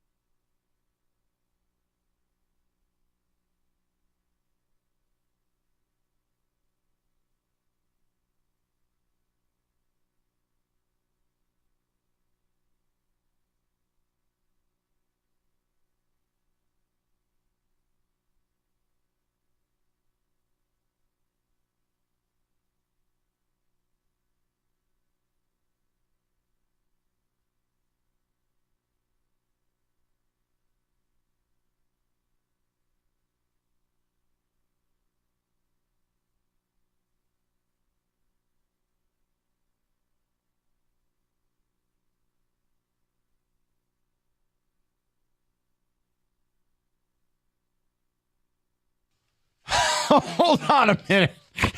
Hold on a minute. Wait, what was that? Nothing. Hold on. What? Kenny was describing the shot from Patrick Kane there. What was that again, David? I think we now have the number 2 seed in the chair region. So Kenny's been the opinion leader. He is saying you are fraudulent as Hockey Town, that you, if you knew hockey, would not be excited about Patrick Kane. Kenny Cott's words, not mine. Let's get to the people. The hockey elite are ready to roll. We're going to talk Jonathan Smith later. We're going to talk about the Pistons later. We are going to talk Lions later. Let's go to Nick, 97.1. What's up, Nick?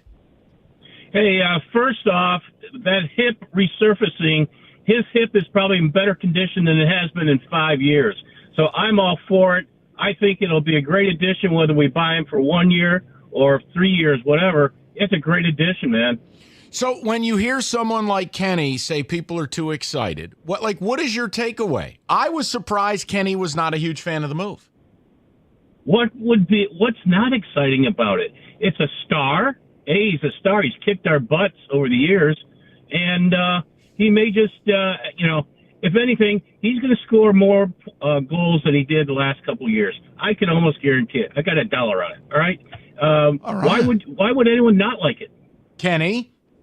I'm looking at this surgery as a lot bigger of a problem than you are. A lot of times when this has happened in the NHL, it happened to Ed Jovanovski back in the day. He had to retire. Oh God, the defenseman for Florida? Yeah, that's what ended his career. Nicholas Backstrom, he had to retire. That ended his career. I mean, it's not something that NHL players typically can come back from at 35, let alone even 25. Well, I'm not 35. I got my first one at 55 and the second one at 60, and I snowboard 4 days a week. So I think we can cut him some slack, and he's probably in better shape than he's been the last 3 years. That pain of a hip is horrible. The resurfacing it's going to be 100%, man. Nick, but you're not testing your hip on a nightly basis on a sheet of ice with other athletes trying to take your head off. No offense. Well, we're gonna see real quick, right? We're gonna see real quick when he gets out. My whole thing was, I'm with Nick in this regard, Kenny. It's they tried something, and there's enough runway that if this doesn't work, you do something else at the deadline. All this cost you was a couple of crumbs. Right. And that's where we can all come together and agree on it, because as a low risk, if it doesn't work out, we move on, we try something else. Hey, I like that. That's good. Yeah, to put it in perspective, it was like what you wanted the Lions to do with Chase Young, a conditional 3rd-round pick that you could get back if things don't work out. This is even cheaper. Yeah. There's nothing. But then Kenny bleeped in the stocking, and he's like, I disagree. I'm like, okay. Bob is up next, 97.1. What's up, Bobby? Hey guys, I'm with Kenny, and you know what? Gordie Howe was a superstar with the Vipers too for 43 seconds. this guy is not going to be anything. Nobody scores like even close to 20 goals after having this surgery. And the guy who does his little flipboarding or whatever, get hit by people on a nightly basis in the NHL on skates. It's just not. Of course, it's peanuts, but it doesn't make sense. And then I heard Doug ask Scott today, what do you think his contract is? Here's what your guy Scott said. 2 years, $10 million. What? I went, huh? That's what Scott Anderson said. There's your hockey elite. Whoa, hold on now. Okay.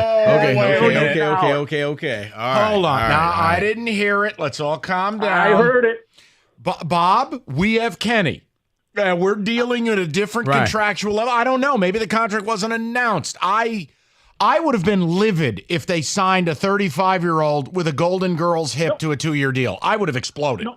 No, I'm just saying, Doug asked him, he goes, I just got the contract result dealings here.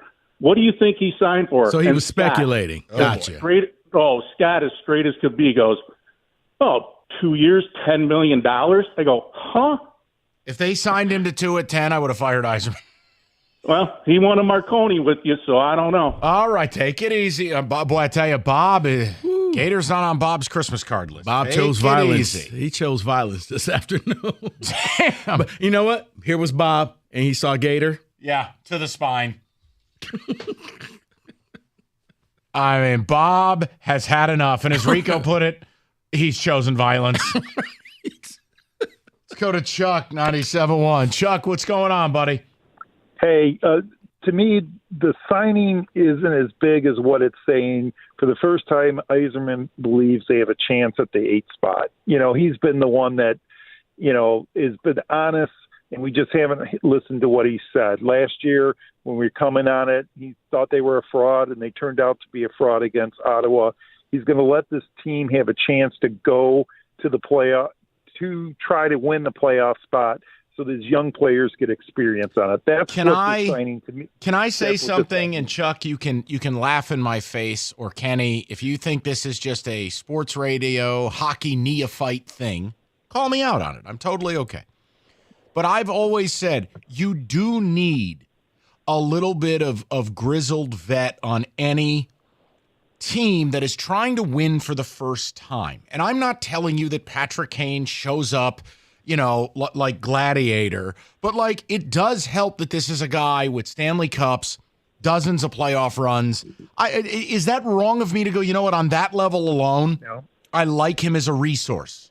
Yeah, playoff experience absolutely matters. That is huge. All we got to do is look at our own experience. Paul Coffey, when he came in, changed the way the Wings looked at themselves. And when Mike Vernon came in as a seasoned goalie, you could almost argue that both were on the downside of their career, but yet both of them added something to the team that you just couldn't manufacture with young guys. They have to see it and experience it. Okay, so I just want to make sure caller Bob doesn't hit me with a chair I know it's a little sports radio takey, but I mean it. I think when young teams try to get this done, you need there's something about the guys who've been through it before.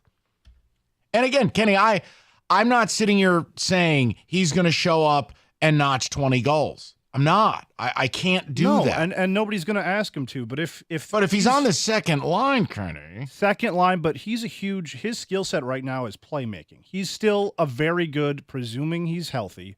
He was an elite playmaker. Elite. Where are we with power play minutes? If I think he's on the power play, I put him opposite DeBrincat. Set up that one-timer. Would you be yelling to shoot the puck? At DeBrincat, not at Patrick Kane. Okay, just making sure. Let's go over. Let's go to, oh, man, Kenny. Let's go to Chris, 97.1. Chris, how you doing, buddy? Hey, good. I think the injury is not a big deal. I know a lot of guys, older guys, that got some surgeries done. They come out skating like youngsters. I like it. I like Patrick Kane. Like we said, he's won gold medals, Stanley Cups.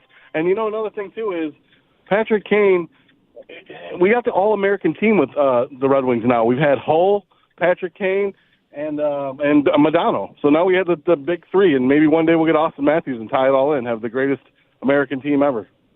I'd like it if they – well, I know they have the goalie in their system. I wish they had a netminder I could really be excited about. That is going to be the missing piece here. Yzerman's building a big, physical, imposing blue line.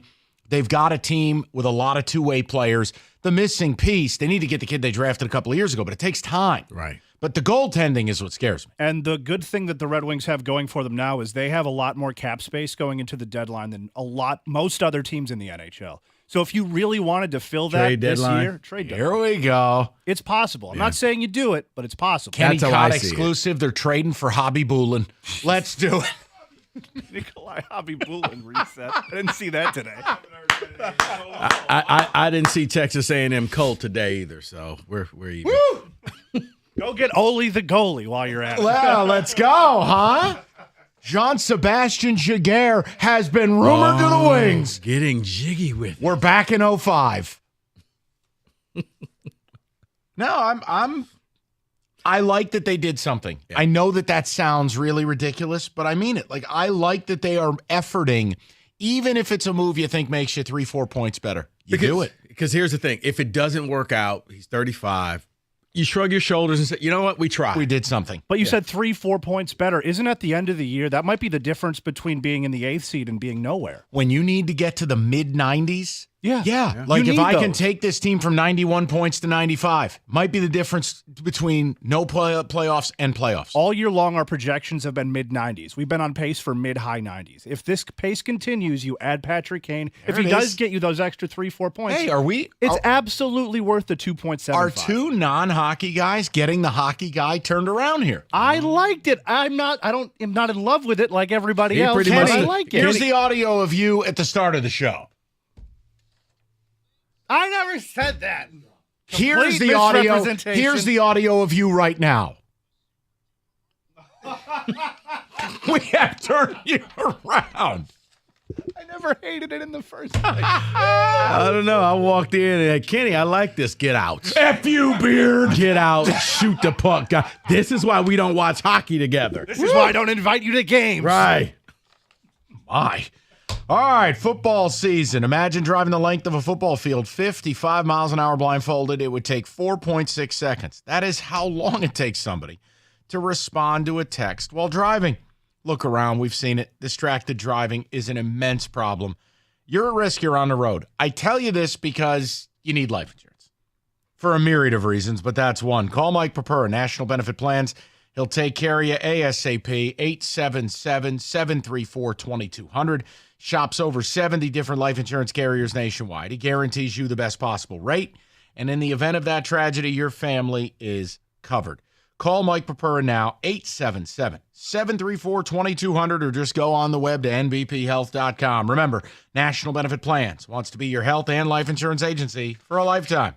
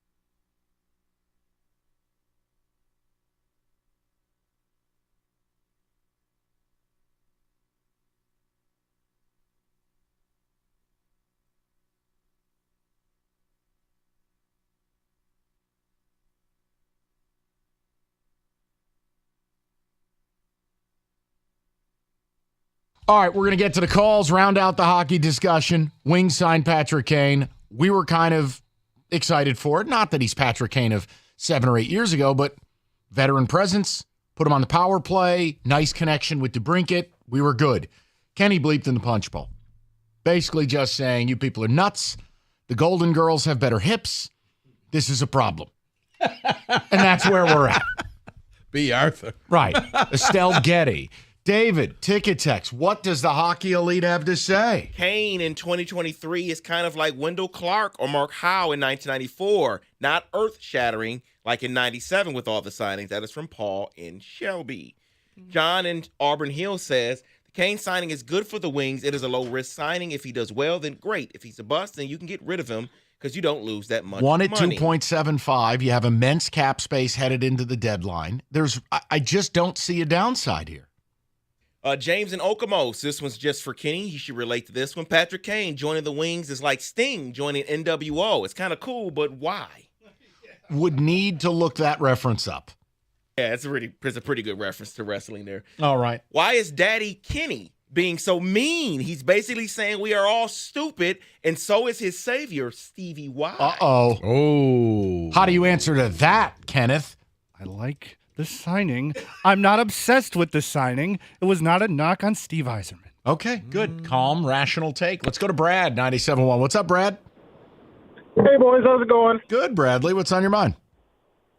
Well, first of all, Kenny's the Grinch that stole Hockey Town over here. Oh, no. I just don't see a downside to this signing. Best case, you get Brett Hull at the end of his career when he's just dishing a bunch of assists. Worst case, it's Mike Modano and you cut him for nothing. I don't see how this is bad, and it has to help the team. Guess what, Brett? We agree.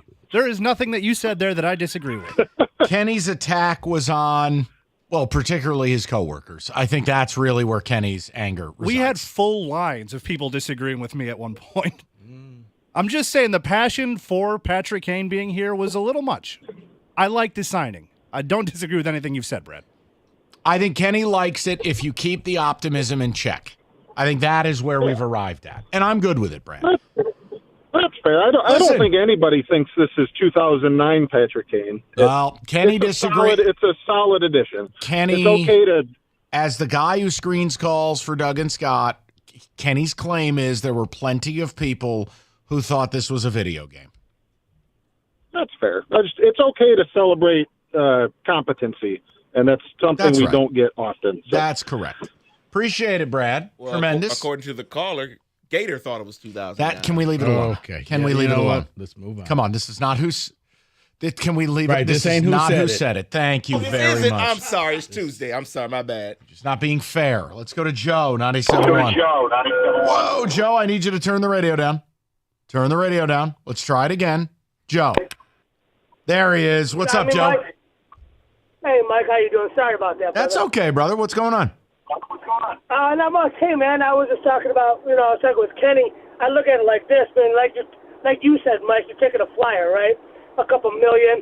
If it doesn't work, it doesn't work. But the way I've been watching hockey, well, Kenny's younger than me, but like watching hockey my whole life, if I can get a sniper that can get me 10 goals the rest of the year on maybe the third line, I'm going to take it, okay? Because, again, you're not, and Kenny owes me $20, by the way. No, I'm just joking. But you know what I mean? Like, I want to see more goal scoring out of this team. Even this year when we've had good goal scoring, I want them to score more because I think we need that, Well, my question would be, if you don't bring on a guy like this, and it's a very low-risk deal, who's the veteran presence that's going to help guide you? Who is it? That's a tough one. I mean, is it Comfer? David Perrott? David Perrott. No, I mean, Gosdasbear, is it going to be that? You have some guys that have had some success, but I don't think there's anything wrong with having an elder statesman in the room. I don't. Not for $2.75 million. Question. Oh, hey, Mikey, you're right, because here's the thing, is that, like I was talking with Kenny, we're talking a couple $1 million, and they were talking, well, it might hinder us at the trade deadline. Well, dude, if we don't have money at the trade deadline, over 2.75, that's our own goddamn problem. Whoa, the language, Joseph. Oh, my. Well, Kenny owes him $20. So. Oh, no. I have no idea what that's about. Listen, leave it alone. Kenny, you owe the caller money. What's going on? I don't know what that was about. Okay. But for the trade deadline part of what he was saying, we have over $10 million in projected cap space for the trade deadline. What's the most expensive goalie we can go and get? I don't know, but not that much. Boy, the drops are flying right now. We are at an all-time pace. Let's go to Joe, 97.1. Joe, what's going on, buddy? What's up, gents? How's it going? I won't go crazy here. I'm not going to overreact, but this reminds me a lot of the Jack Eichel situation of a couple of years past, where everybody thought, "Man, is this guy's career over with? This is a big risk." And here, we're paying what, 1 year, 2.75. I think it's kind of a no-brainer. And then, I don't mean to make this a football chat, but I was a little disappointed that the Lions didn't go out and make some noise at the trade deadline. You had Randy Gregory available, you had Hargrave available at one point, and all the other teams got scooped up. And this is a cool thing for Detroit because it's a veteran coming to Detroit that's excited about the opportunity. And I think that's something to get excited about, right? Like, this guy knows that this team has a chance to win a cup. He's not going to waste his time.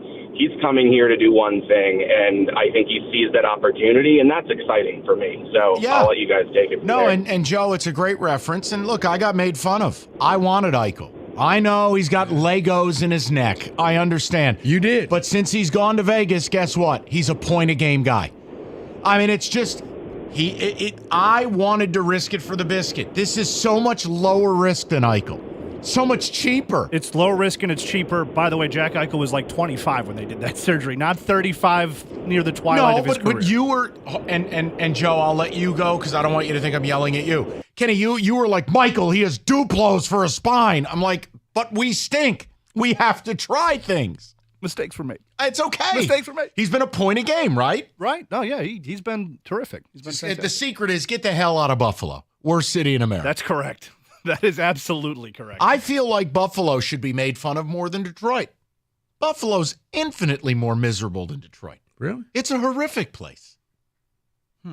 Imagine Detroit with 8 feet of snow, no discernible cuisine, and Buffalo wings. No. They were invented there. Yeah, congrats. Except they're done way better elsewhere. The place that invented them, congratulations, you burned them. I'm not going to give a shout out to the name. Hey, would you like burnt chicken leg? That's what those are. Want some incinerated chicken bones? Leave it alone. But Bill's Mafia. Don't care. You know why they throw each other through tables? Because they're from Buffalo. They're miserable. Let's go to Rocco, 97.1. Rocco, what's going on, buddy? How's it going, guys? Hey, man. I was just going to say that the biggest hang-up for this whole Patrick Kane thing is the hip surgery, and the reason it doesn't really scare me is Yzerman went there when he was in rehab in Toronto, watched him skate, and talked to the guy. So if Yzerman didn't think that he was going to, A, be able to play, and B, motivated to contribute to the team, I don't think this deal happens in the first place. Kenny, what do you have to say to that? I have to say that's why the contract was 1 year and 2.75. Because Yzerman saw him and was like, there is no way I'm paying you. I'm giving you more than 1 year, and no way I'm giving you more than 3. No, and that's correct. I agree with that. But I just don't see, other than that, anything to really be scared about. I agree that it's not anything to go up and down about. But yeah, and that's all I was saying. I think Yzerman made a judicious decision, and I think we got an opportunity to move this team forward in a way that we didn't really foresee 2, 3, 4, 5 months ago. I'm good. And here's the thing. This is the type of move. I think it's totally okay to say, you know what? Give Steve benefit of the doubt. Yeah, it's a responsible deal. I think there's a role for this guy on this team. It works. I'm good with it. If he stinks, bury him out back. Put him on, as Kenny said, you put him on the second line with DeBrincat. A little power play, a little taste. Yeah. Kenny got turned around on this. He did. He started one way, and now he's on board. He walked in and was just like, you don't know hockey, okay? We affected change. I really think we did. We're going to go on the board. He told me to stick to college hoops. Changes in East Lansing. Jonathan Smith had his press conference today. I'm going to let people call me a bad fan. We're going to get to it at 3. What color is your favorite tie? Have you tried Jersey Giant? All right, listen. The questions today were absurd. Absurd. Hi, Coach Johnny Spirit. Listen, can I body paint you? What's your favorite pizza? What the F are we doing? Have you gone to Crunchies? Right. Try the garlic knots. All right, Hungry Howie's, speaking of pizza, it's Hungry Howie's, and the Kenny Cott pizza is coming to the end of its reign. Couple more days, you can get the mac and cheese pizza, $10.99, $2 more. You add the buffalo chicken or jalapeno bacon. It's the specialty pie of the month. It is one of their most popular.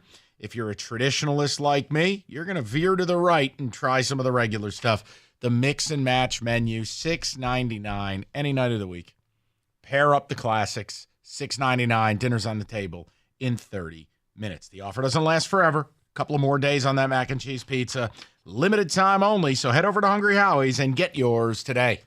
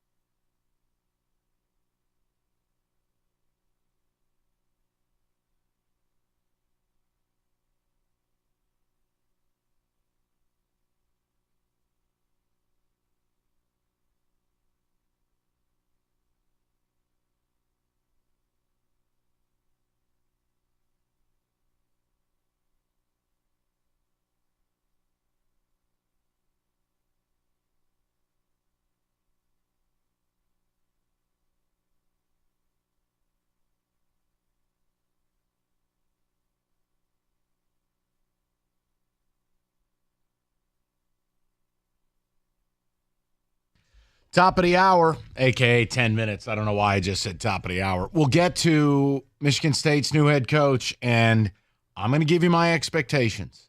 You can call me a bad fan. You could say I'm right in line. You do whatever you like. But whether it's Jonathan Smith, whether it's you could hire Groucho Marx, like whatever it is. You could hire Charlie Chaplin, Robert De Niro. I don't know. The point is, my expectations are the same. I will give you in the new world of college football what I'm going to need because the results are going to dictate whether I like the guy or not. We'll give you our thoughts. I can't give you much from the press conference. He was fine. Alan Haller was fine. The media. Yikes.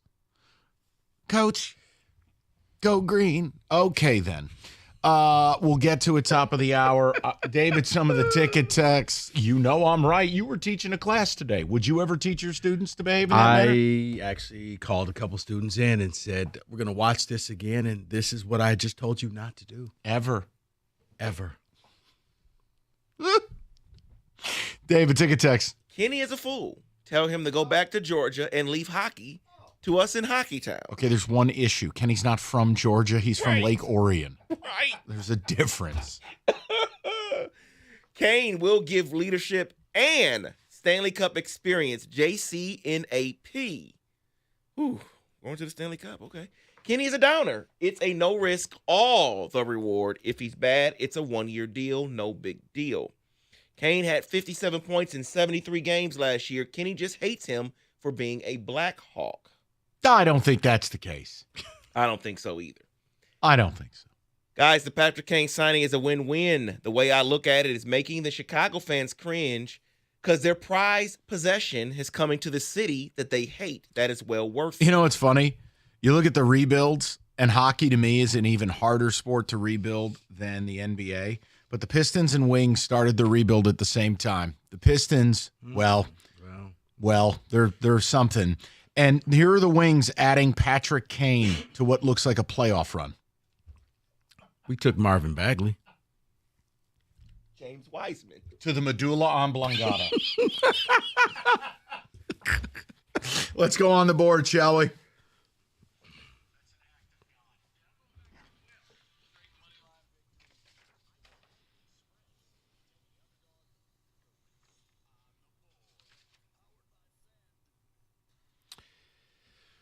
All right, so I want to offer you guys something before the numbers go nuts, but hear me out before you go, oh, you can't say that, Michael. If you didn't get our Heisman Trophy bombshell pick of Bo Nix at plus 1,800, all hope may not be lost. You're never getting those again. But which is the better bet? Oregon laying 9.5 at minus 110, or Bo Nix to win the Heisman at minus 145. Think about this. While I don't know about laying 10 points, do I believe Oregon wins the game? I do. Do you know what happens if they win the game? Bo Nix wins the Heisman. Why not pay a little extra for what I deem to be just a better bet? But does Bo Nix winning the Heisman still count? Because I thought it had, what is it right now? Minus 145. I thought it had to be like minus 110. I know. I'm just saying this weekend's game, do I like Oregon? I do. You do. What's the simpler equation here? It's Bo Nix winning the Heisman. It is. Would that be worth the extra 40 cents on the dollar? I get you. I understand it, Mike. It would, because it's basically 3-2 is what you're getting offered. I'll pay 3 to win 2. Because unless Washington wins, and then I'm going to vote for Penix, and I'm going to take your Heisman vote, and I'm going to vote for Penix as well. So damn, that would hurt. It's just something to look out for as we get towards championship weekend. What do you have for the people? MSU versus some team who hasn't won tonight. What's that number? Oh, that's you really want that number? No. I was being totally sarcastic. I was about to say that's the over-under 141.5, and Michigan State minus 28.5. And I'm just going to tell people to pass because I'm almost embarrassed after last night's game. I apologize because I thought we had an NFL game last night, and instead I just told you Dobbs was coming back down to earth. It wasn't just Dobbs, Mike. That was just bad football. It's Dobbs across the board.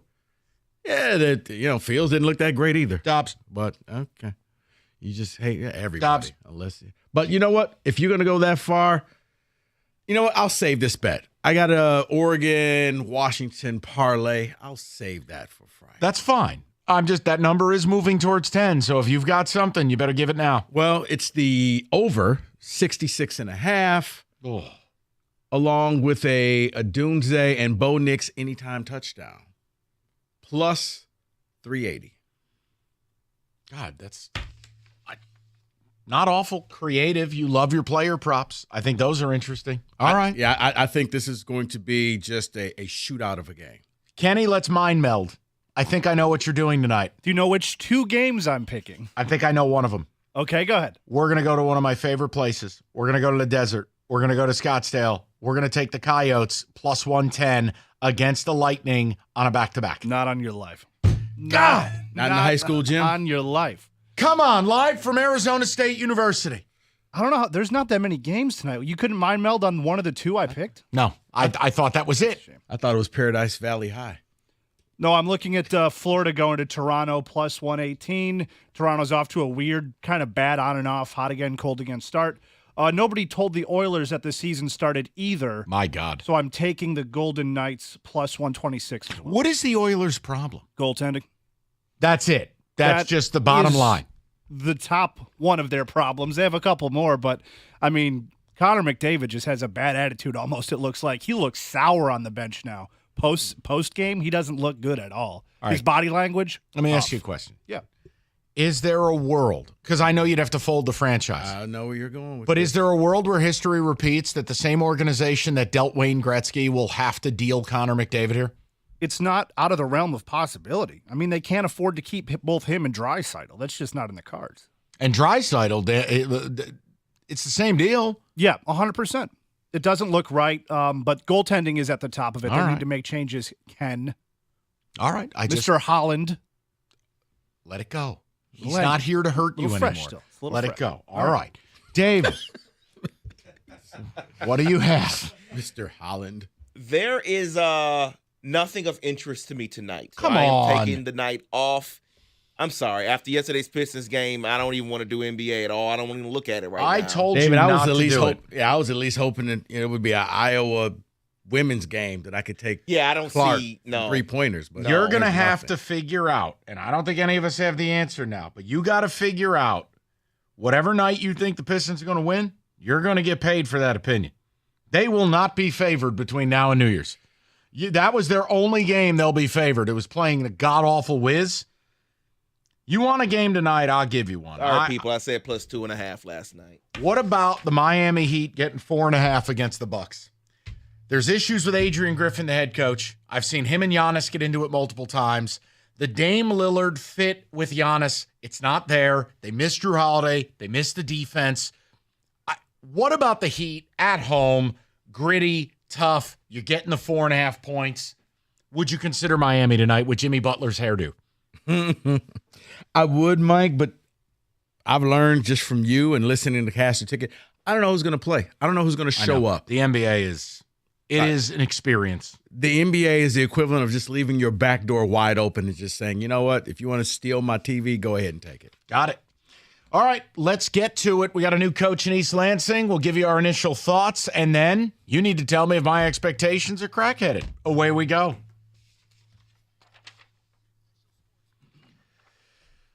All right, FanDuel. God help us, that football game last night, the only way you could possibly watch is if you bet it, and probably bet a primetime under, which is just automatic money right now. $150 if your team wins any moneyline bet, or you go the Rico route with the totals and the sides, the props, all the player stuff. FanDuel.com/ticket. And get involved. It's the official partner of 97.1 The Ticket. You got to be 21 and up, present Michigan. First online real money wager only. $5 pregame moneyline wager required. $10 first deposit required. Bonus issue. Non-withdrawable bonus bets that expire 7 days after receipt. See terms. Sportsbook.fanduel.com. You got a gambling problem. 1-800-270-7117.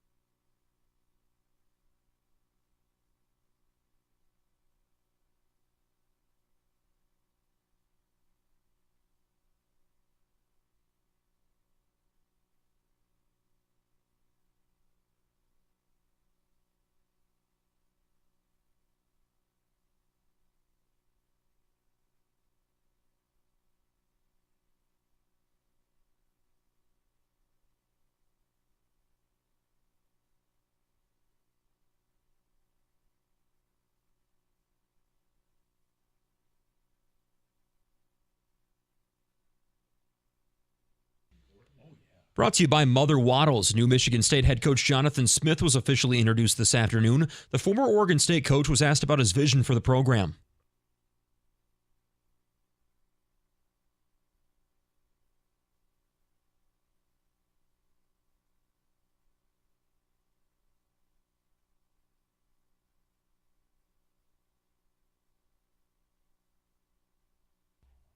Smith has signed a 7-year contract, Mike, worth $7.25 million this season with Caton Hauser and Sam Levitt, and now also Noah Kim in the transfer portal. One of his first big tasks will be finding a new quarterback, and when asked about that today, he calls being MSU's starting quarterback, quote, an unbelievable opportunity. Meantime, Smith will make his first appearance in front of the fans tonight at the Breslin Center. The now unranked Spartans are taking on 0-6 Georgia Southern. Tip-off at 6:30.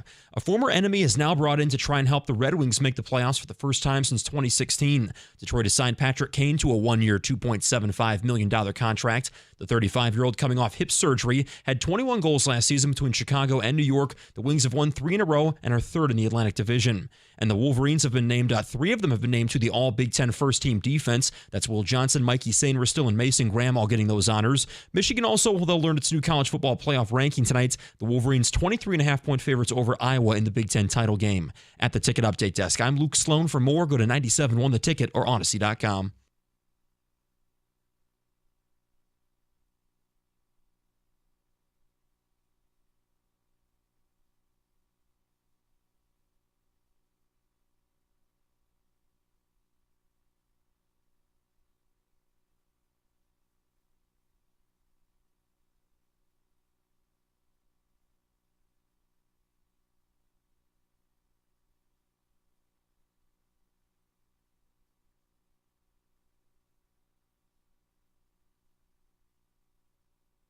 Thanks, Kenny. 3 o'clock, if you want to hear Kenny's thoughts on Hockeytown and Patrick Kane, Odyssey.com Rewind. You want to hear about the Lions and Pistons? We're going to get to it a little bit later. We got to talk about Michigan State's new head coach, Jonathan Smith. Press conference was today. I'm not going to bore you with it. All I will tell you is he was fine enough. Winning a press conference, losing a press conference, it doesn't translate to winning games. What I wanted to do was this, 2 ways. Open forum. I don't care about your biases or not. I'll tell you a lot of what I said about Mel Tucker when he got hired is how I treat this. And hear me out before you freak out. I told you with Tucker, I don't know if this will work. I know what this man allegedly is.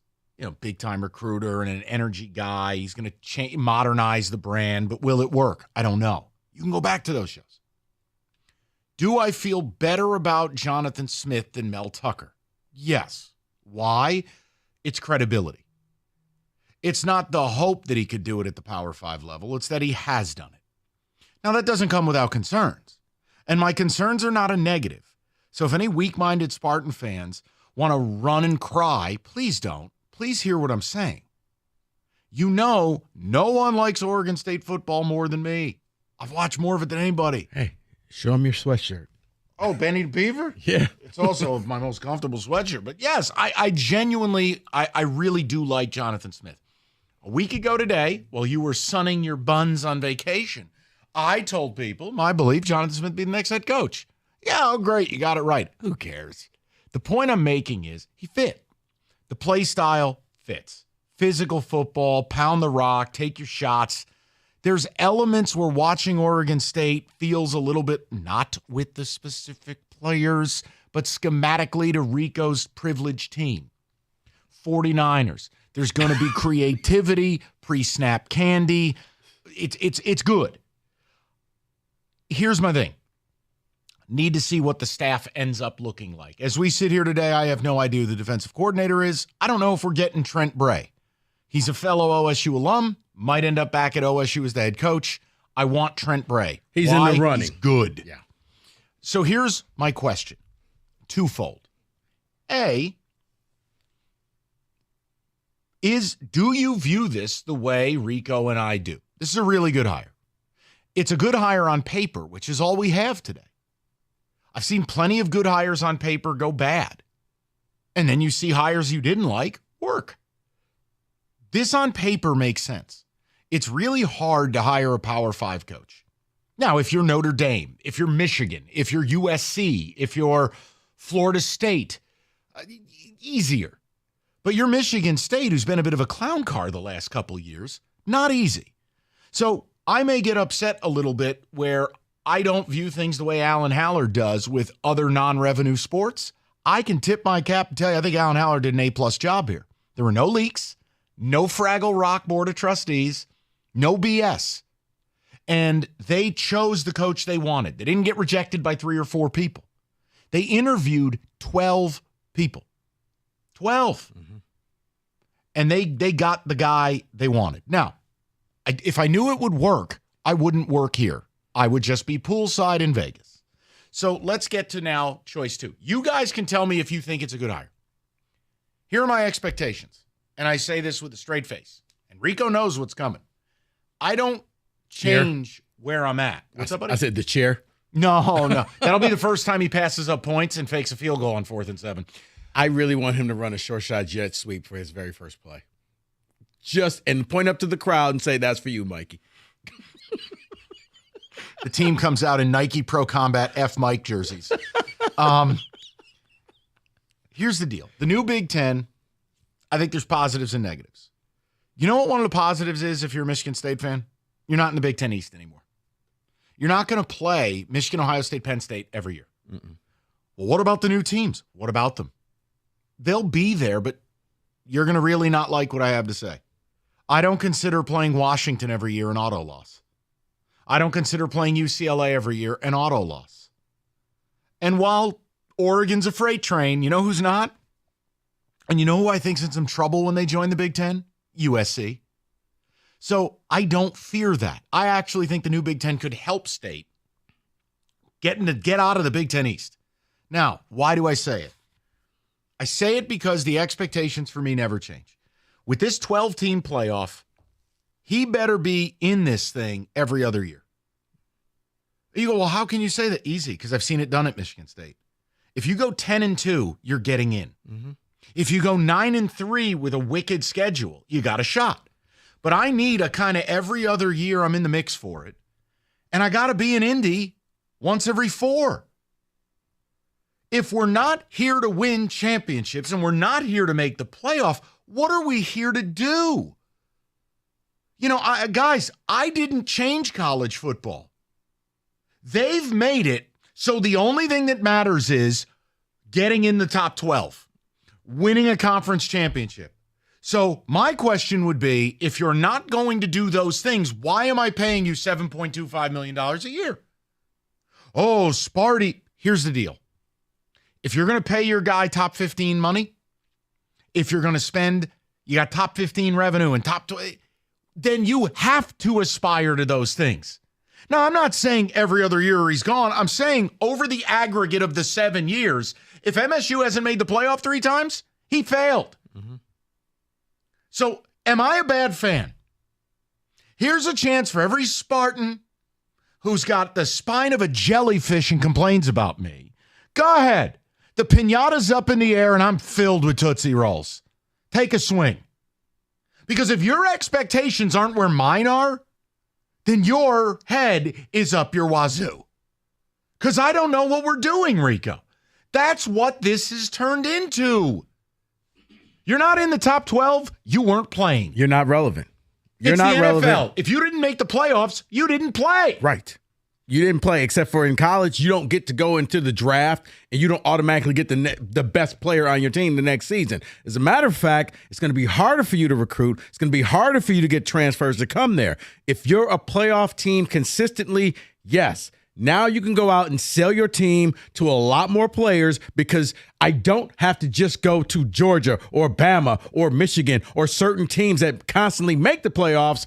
I could go to another school, make the playoffs, and still get on the field a lot faster. So options are open, and you have to take advantage of that. So I'm with you, because I said 3 out of 5 years, you need to be in the playoffs. And the other 2 years you're not in there, you need to be playing relevant games in week 11 and 12.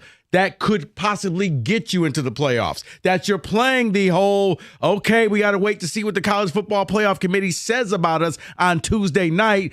Did they like this win over that win? But you're relevant, because if not, then what are we doing?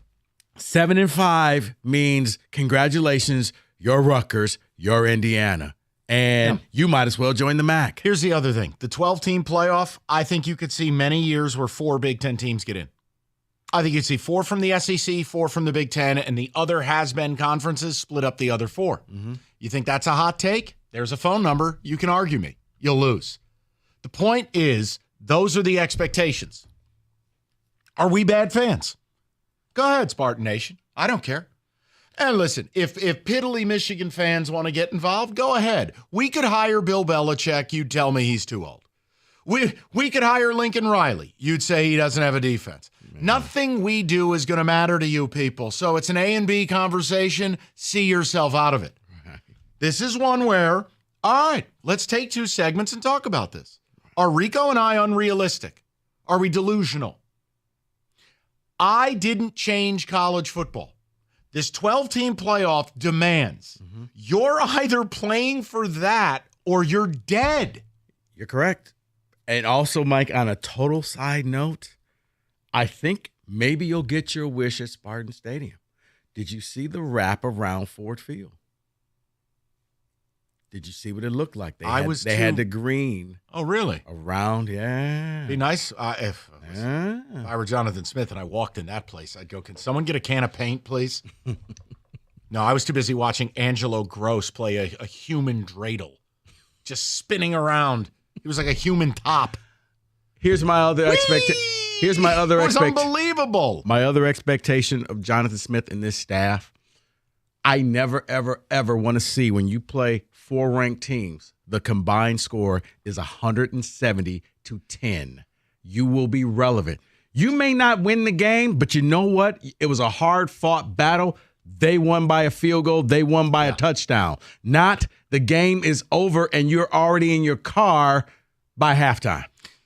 248-539-9797. Do you like the hire?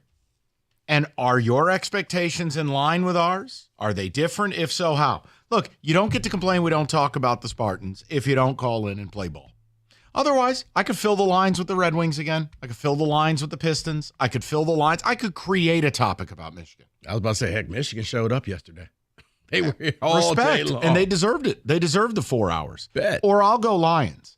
But if you don't want to talk about it the day they hire a new coach, then just get lost. I mean, we got a business to run. 248-539-9797. David, you've got a rather smug look on your face. So we're going to take the commercial break for you to adjust your attitude, and then we'll hear from you. You know, he just took this last segment and says, oh, guys, I'm going to put that on the refrigerator. Good segment. Yeah, I'll pass it along to the guys. Wait, that's cute. Oh. I got an SEC honk and a Wolverine scumbag behind the glass. Can I get a little help from my friends in East Lansing, please? Rico, sell them something. I will, Mike, because it is November. So let's talk about the Chevy dealer in the area leading the way, Hamilton Chevrolet in Warren. Andrew and his sales staff, they want to be your Chevy dealer, whether you're a Wolverine fan or a Spartan fan. Then he should be offering a Sparty discount. Oh, you know what? I'm going to talk to him for that for December because we got nothing to look forward to in a bowl game. They will guarantee you the lowest payment on your next Chevy, period. They're going to find you every discount, rebate, and incentive to save your money. Hamilton's inventory of new 2024 Chevrolets in great shape. These cars and trucks ready for immediate delivery, including the November Rico deal. Hurry up and get in there before the month is over. A new 2024 Chevy Equinox LT. $249 a month for 24 months. You walk in with $995 down. You drive away with 10,000 miles a year. Yeah, you heard me correct. A Chevy Equinox LT for $249 a month.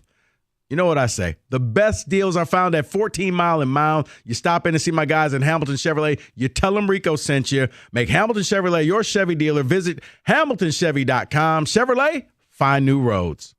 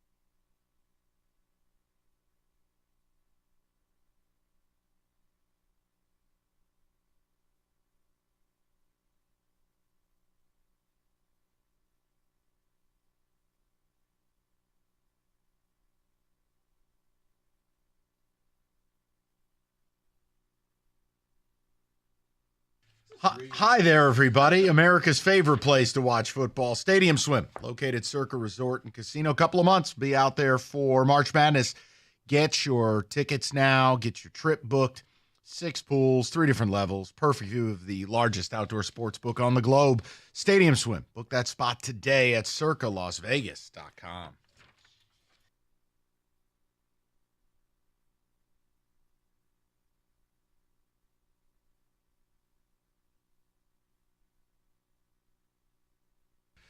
All right, David.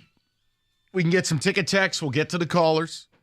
And listen, unequivocally, I can tell you I feel better about Jonathan Smith than Tucker. You can go back and listen to those shows. I didn't sit here selling you a dream. We got left high and dry on signing day by Mark D'Antonio.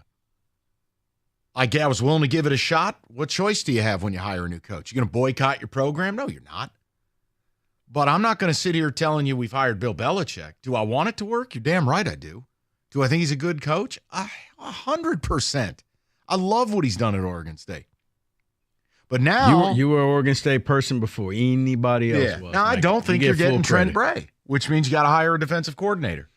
Now, I know who I think I'd lob a phone call to. I think you're probably about 50-50 with Bray. You may know something by Thursday, but I think you're about 50-50. You know who I'd lob a call to? Who's that? You're not going to believe it.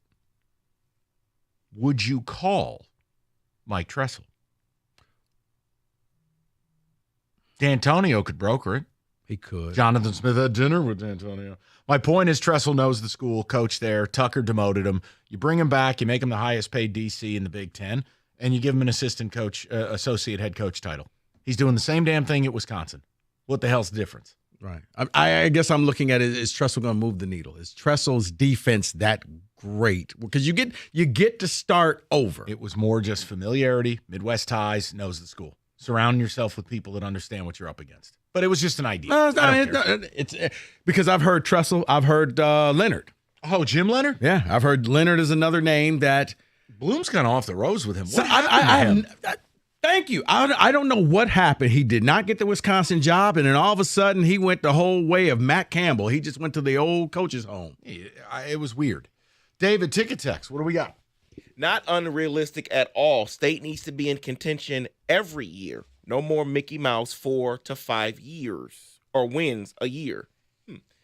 Mikey, I have season tickets. Tell me why this is the guy and why. Also, what about Childs coming here with Smith? Is he truly good? Well, I mean, I saw him in limited action. Here's how Oregon State would do this. They'd play him one series in the second quarter and one series in the third. True freshman. I think he was number 58 overall player on 24/7. So is this like the Chris Leak, Tim Tebow type of thing? Yeah. I mean, he's 6'4", 200. He's incredibly athletic. Guys, I don't know if he's good. I got to see him 2 series a game. Does he look good? Sure. But it's all hope. Can he handle taking 1,000 snaps? Do I think that's MSU starter next year? I do. I think if you're MSU, you're probably going to, if he goes into the portal, you're going to take him, and you're going to take another quarterback out of the portal as well. Well, side note, did you see, just showing you the going rate? Like, let's say you're a Michigan fan. I know where you're about to go. Yeah, like you're a Michigan fan, and let's say JJ declares. Cameron Ward is a transfer from Incarnate Word who blew up at Washington State. Now, he's a high wire act. He's good, and the thought process would be with better players around him, he'd be real good. Report today, he has as many as 10 standing 7-figure offers to go to places like A&M, Notre Dame, etc. We are now in the business of handing players $1 million to come play 8, 10, 12 college football games. Mm-hmm. Because it matters. Because we just talked about it. You got to be in the playoffs or you're nothing. So correct. You're going to make that $1 million back if your team is playing in a playoff game, especially if you get the bye or you get a home playoff game. If your team's 5 through 8 and you get that extra home game, oh, yeah, it's well worth it. And once again, and as you put it, to multi-millionaires and billionaires, $1 million is a pack of gum. It means nothing to them. It, to me, means the world. It means, yeah, you better win every game. But to those guys, hey, you know what? Go whatever team you're rooting for. Go Irish. Go Wolverines. Well, go wasn't Spartans. the report that your Baby Talia. Yeah. Wasn't the report he was offered 1.5 by an SEC school? Yeah. I mean, that's unbelievable. Makes more than a second-round draft pick in the NFL. Which is why it's more profitable to stick around for extra years, make the money, and then be a third-round pick. Oh, like Quinn Ewers. Well, I mean, he's already transferred, so he can't leave, but he's staying. Right. He needs to. He'll be a first-round pick next year. Right. But so, yeah, if Texas money can pay him $2 million, sure. Absolutely you stay. 100%. David, go ahead. I think asking for him to have 3 playoffs in the next 6 years is unrealistic. His first 2 to 3 years will be reloading a mostly barren cupboard. You get 1 year. I don't want to hear it. And the cupboard's only barren because that means you didn't work the transfer portal hard enough. And I'm not saying that you got to go out and find Kenneth Walker, but you can go out there and find people, and talent out there, because now it's not just table scraps. Now you get top players who will leave and jump into the portal because they feel like they're better than that school that they were at. Look, I love the idea of recruiting and developing and doing it the old way. It's gone. Now, Jonathan Smith says he wants to do some of that. Respect. You need time for that. But once you allow the open buying, basically you're treating players like a spice market. They're free agents. December 4th, you're going to see thousands of players in the portal. You can read some articles where some of these reporters are sitting on names that, quote, you won't believe they're in the portal. So, John, my message is this. If Michigan State is not serious about being able to go to the portal and expedite the rebuild, not taking some fourth-string taco vendor from Alabama, no, buying legitimate players, then get out of the sport. Yeah. That's it. You wanted NFL light? I'll treat it like NFL light. Would you ever accept your football team not using free agency? Yes or no? No. Then why would I accept this? No. And it's why Clemson is falling behind with Dabo, because Dabo refuses to do this. But, Mike, you have people already, and I know this probably doesn't mean much, but the average, like Deion Burks, star receiver at Purdue, has already said, I'm in the portal. Indiana's best receiver at the portal. Huh. Name escapes me. He's the 6'4" kid. Tall kid. Huh. Is it not McCullough? That was the linebacker who left last year. I get your point, though. Yes. Let's go to David. Do you have anything to add? I was looking up the Indiana receiver before you give it to you, but go to the call. My bad. I know he's tall and good, and he needs to get the hell up out of Bloomington. Let's go to Carl, 97.1. What's up, Carl? Hey, I'm so pumped. I'm happy. I think this is exactly what the program needed. The only way I'm going to judge him is he holds his coordinators to the fire. You know what I mean? I'm tired of seeing the rotation, the same song and dance, which is going to put somebody in a different seat. If he goes, you're not doing your job, you're out, then I think he'll be a good coach. I don't want to see Scotty Hazelton for the 4th year in a row. Carl, I get what you're saying, but I've often said we were focused on the wrong coordinator. But I understand exactly what you're saying is that how they make players accountable. I do think that coaches should hold their assistants accountable as well. 100%. 100%. And then my question is, right now, the Big Ten runs through Michigan and Ohio State, right? It runs just through Michigan. Okay, just through Michigan. But when Oregon comes in and USC, I feel like it's going to get shifted. How did Oregon State play against USC and Oregon? Because I believe that everything's going to run through those two schools. Yeah, I disagree, but I'm happy to answer right. it. Carl, a couple things. I mean, this year, no, they weren't going to beat Oregon. Oregon, to me, is one of the 3 best teams in America. They're a machine. But last year, they had a 21-point comeback and put 300 yards rushing on them and beat them. Last year against USC, they played a game. I think it was 17-7 final. Their defense tortured Caleb Williams. The problem was the last-second touchdown to Brendan Rice. Yep. Look, I really like this guy. I do. I think USC is going to struggle in the Big Ten.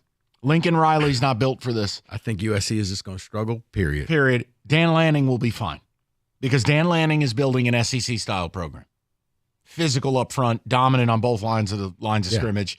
UW, I think it's going to be interesting to see what you do when you don't have Michael Penix for the first time. Let me help you what they're going to do. Enough of that fairy tale. And UCLA is just trash. Basically, you told your coach, well, you can stay for another year. By the way, They took Dante Moore out of bubble wrap. His first pass this week, another interception in the end zone. What? It's why I am dead set against true freshmen playing quarterback. Correct. 248-539-9797. More of your calls. Pistons next hour, but with a fun twist. Lions later in the day. Michael Valente. All right, Northville Lumber. Oldest company in the state, largest Trex decking outlet in the country. Nobody stocks more. Nobody sells more Trex than Northville. How do they do it? Simple. It's in stock. It's in their warehouse. You don't have to wait 4, 5, 6 weeks. You buy it, you get it. Industry low pricing. If you're not a builder, no problem. They'll introduce you to a Trex certified pro. All you got to do, call Northville Lumber today. It's that simple. Call Northville Lumber or go to northvillelumber.com. That's northvillelumber.com.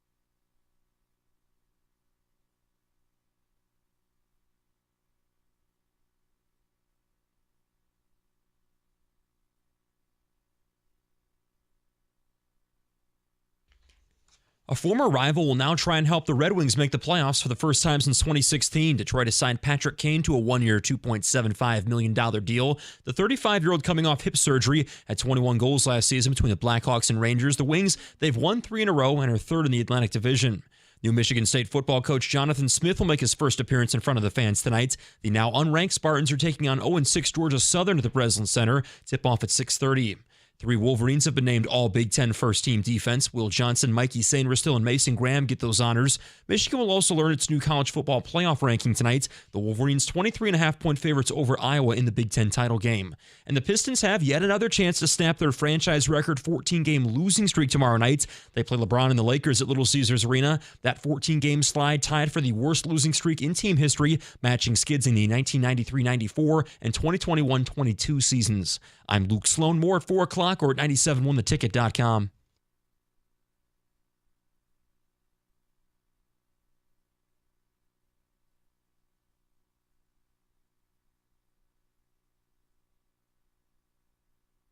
Oh, there you go, Rico. How nice of you.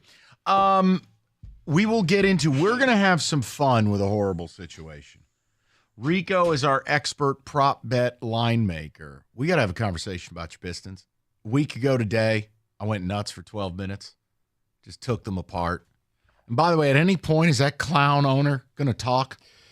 I don't know. Anyone going to tell Tom Gore's season started? I mean, at some point, you lose 14 in a row. You're the worst team in the NBA again. You may not win a game before New Year's. You know what? You might want to face the media. You might want to make a statement. But then again, you need to know your season started. You need to actually be here. Put on a club shirt, get out there, have somebody do your hair, and figure it out, dude. But we'll get to it. They got their doors blown off by the Wizards last night. 14 in a row. I quit. Very entertaining 12 minutes, by the way. Oh, I caught it on vacation. Thank you. I just had enough. I was really just annoyed. I had to set the phone down because it was about to blow up. It was on fire. No Jokic, no Murray, no Malone, and you still couldn't win. You pieces of garbage. David, we will do Rico's power rank next. I want to get these phone calls, though. Jonathan Smith, Michigan State. We've outlined what the expectation is. You can tell us we're bad fans. Let's go to Joe, 97.1. What's up, Joe?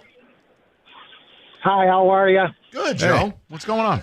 I'll tell you, 25-year Spartan season ticket holder and graduated from there. Couldn't agree with you more. College football is nowhere near like it was. We used to go in the stands. We'd hope for the Rose Bowl. We'd hope for a bowl game.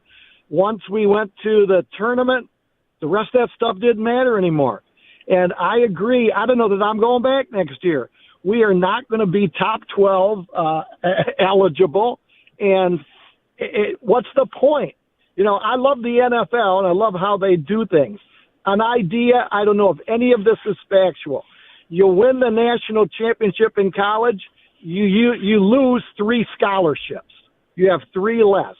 If you win the national championship or go to the tournament, you have less, not more, NIL money. To sort of equate it to the better teams don't get the advantages the next year, just like in the NFL.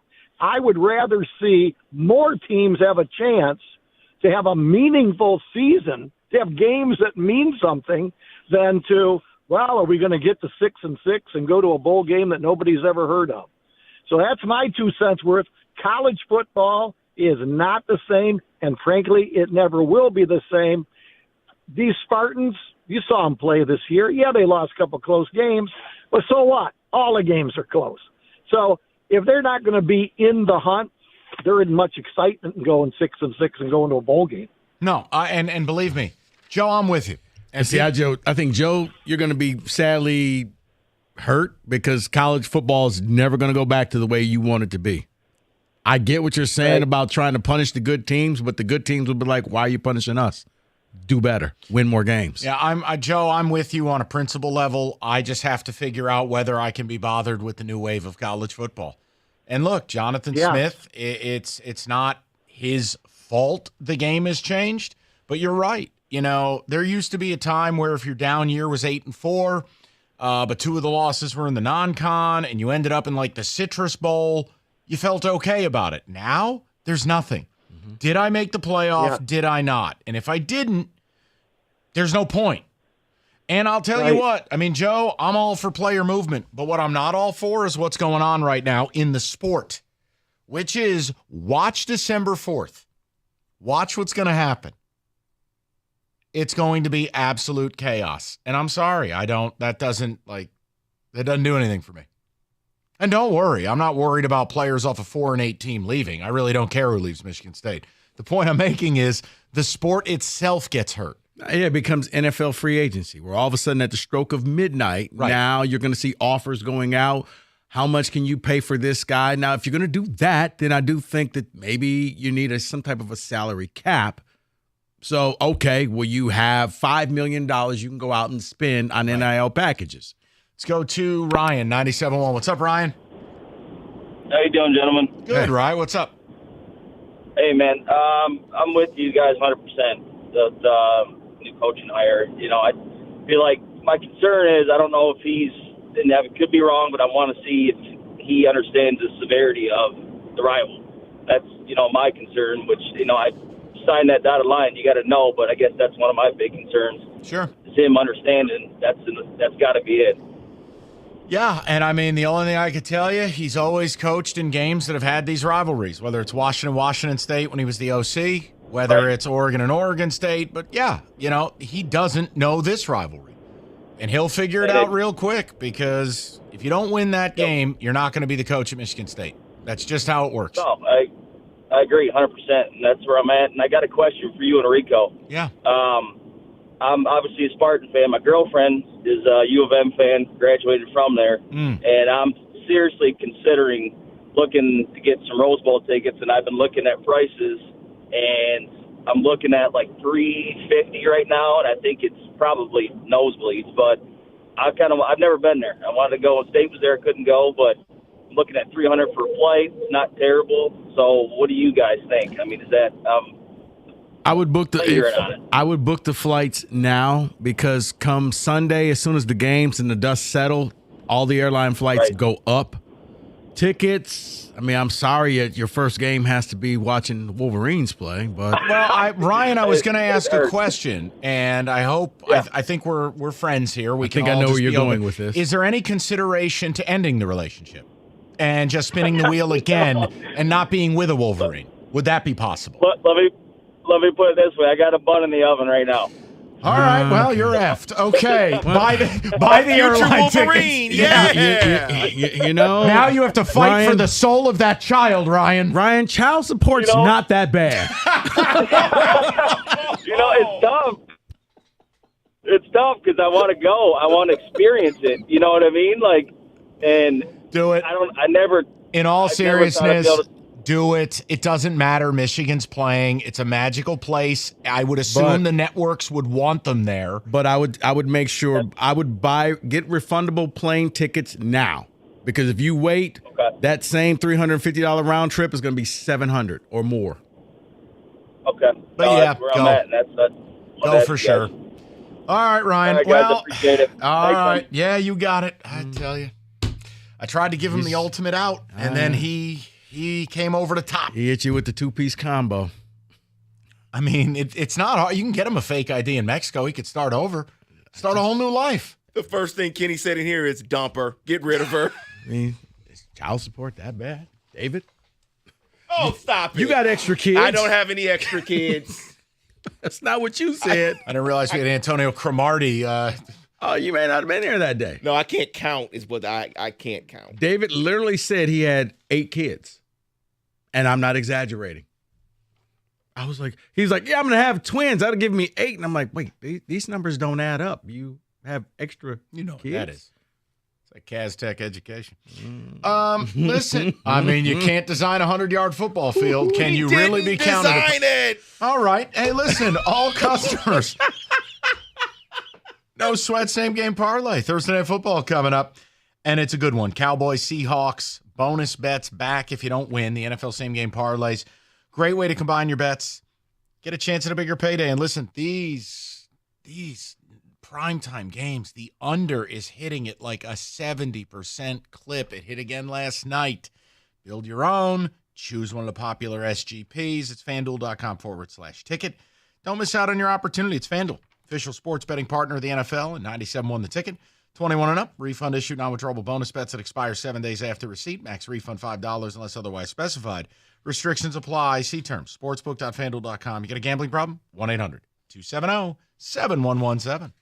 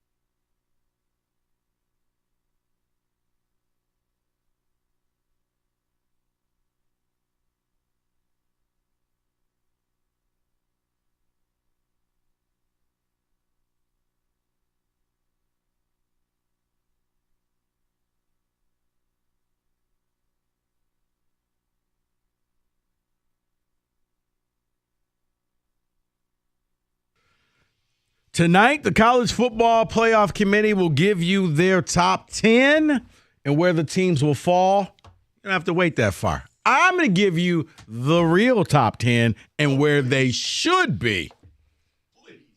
David, hit it.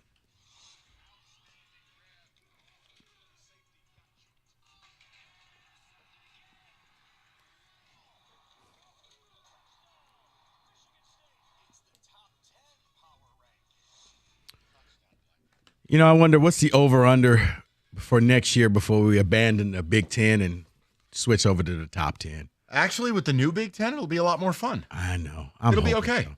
Right, because I can leave teams out and I don't have to worry about it. All right, let me hear this because I want to see how badly you underrate Oregon. This will be exciting. All right. Well, we're going to start at number 10. Go ahead. Let's hear it. Michael, number 10. I'm going to go with the team that they have a chance to possibly really do nothing, but I'm putting down my coffee for this lead up. No, they embarrassed Possibly do nothing. They embarrassed themselves earlier in the year, but then they came to Ford Field and embarrassed the Spartans. I'll give you the Penn State Nittany Lions at 10. I will tell you this. I don't know what joy you get as a Penn State fan.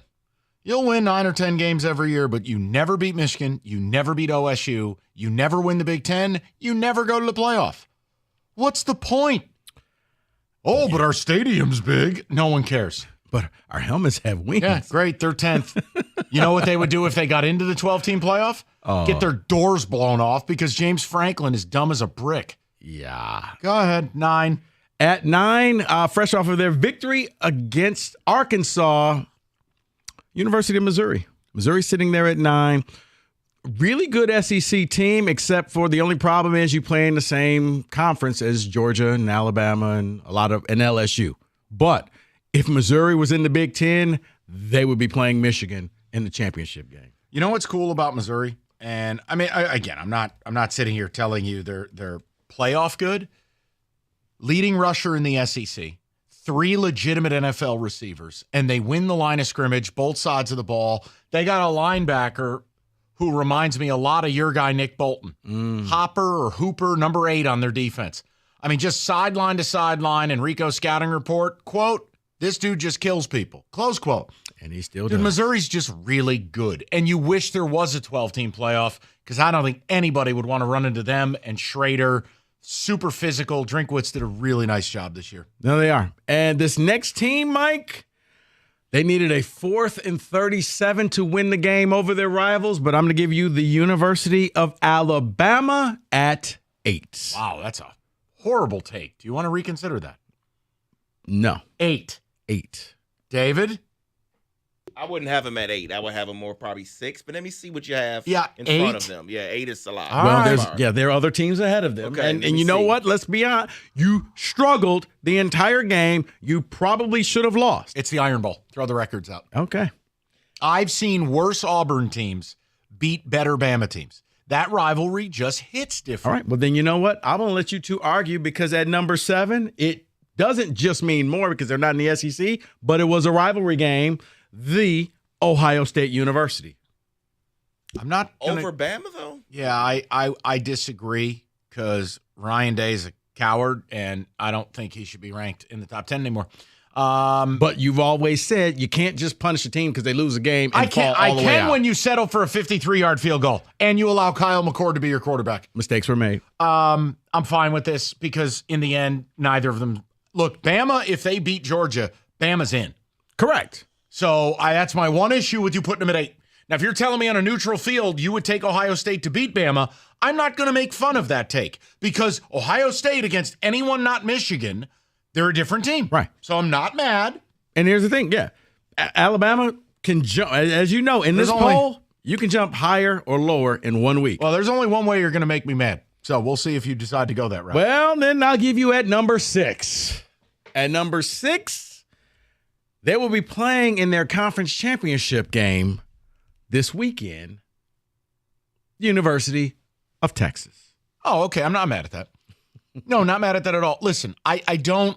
Is there a chance Texas gets in? Yes. I think that this is the interesting part. Do we in this room believe there will at least be a conversation about 12-1 Texas and a potential 13-0 Florida State without Jordan Travis? I think it's going to be interesting to see, does Texas look to put up style points against Oklahoma State? I think they will. They have to. And they did last week. That's what was interesting. 57-7 over Tech. But is style points mean anything? It's like Michigan putting up style points over Iowa.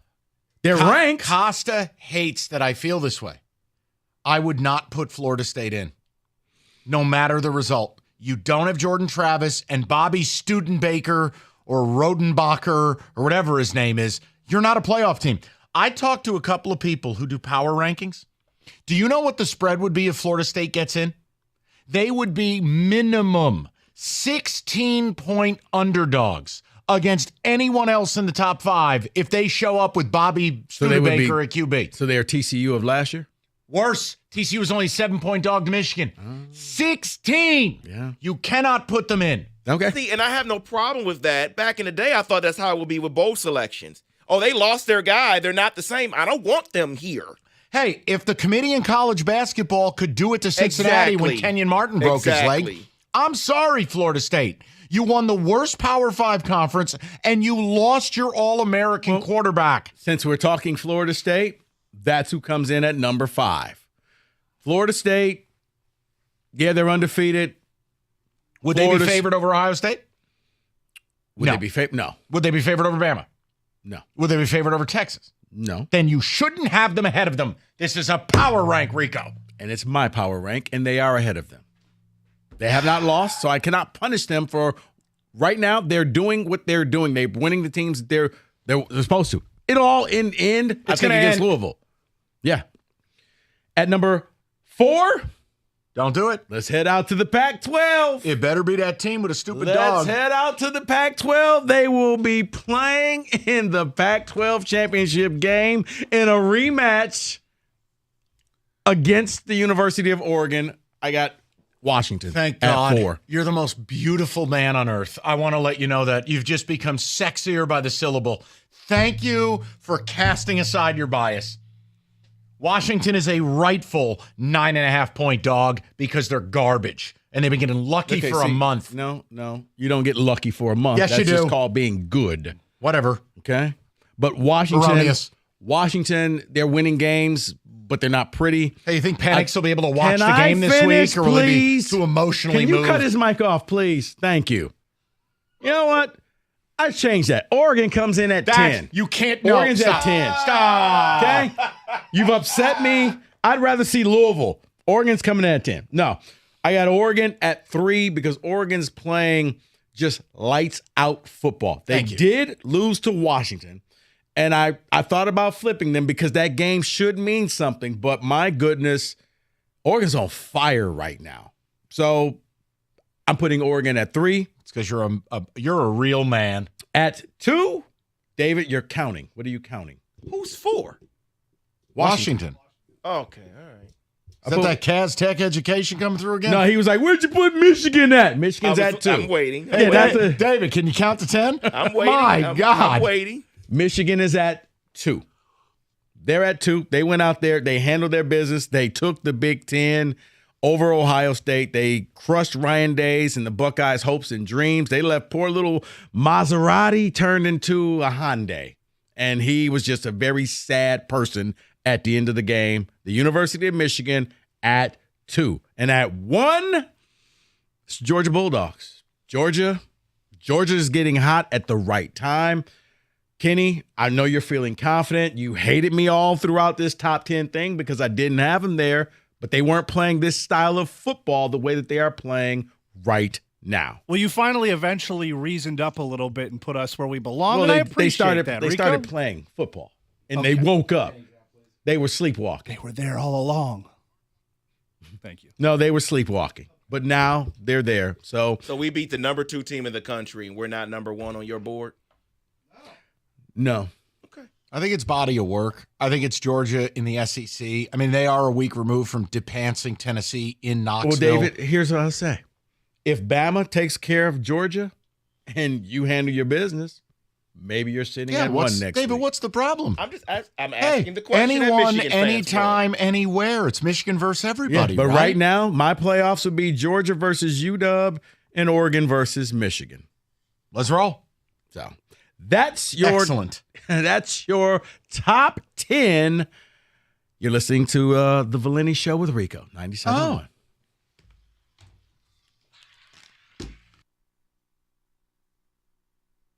Oops. Sorry about that. Uh-oh. No, the winter is coming up, and you need to reserve your spot at Specs at LTU for the winter semester because the fall semester ends in a couple of weeks. Winter semester will start in January. What are you waiting for?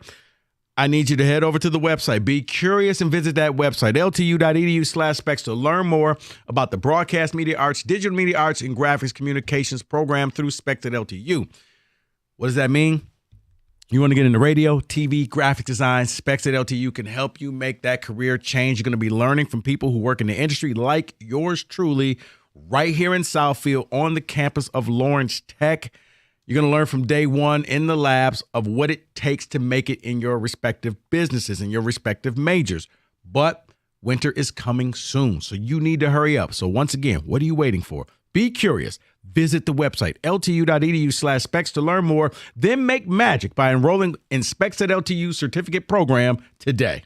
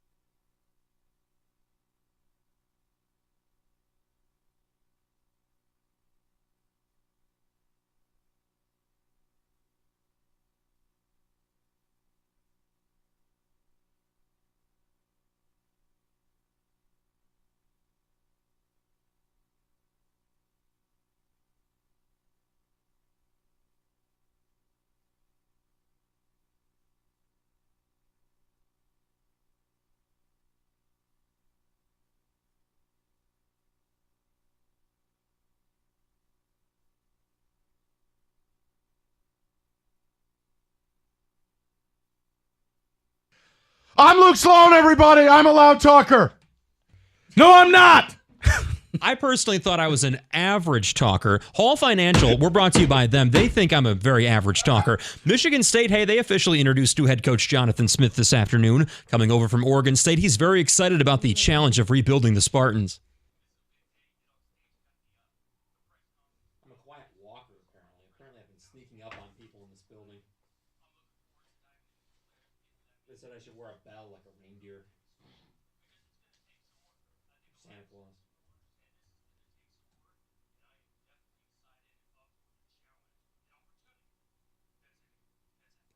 Smith will earn $7.25 million a year over the course of a 7-year deal. As for one of those main messages to the team, he says, low ego, high outputs.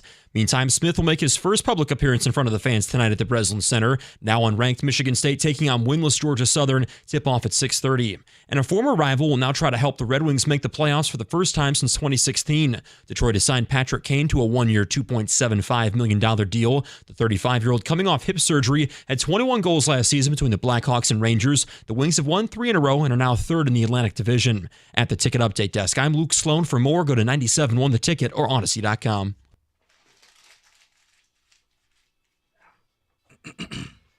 All right, before we get to the rest of these phone calls, we are going to get to the Pistons later in the hour in a fun way.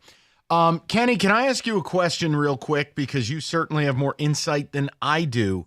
Breaking news.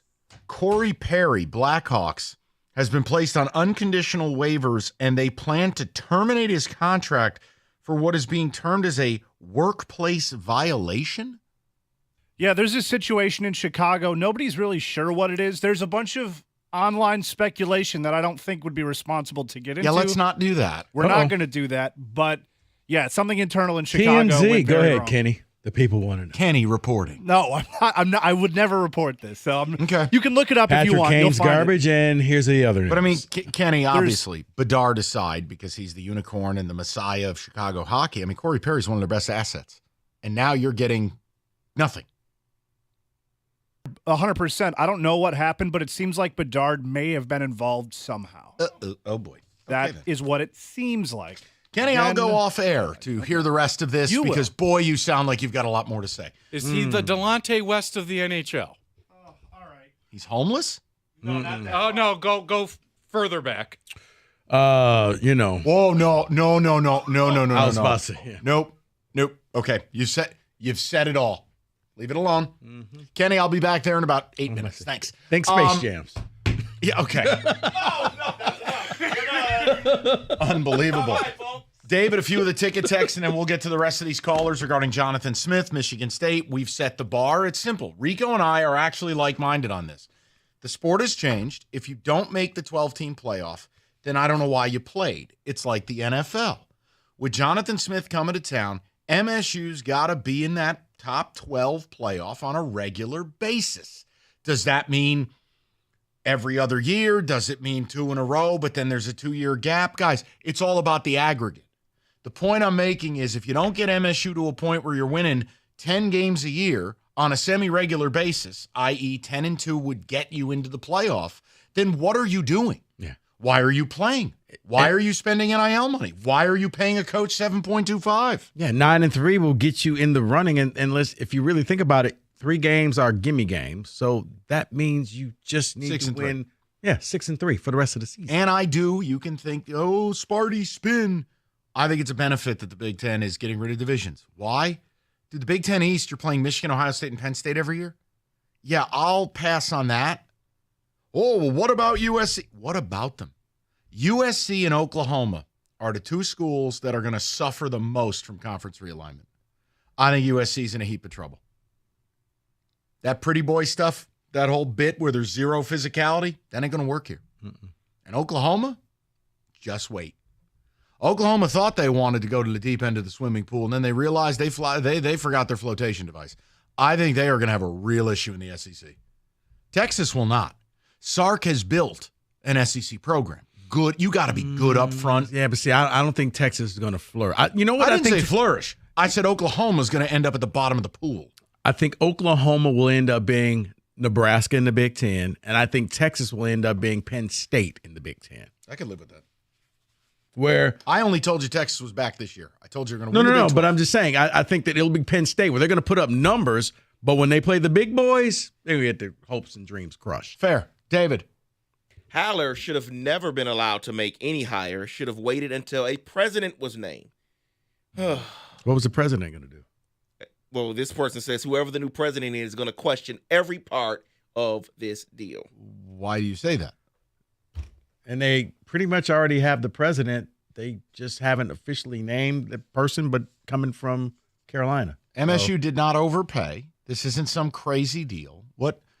7 years, 7.2 per. That's it. Not that's it. I'm saying that's going rate. You know what? I don't care. Right. Next. And the president, their president will be at the school at the end of the semester in June. So I'm sure they were on board with this. Really like the Smith hire. It's good to have a functional adult. Can you answer me why the MSU media always tries to sell us patience and why they won't take Izzo to task for his awful job he's doing this year? Here's Rico. He's done another job where he's playing a lot of teams. He's losing the games.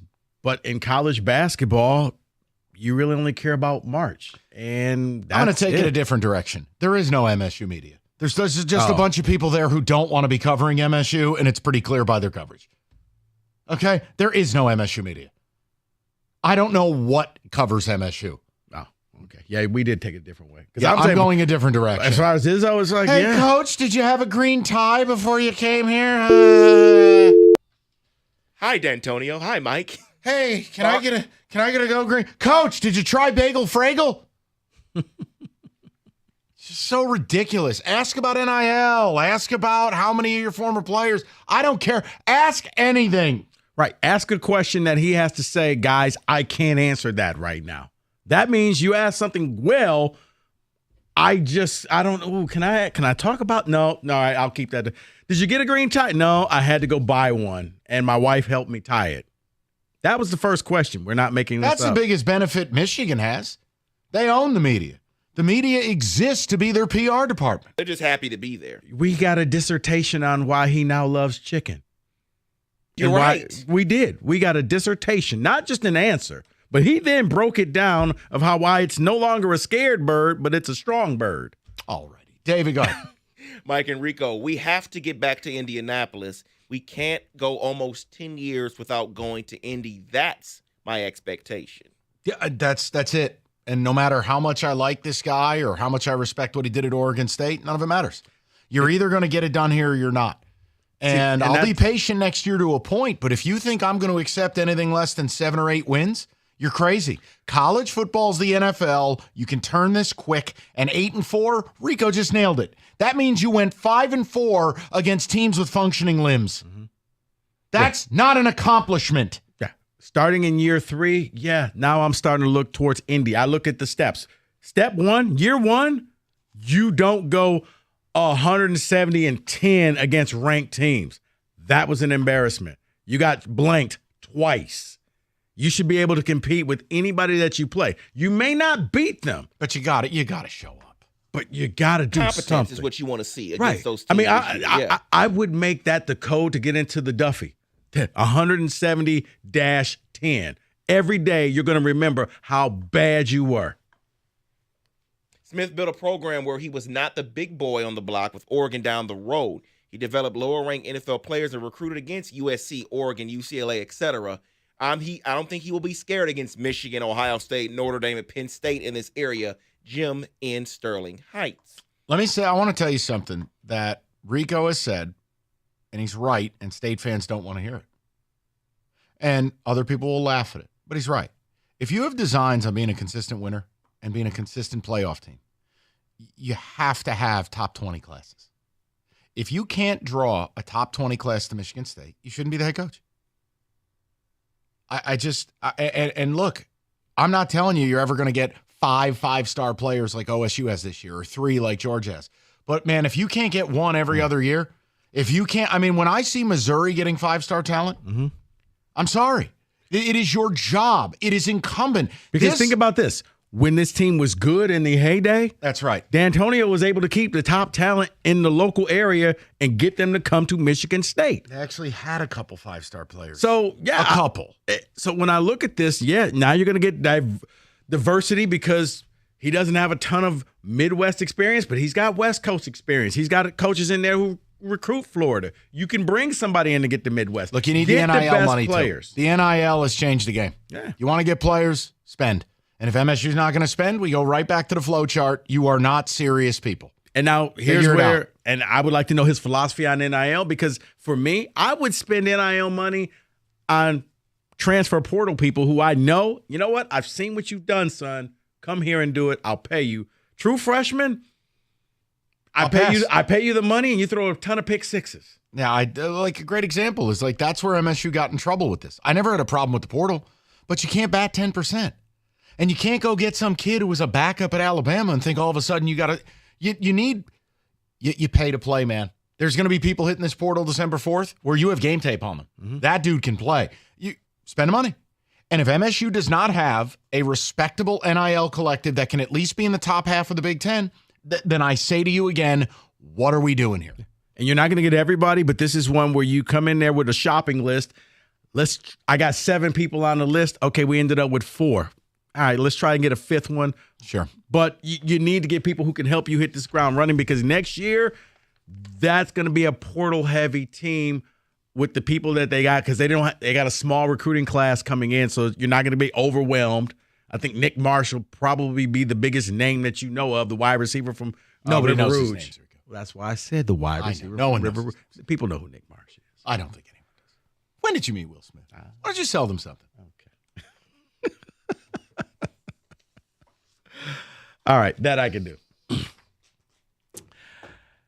Well, we talk about all these different sports. In college basketball, somebody asked about that. I love it. We got college football coming up this weekend. Xfinity connects me to more of the great game that I love.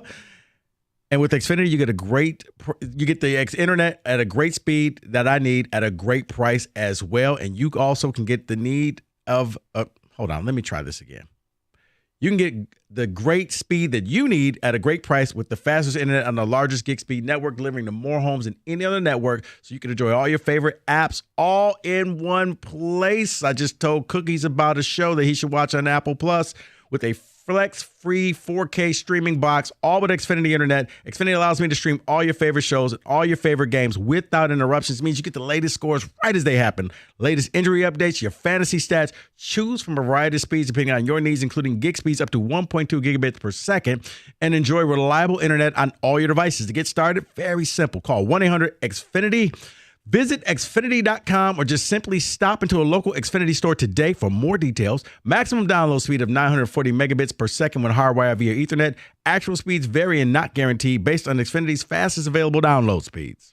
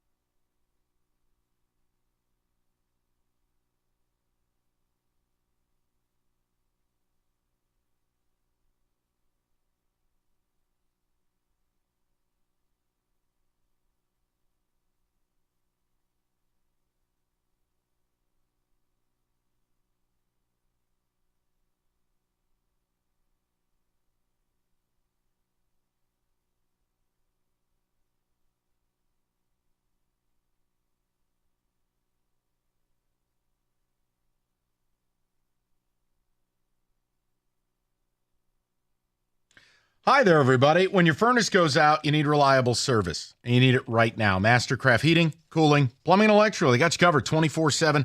Locally owned for 40 years. Going to back their work with a 5-year warranty. Mastercraft, your one-stop shop for heating, AC, plumbing, electrical, you name it. They got you covered. If Mastercraft can't get to you same day, they're going to take $100 off that next day service call. Visit mastercraftheating.com.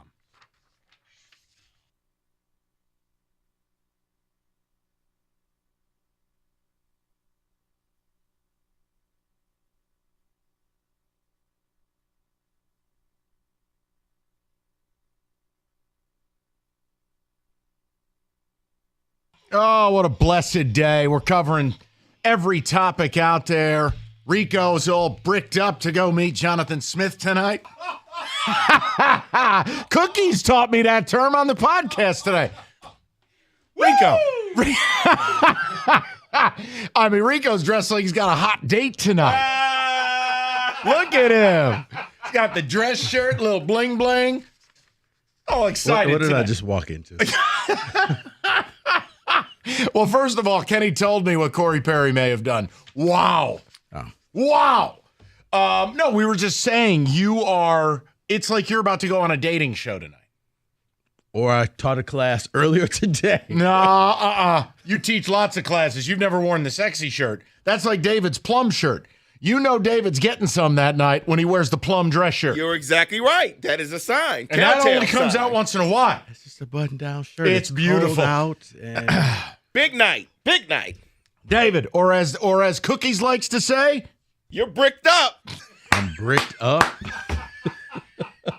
What is going on?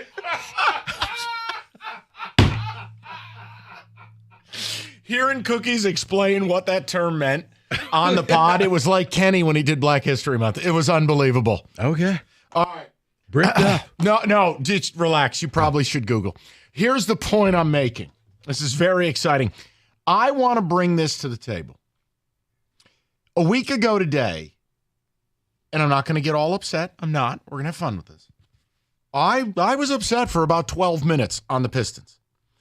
Well, they haven't won a game since. Their losing streak continues.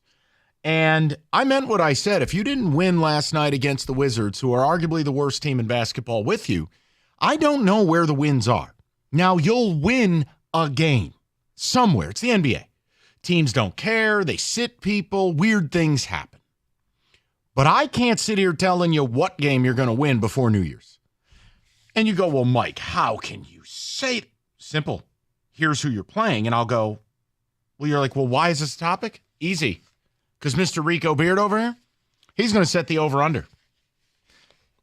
Lakers at New York, Cavs, Pacers, Sixers, at the Bucks, at the Hawks, Jazz, at the Nets, at Celtics, Raptors.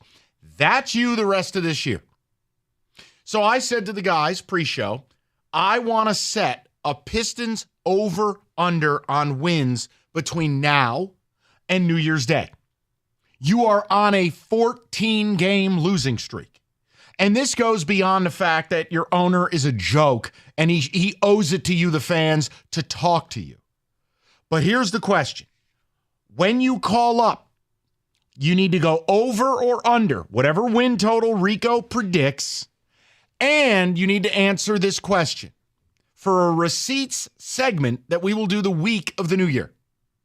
The question you will answer is, will Troy Weaver still be gainfully employed? Because as you sit here at 2-15, what are you setting the over-under at in those 13 basketball games? How many wins over-under? Mike, I'm seeing 2. I'm trying. You got to set the over-under at 2.5. That's what I'm saying. Do I want to go 2.5 or do I want to go 3.5? So if you go under 3 wins. I'm going to go under 3.5 only because there's also going to just be a throwaway game where a team just won't care. They're thinking about little Billy's Christmas gift and, oh, yeah, I forgot we're playing a game. So you're 2-15 right now. 3.5. If you go 3-10, that puts you at 5-25. Just so you understand what we're talking about. You want to set the over-under 13 games between now and January 1st. 3.5 for the Pistons, and you're going under. Yeah, I'm going under. David, over under 3.5. And will Troy Weaver be employed January 1st? I don't think he'll be employed either. You think he's going to get fired? He should be. Is Tom Gores awake? That's the other question. Probably not, but he could be reloading the T-shirt gun. I look at this 2 games. I'm looking the back-to-back with Philly and the back-to-back with Brooklyn. That even if Philly and Brooklyn are just going to say in that second game, we don't care. And you're going to see their second and third string guys in that game. So those are 2 possible games that you could win. Throw in another random game, and that's my 3. Lakers stink. I was thinking that New York. They're better than the Pistons. Everyone's better than the Pistons, David. The point is it's the NBA. Over under 3.5, and is Weaver employed January 1st? Well, as I look at this, I'm seeing 2 teams that aren't in the playoffs or the play-in right now on the schedule till we get to the new year. So I'm going to say under 3.5. And I'm going to say, yes, Weaver has a job, because until I see that the owner is alive and awake and paying attention to the season, then I have to say he'll still have a job. Yes. David, just think about what we're talking. Oh. Let's say they win 4 games. Let's say they go over. They go 4-9 in their next 13. They're celebrating. No. You're 6-24. If you want to be Mr. We're talking about. If you want to be Mr. Negative, I look at it more as you won 4 games. At the start of the year, you would have 6 wins. That is not at all ever a positive. 6 wins at New Year's Day. Meanwhile, right, the same, more like this. What do you mean, Will Smith? The team who started the rebuild the same time the Red Wings did, basically. The Red Wings just signed Patrick Kane, Odyssey.com rewind if you want to go hear it. The Pistons were setting over-unders on whether they win. Do you understand if they don't win either of the next 2 games, they're going to go a calendar month without a win? Wow. Nothing in November. Nothing. I didn't realize that until you just said it, but what's the opposite of bricked up? It's no win November. Wow. I mean, they should have did it for a charity. We won't win a game for a charity. I want to hear from the people. Answer the question. Over under 3.5 wins their next 13 games. And is Troy Weaver employed on New Year's Day? Because in a serious note, at least Sheila Ford Hamp had the decency. When the Lions were sitting at 1-5, Sheila Ford Hamp had the decency to face the music and talk to the media. How Tom Gores does not show up in his oversized shoes, show up because he wears boots 4 sizes too big, show up and talk to people before one of your home games. Yeah. Please. Yeah. You want to hear something that really is bad? And that would get floated in the prop bet casino? What? By the end of the year, will the Lions lose more games than the Pistons win? God, that's a great question. I mean, the Lions have what, 5 games left? 6? 5? Yeah, 5. Yeah. And the Lions have 3 losses. If they went 2-3, you'd be 11-6. 6 losses versus 6 wins for the Pistons by New Year's Day. They'd have to win 4 of the next 13. Do you believe this? Like, I don't care how much money you have in this world. I don't care if you're Jeff Bezos. Losing and being embarrassed is still a thing. If you have competitive drive, if you have any personal compass, if you're not just floating through the world as if it's one giant nightclub. Like, could you possibly step to the plate? How's Arn Tellem still here? How do we have his kid running pro player personnel? Dude. It's a simple question. What are we doing? What are we doing? You know how when like the Irish come out and says play like a champion? They should have a little placard above the locker room. What are we doing? Why are we here? Yeah. What are we doing? 248-539-9797. I'm happy to get to your calls on Jonathan Smith. Happy to get to your calls on the Pistons. Over under, next 13 games, gave you the schedule. They got their doors blown off by the Wizards last night. I don't know where Gores is. I don't know how Troy Weaver's employed, and I don't know when this stops. Because when you look at this, can I tell you with a certainty they're beating the Lakers? I can't. And you can't say for certain they're beating anybody. True. I mean, because teams will they will play their second string and still beat you by 10 points. We played the Hawks, and they played their D string, and we lost. I don't even think Trae Young made it. All righty. He didn't. He got hung up on the 9-4. Is that a Kwame reset? Good for you. Hungry Howie's. The Kenny Cott pizza, it's coming to an end. A couple more days in the month of November. The mac and cheese pizza, $10.99 for $2 more. You add the buffalo chicken or the jalapeno bacon. Couple more days. If you want to stick to the classics, the mix and match, $6.99. Mix and match. Get dinner on the table in 30 minutes. It's all there for you. Kenny Cott approved pepperoni cheese bread as well. This offer, it doesn't last forever. The mac and cheese pizza available for a limited time only, a.k.a. a couple more days. Head on over to Hungry Howie's and get yours today.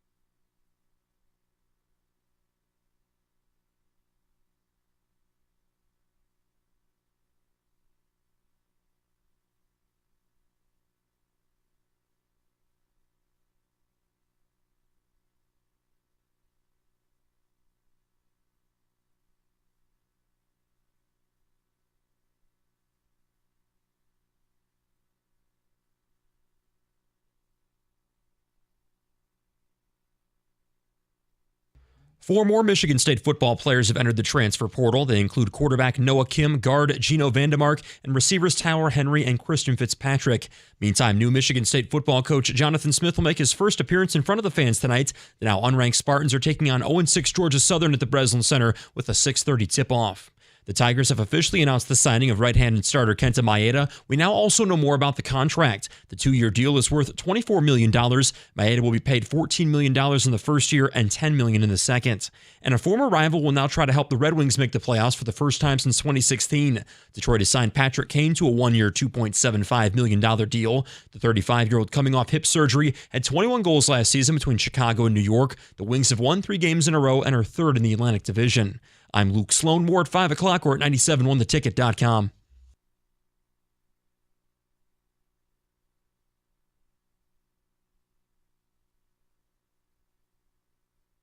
All right, let's get to the people. If you want to hear about Patrick Kane, we started the show with it. Odyssey.com rewind. We talked about Jonathan Smith, top of the 3 o'clock. That's still in the mix. And brought up the Pistons. I mean, that was the last game they're going to be favored in for the rest of the year. By New Year's Day, you got 13 games. They're on a 14-game losing streak.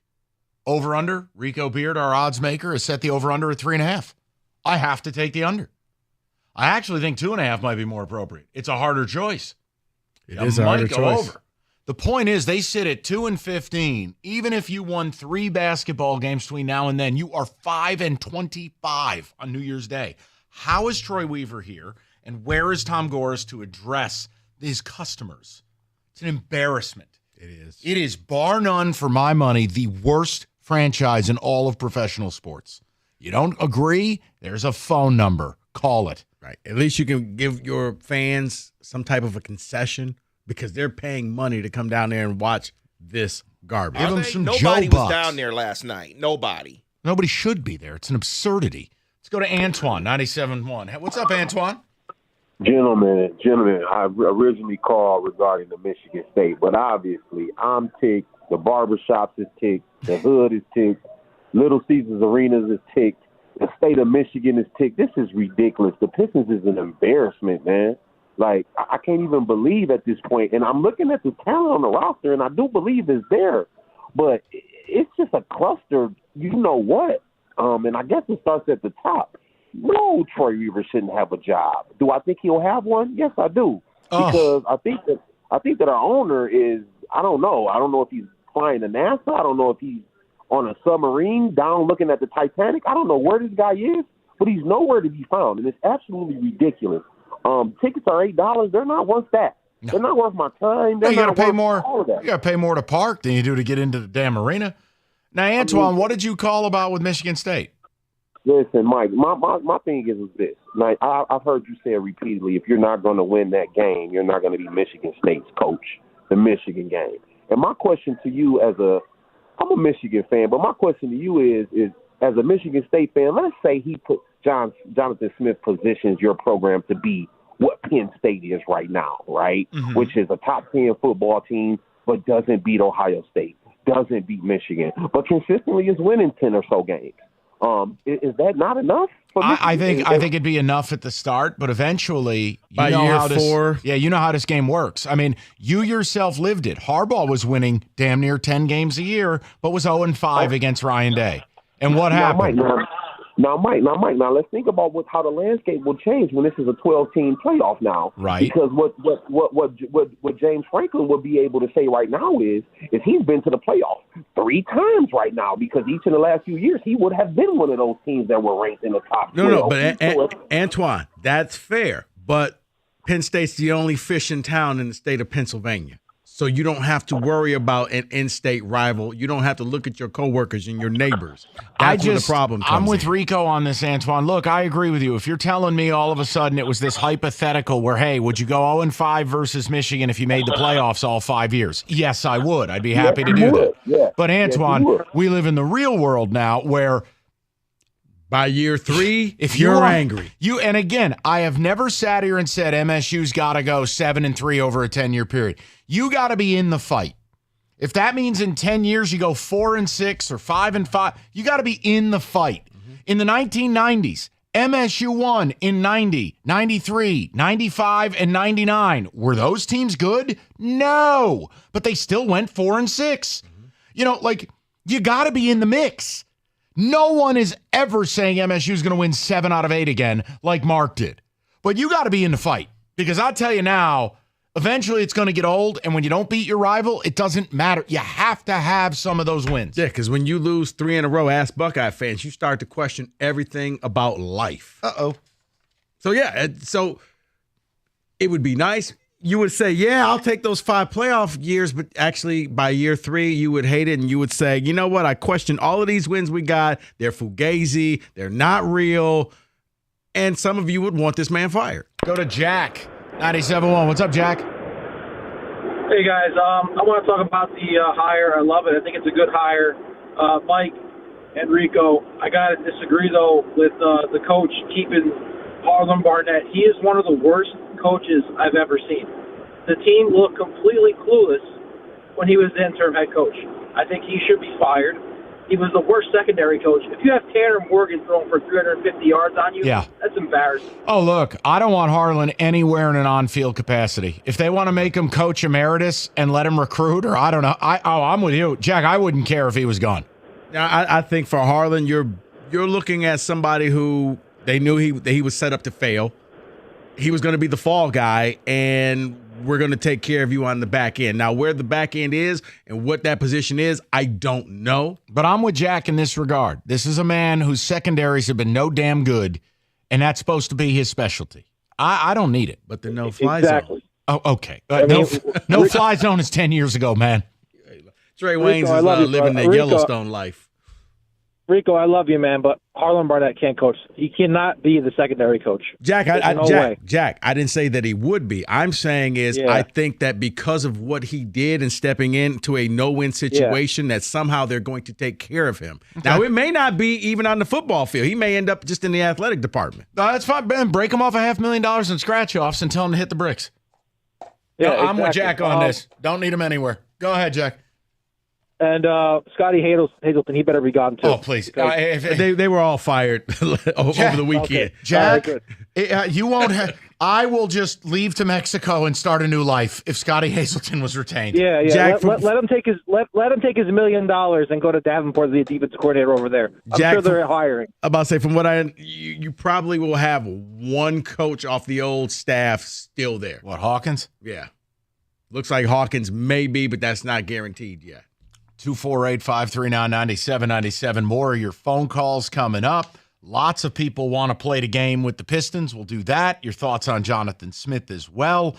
Holidays are here. You got a year-end sale at Paulson's. Get your last-minute gifts for the entire family. 20% off Sonos soundbars. 25% off Paradigm speakers. Anthem receivers and amps. 15%. $1,000 off Sony laser projectors. They got it all. And if you don't remember anything, just remember this. Their prices are always less than Amazon Prime and Best Buy. They will show you right in the store. It's simple. Paulson's Audio Video is the toy store for grown-ups. Go and see them. Northwest corner of 12 Mile Road in Halstead. 30 years in the game. They're the best. It's paulsonsav.com. It's Paulson's Audio Video. It is the toy store for grown-ups.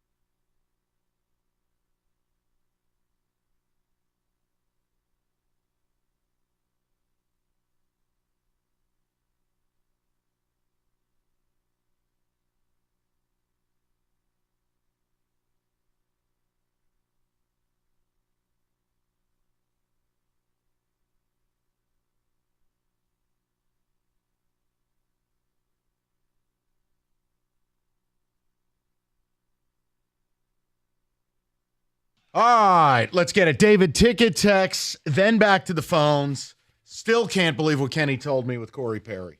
Truly remarkable. David, what do you got, buddy? If Rico sets it at 2.5, I am going under, they say. I put it at 1.5, and we'll take the over action on that. That's not how this works. Right. Mike, this team is going to win one game by January 1st. They suck, and I am angry about it. Hold on. I want you to just say this with me. If that were the case, and I don't believe it is, if you won one game between now and January 1st, that means you're 1-12.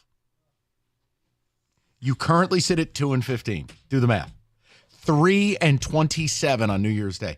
How would Troy Weaver be here? How would can Tom Gores just talk? Show up, say you're totally embarrassed, say this is more than just money.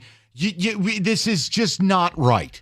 Do what Sheila did with the Lions. And we all mocked her and was like, you know what? Yeah, we've heard this before. Do something. But now we're like, okay, you know what? You weren't lying to us. You really do feel our pain, because that's real. I think Pistons fans just want him to say, I feel your pain. That's all fans want of any owner. Yeah. Besides the winning and the money, we want to feel like, even if they're lying to us, that they care. You don't Fans have to go want to feel like somehow this means more than just your real estate and whatever capital gains tax you have to pay. Right. This isn't, you don't have to go as, what do you call it, Ari Gold, and just start with the paintball gun and just walk if I own the Pistons? Right. But Barb! It's just, guys, I see it. I'm not happy. Yeah, we don't need David Tepper. Right. We just need someone there in between. Why would anybody ever want to go to the Panthers? I got nothing. I'll tell you one thing. Ben Johnson, when you see that area from there, hang it up. No. Voicemail. Send it to voicemail. Paintball gun. Who this? You call Ben Johnson. Ben, you answer the phone. Who this? I got a new phone. Who's this? Who this? From Doug, under 3.5, and Troy Weaver will be employed. Remember, Gores gave him an extension last year for being in last place. The money's not real. What do you think? What is he paying Troy Weaver? This guy's a billionaire several times over. This investment alone, he has at minimum quadrupled.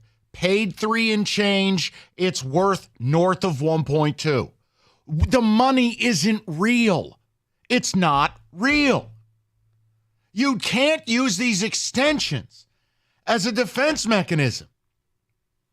Mike and Canton, the Pistons have won 4 games since the trade deadline. What makes you think they can win that many in the next few weeks? Just because you're operating at a level that is so bad, there has to be almost positive regression to the mean. And the fact that you got a couple of back-to-back games against teams that really won't care about you in Philly and Brooklyn, where they just, you know what, whatever. If you want to take one of these games, you can have them. In the grand scheme of things, I think that's 2 right there. Now, can you win 2 more games? Think about what we're saying. Can you win 2 more games? They can't win 2 games. No, I'm giving you the back-to-back. You can't give the Pistons the back-to-backs. You just can't. David, because in the second game, you really are checked out. You'll probably bring up G League players and for that game. And you can still beat the Pistons. Do you know the biggest folly in all of this? Is people are going to begin to turn on Cade.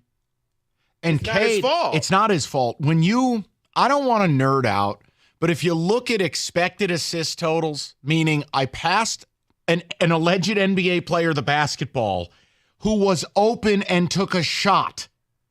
The expected versus his reality, there's like a 7 assist gap to expected and what he has. What that means is your teammates are actual ass.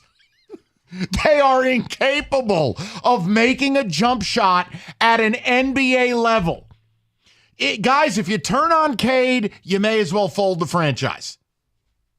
He's not the problem. It's like he's playing at your local gym. He's great, but no one else can hit. Troy Weaver has collected Fabergé eggs that can't shoot. He's the only guy in the league who has prioritized not shooting. Monty Williams' offense is predicated on shooting. Why do you think you're parking people in the corner? Hey, Asur, here's the ball. I mean, he can't hit a jump shot. But he had a sweet reverse layup. Oh, you know what? It made Sports Center. It made Sports Center. Yeah. I hate both of you. Let's go to the Twitter people. and X blew up after that. Like, wow, he's Plastic Man. Okay. Andrew, 97.1. What's up, Andrew? Andrew. He gone. All right, we'll go to the next one. We'll go to Steve, 97.1. Stevie, how you doing, buddy? Good afternoon, gentlemen. That guy John took my comments about Harlan Barnett, but I got a second question.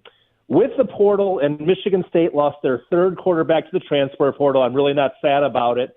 Are we going to see a Colorado Buffalo roster overhaul, and are we going to have a good transfer portal QB next year or a true freshman out there on the field at Spartan Stadium? And I love seeing Rico in Section 9 every season, brother. Thank you. Appreciate that. No, I think what you're going to end up with is a transfer portal quarterback or two.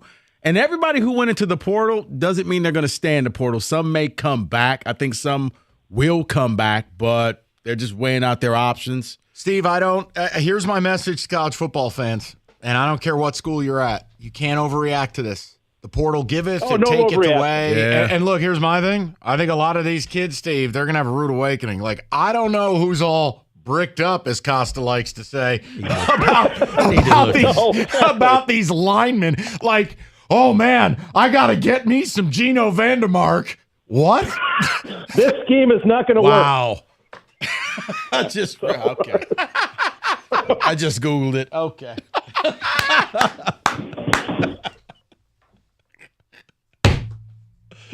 I mean, you're going to see some of these guys. Hey, you enjoy that new, like, $50 million locker room with a fan on your ass? You know who doesn't have that?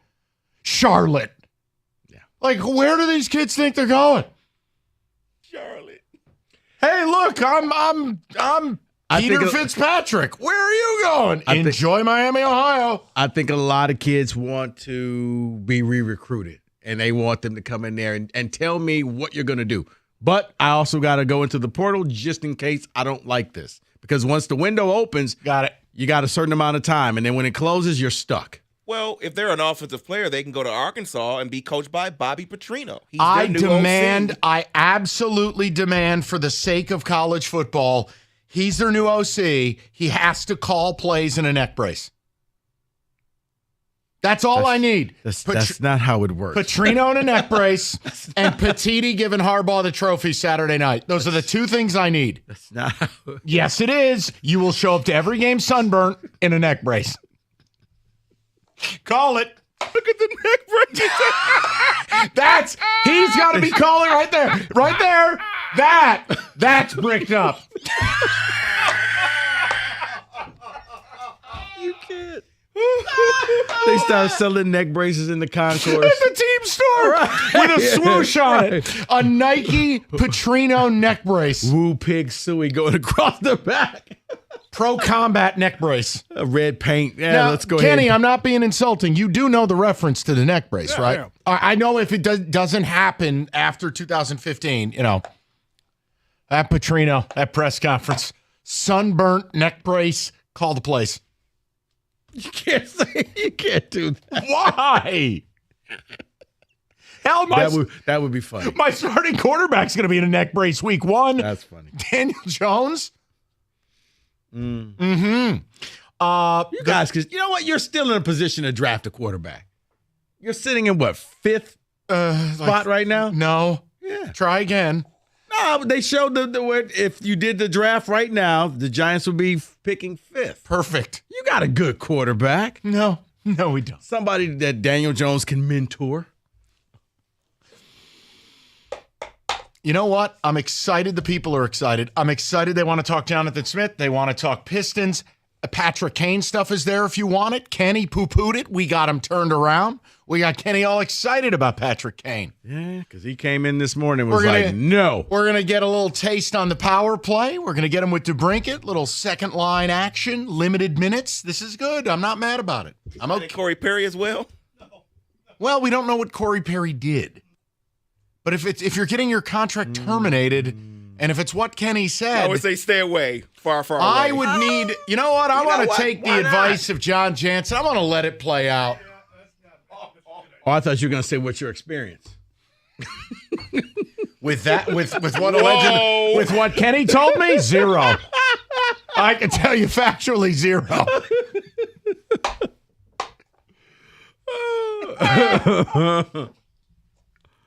We'll get to your calls next. 97.1.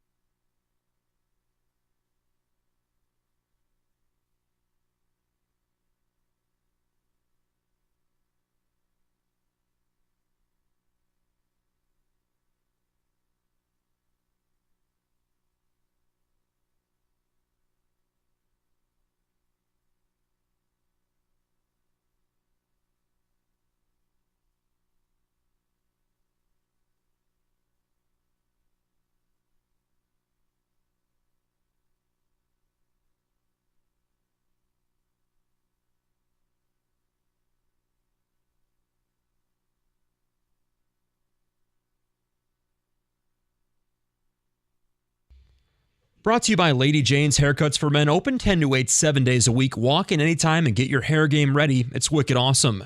New Michigan State head coach Jonathan Smith was officially introduced this afternoon. The former Oregon State coach was asked about his vision for the program.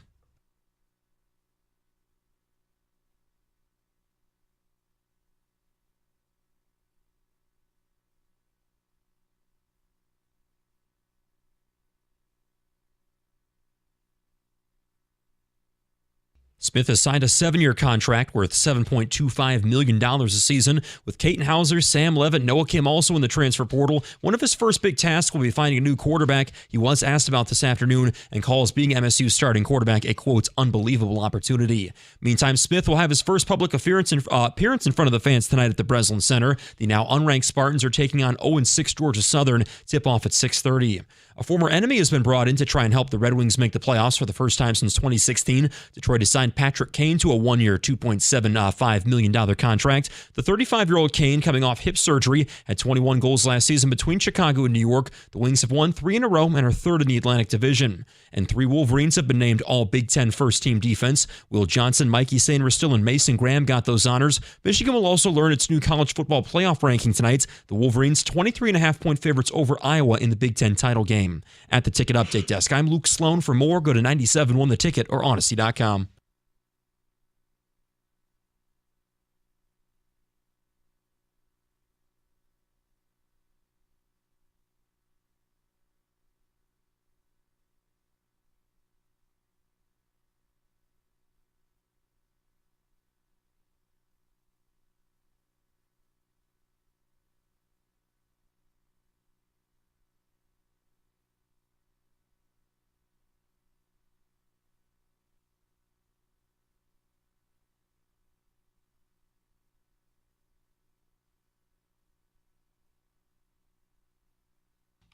Just your monthly reminder, Donald Sterling said those things on a national TV interview and was an owner of an NBA team.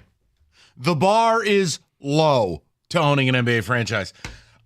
We've got a lot going on. We talked about Patrick Kane in the first hour. You can use Odyssey.com rewind. I think we're all in agreement, all jokes aside, about Kenny.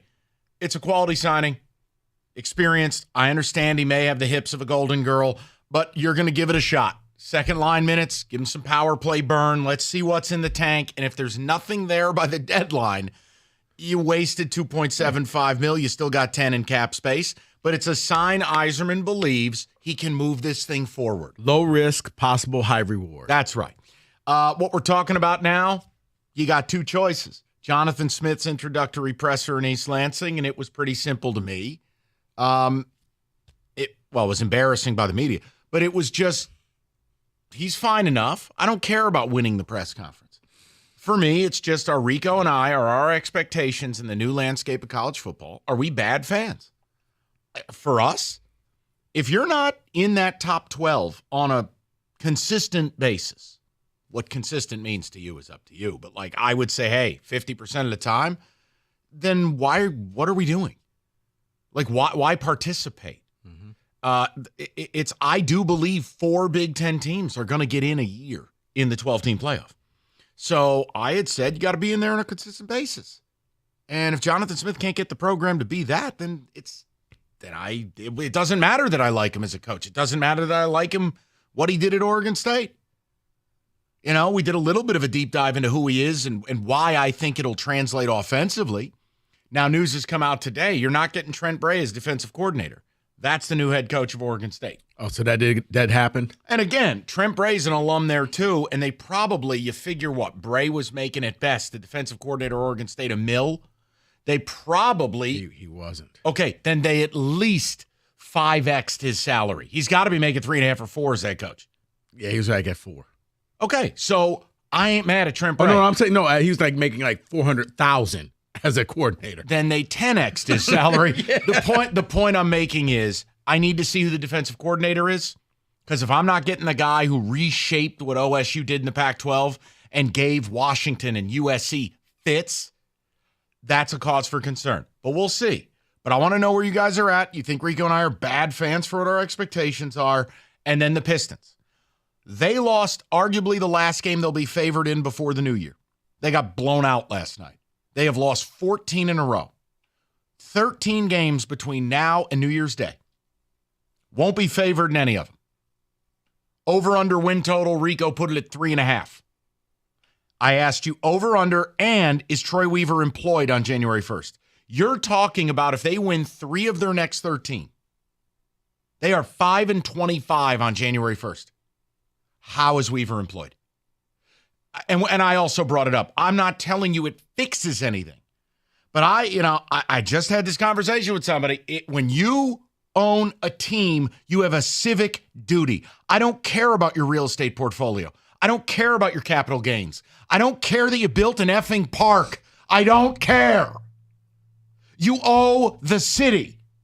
Because the first people you go to when you need something is the city. Whether it's your customer base, tax breaks, cheap land, whatever, sweetheart deals. You owe it to this town to show us that you at least acknowledge our suffering. The Pistons have not won a playoff game in 15 years. The moment Tom Gores took over, 14 years ago? What have they been? What have they done? He's been the worst owner in the league. They are the worst franchise in sports. Talk. Get off the PJ and talk. No, you're right, because they really have taken that whole, because everybody always talked about the Ford family. He pushed the Ford family aside and said, I got this now. I'll take us into the new millennium. I'll be the new pariah. Right. Whereas you're seeing something. You're seeing Sheila. You feel good about management. Yes. But this is not good. I'll just put it like that. Nuanced commentary. I had to censor myself. So. 248-539-9797. Both of those topics available to you. David, ticket text, then we'll get calls. Under and Weaver stays to get fired would mean the organization has a standard to meet, which they don't. Steve from Monroe. Someone says, I hope the fans don't do Cade like they did Grant Hill. Hill worked out, but the running stars out of town isn't a recipe for success. No, but I will tell you this. If I'm Cade's reps, is he right there? No way am I staying there. When I was gone, I heard you say that, and I was like, wow, that's actually a possibility. I don't want to be here. Once I saw Ben Simmons sign a 4-year extension and still demand a trade with 3 years left on it, in the words of KG, anything is possible. Mm-hmm. Like, Cade could sign the rookie extension this summer and go, by the way, fine print, I'm leaving. Yeah. I'm going to sign this, but start finding me a trading partner, because I'm not going to see all of this time. For Troy Weaver to draft Cade and not put shooters around him, that's criminal. Go ahead, David. Oh, regarding Jonathan Smith, someone says, I think you got a real coach. He's walking into kind of the same thing he had at Oregon State. What sucks is the portal and the money has to be navigated too nowadays. But, Rico's always said this, though, David. You don't get to cry. It's what you do for a living. Mm-hmm. It's like being a radio host and being mad that digital products have value. Well, but I just want to do radio. That's not how the world works. That's not how this works. Your job is evolving. And if you're not serious with the portal and you're not serious about NIL, GTFO, just get out. Mm-hmm. And you're seeing coaches do it. Yep. They're just saying, yeah, I don't want to do this anymore, and I'm done. I'll go to TV. I'll go someplace else. The NIL and babysitting guys, this isn't for me anymore. That's what amazes me of someone like Mac Brown. It's still like, yeah, sure, I want to keep coaching. But you know what you have, what a lot of schools are doing, and MSU, I want to watch my language here. They hired a less than optimal GM, Mel Tucker did. And I'll stay away from it. The point is, teams are hiring general managers. Mm-hmm. You have to have a CEO of your football program where you have a department that monitors the portal. You have a department that is handling the day-to-day nuts and bolts of the NIL, and then you, the coach, get the last meeting. Mm-hmm. David, it's changed. Well, yeah, because Tucker and that's the way recruiting goes, period, right? Yes. Tucker had a staff where their job basically was to stay on the computer and find when a guy goes into the portal, pull up the stats, and, okay, you know what? Boom, this guy it was like a stock. He just went out there on the portal. Let's give him a call. Guys, I think it will be 3 to 4 years before Michigan State gets back to being competitive. Then he's fired. Okay? You're living in 2005. You don't get 3 or 4 years. I'm sorry. If Spartan fans want to attack me, I'm right here. The piñata's loaded with Tootsie Rolls. Come and get it. You don't get 3 or 4 years. Not how it works anymore. Excited about Smith. If he can build a top 5 O-line at Oregon State, can't wait to see what he does here, bring in his O-line coach as well. Weird thing, it's so interesting to me is MSU's O-line is bad, yet all the O-linemen are hitting the portal. Like, who's lining up for you? Makes zero sense. This league, but you know what? I also think what's happening at Michigan State, and it's probably going to happen at Indiana and a lot of different places. You want to see how much the school really wants you, and are they going to offer you an NIL package to get you to come back? Similar to what happened with Chuck Brantley at Michigan State. Remember, he jumped in with Keon Coleman and the Peyton Thorne. They offered him money. He came back the next day. He didn't even play this year. He was hurt. Well, when you weigh 125 pounds. It was 128. And also, if my memory serves me right, I'll tell you what we're going to do, Spencer. You want to come back? You don't have that truck anymore.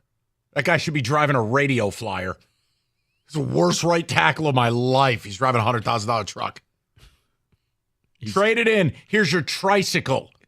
Ring, ring, ring, ring. Oh, Spencer, you're coming back? Give me the keys. So I think that's what's happening for a lot of people. What am I worth to you? How much do you want to pay me to come back? Nothing. Stop it. Nothing. Stop it. Stop it. Spencer Brown Stop wants it. to come back. He pays me. Terrible hire. Can't recruit the Midwest or the South. No good. Sparty set back 10 years with this hire. Yeah, this is going to get to the point where I have a feeling this is going to be the lazy take. This is going to be the whole Izzo, Mariucci knew each other. It's just going to be the knee-jerk. Well, he can't recruit the Midwest. It's like, okay, but here's how it goes. Coaches don't do the recruiting. Your assistants do the recruiting. The coaches basically shake your hand at the end and say, okay, son, do you want to come here or not? Unless it is a top 5-star recruit, most coaches are not hands-on when it comes to recruiting. If Bray's the head coach of Oregon State, do you call Mike Tressel? I think he's on the short list.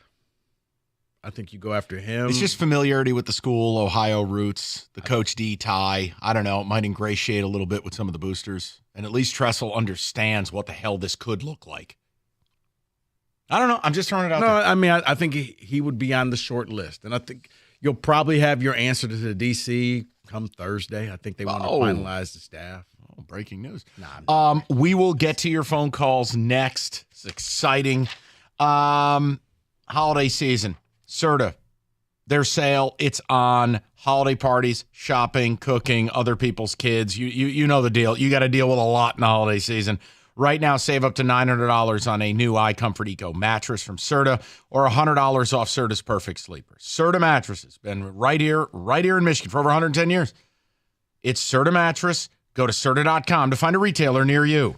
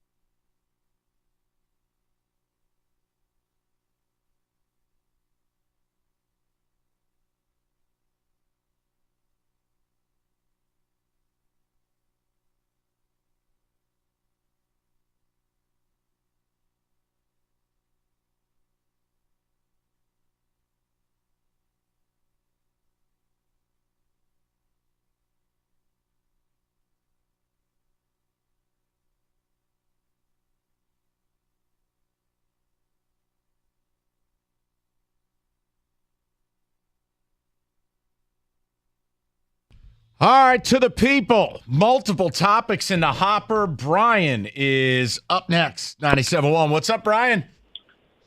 Hi, Mike. Hi, Rico, and hi, guys. How you doing? Excellent. What's going on? Thank you for having me on. So I'm going to go with your question. I'm going to go the under 2. I'm going to say that Weaver's still employed. And I really just want to share a quick story that I kind of think underlines the problem. So my daughter's birthday last night, bought good tickets, had nice seats, went to the game cheering. I've been to hundreds of Lions games, Tiger games, and I bring it. I cheer, and I'm, like, all about it. So nothing negative, no profanity, nothing like that. Like, somebody gets fouled, I'm yelling, you can't do that. Okay, that's the level of it. Usher comes up to me with 6 minutes to go and says, hey, 6 minutes to go, bring it down a notch. So what? He said, bring it down a notch. So I'm sitting there, the people that are sitting around us, because, I didn't know any of them, they're like, what is that about? You're having fun, you're cheering, you're not being profane, you're not booing the home team or anything like that. You're yelling when the other team's taking a free throw or whatever. But you're being a fan. Bring it down a notch. And that's exactly it. And then, you know what? It was discouraging. I think, because I was in good seats, and maybe when you're in good seats, you're not supposed to cheer like that. I don't know. But it was discouraging because I felt like a lot of people go to the games and they don't get into it, and they don't live and die with the team that's from your hometown. And I do. And the fact that the guy came up to me showed I was discouraged by it. And then I felt like it kind of symbolized kind of the apathy that you're talking about with Gores, because if that's the culture that you're creating, that it's like going to a play instead of going to a sporting event, then you're not going to get the same fire and flame and the home court advantage in any of that. I was really bummed about it. I've never heard of something like that.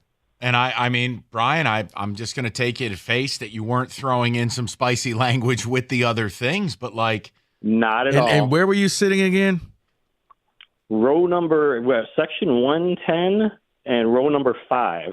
So they were good seats. They should have been happy you were still in the building down 20 to the Wizards. With 6 minutes to go? That's the way I felt about it. I thought they were going to ask you, did you want to play? I don't know. We had a great night because I had my daughter and it was for her birthday that I took her and everything. But I was a fan of the Bad Boys, the Going to Work Pistons. Brian, it's getting to a point where honestly, and people will laugh at this, this is where Adam Silver and the other owners would need to get together, and they've done it before. Oh, and there's different ways to push an owner out. This man should not own this team. He has shown no care. Don't sell me that he's put a tilt-a-whirl in downtown Detroit. I don't care. Either you want to be competitive or you don't want to be here. You're devaluing an asset. This is one of the 5 great sports towns in the league. You're what? No, I'm just saying they're going to have a but he built a park. I don't care. No, an intervention. Adam Silver sits down. Tom, we see a bunch of people here love you like crazy and feel like they're losing you. No, Is this a surprise party? No, it's an intervention. Tom, you're an embarrassment of an owner. Please get in the van. Where am I going? Back home. Right. He can't own this team. There has to be someone who could buy this team. There has to be. Let's go to Big Vern, 97.1. Vern, what's going on, buddy? I want to give an analogy of what Kate Cunningham is like with the 5 other people. You ever been to a club and seen a group of girls and one looks like Meg Thee Stallion and the others look like Lizzo? That's basically what Cade is surrounded by now. He's got ugly talent all around him. They will go under. They will win one game. I believe it will be the Raptors game after a Christmas hangover. Troy Weaver will still have a job because we are right now what the Clippers used to be when they were the complete embarrassment of the league since I was a little kid. He probably might be top 3, one of the worst owners of all time. When it comes to his business sense, probably a genius. But as a sports owner, he probably has an IQ of Mel Tucker on a FaceTime call. He's Vern is on fire. Vern chose violence. No, Vern, that's my point. Hurts, man. My point is, it's actually, and I heard Mike Stone say this, and Stoney, it's a great point, because I didn't use this word last Tuesday. There's a sadness to this, because we all remember what the Pistons have been and can be, and to a certain extent should be. This is not the Charlotte Hornets. This isn't Space Jam. This is one of the few teams in the league with multiple championships in multiple decades. Like, come on. Am I wrong for feeling like, even amongst my friends, just people in general, we need to stop referencing the 2014. We're done with that. That was 19 years ago. I'm tired of references to Chauncey, Ben. Do you realize when you won a title with the Pistons in 04, Kenny hadn't hit puberty? How about this? Okay. Vern, how about this? When they won that title in 04, HDTV hadn't been invented yet. Damn. Yes. Back then, you wanted a good TV, you were paying $3,000. We barely had high-speed internet, and we're still living off the high. If I see that Tayshaun block one more time, it's kind of late at the ref. Vern, I feel your pain, because I feel the same way. I have this discussion when you go to Spartan Stadium and they're still celebrating the Rose Bowl team. And it's like, guys, It's been 10 years. We could take that banner down. We could stop putting it's that just like in the Michigan. It's basically like when I was talking trash to other fans about Michigan's championship in '97. That was '97. We have to stop at a certain point living in the past and realize what the embarrassment is. Mike, and I think you referenced the Hawks game some weeks ago. You was like, you have to win this game. This is a litmus test. If you can't beat the Hawks, then what can you do? I watched that game, and it was embarrassing. To me, that Hawks game was worse than the Wizards game. It felt like that was the start, or that Hawks game to me was like, this is it. This is who we are going to be. We will be 5-26 come first of the year. I promise you. I mean, for radio purposes, why not? It's really a countdown to when Goris decides to act like an adult and talk. He has to talk. Yeah, you got to let people know. I feel your pain. We're working on something. And here's the thing. You don't even have to tell them what you're doing. Just simply, we're working on something. And that'll be enough for some Pistons fans to say, okay, they see, they're hearing our cry. But this is, you kind of feel out in the wilderness. David, go ahead. I'm sorry. I'm just going to not, because I'm going to get myself in trouble. Please so don't do that. We've had a great show today. Next caller, that's all. Don't get yourself in trouble. It's not worth it. Good heavens. Let's go to Chris, 97.1. What's up, Chris? Hey, what's up, Mike? How are you? Rico. Hey, man. Hey, I had a question. My thing is this.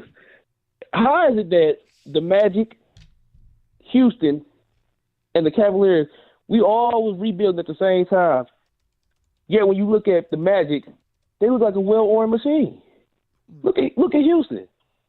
Well, because the player acquisition. I mean, again, when you look at Orlando, it's how you draft, but it's what you acquire. Nothing Troy Weaver has acquired has worked. Listen, I have never said that you don't have to take on reclamation projects, right?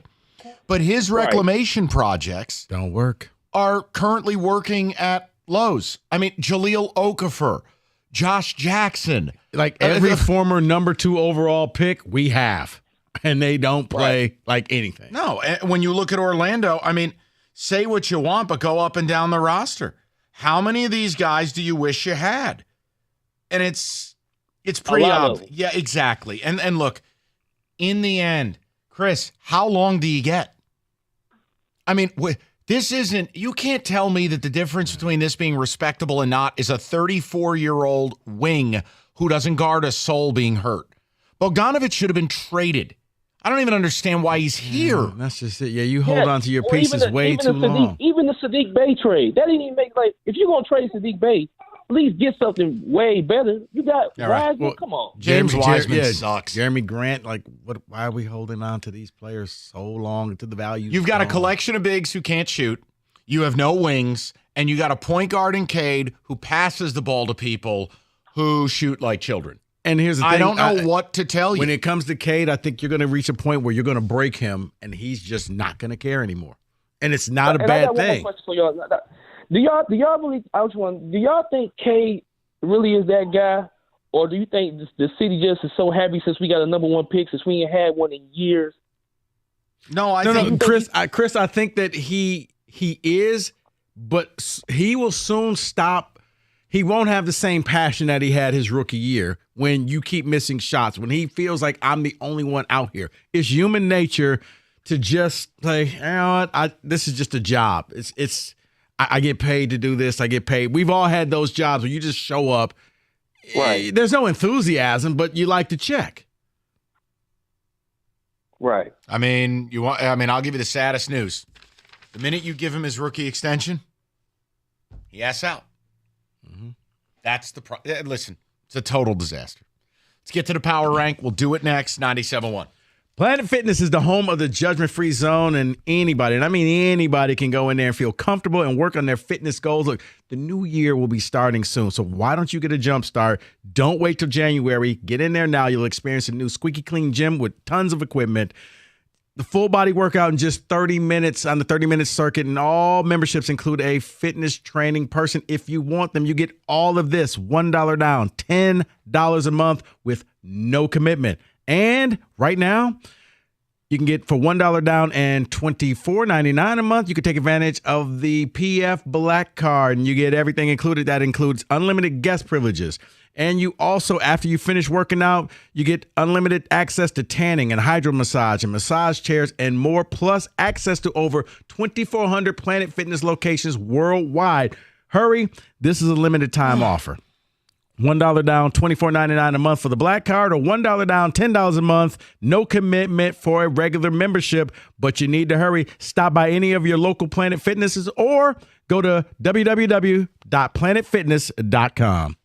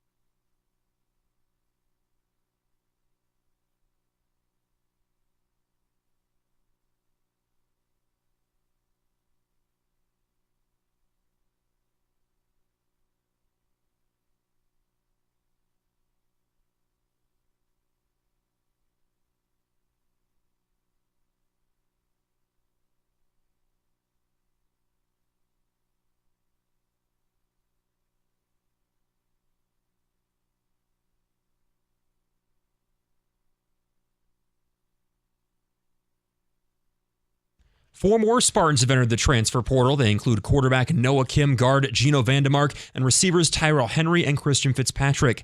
Meantime, new Michigan State football coach Jonathan Smith will make his first appearance in front of the fans tonight. The Spartans are taking on 0-6 Georgia Southern at the Breslin Center. Tip-off tonight at 6:30. The Tigers have officially announced the signing of right-handed starter Kenta Maeda. We also now know more about the contract. The 2-year deal is worth $24 million. Maeda will be paid $14 million in the first year and $10 million in the second. And a former rival will now try and help the Wings make the playoffs for the first time since 2016. Detroit has signed Patrick Kane to a 1-year, $2.75 million deal. The 35-year-old Kane, coming off hip surgery, had 21 goals last season between the Blackhawks and Rangers. The Wings have won 3 games in a row and are third in the Atlantic Division. I'm Luke Sloan. More at 6 o'clock or at 971theticket.com.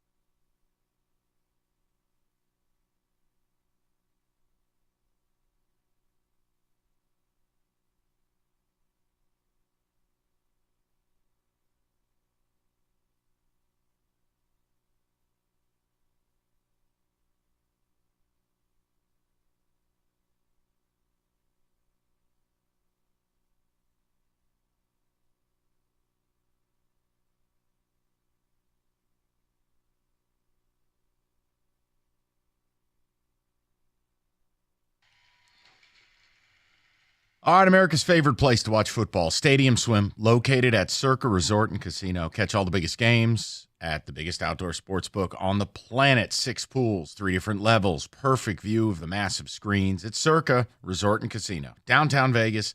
Stadium Swim, book your spot today at circalasvegas.com.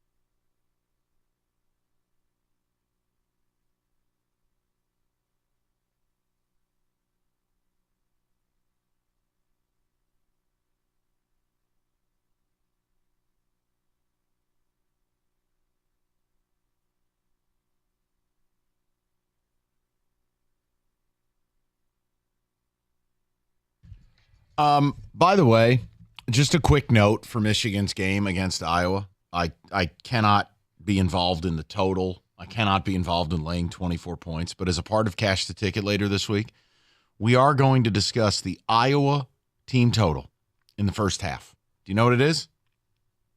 The team total? Mm-hmm. I'm going to say 10, 9.5, something like that. Try again. Lower? Mm-hmm. 7. Try again. Oh, come on. 4, 3. Try again. The first half total for Iowa is 0.5 point.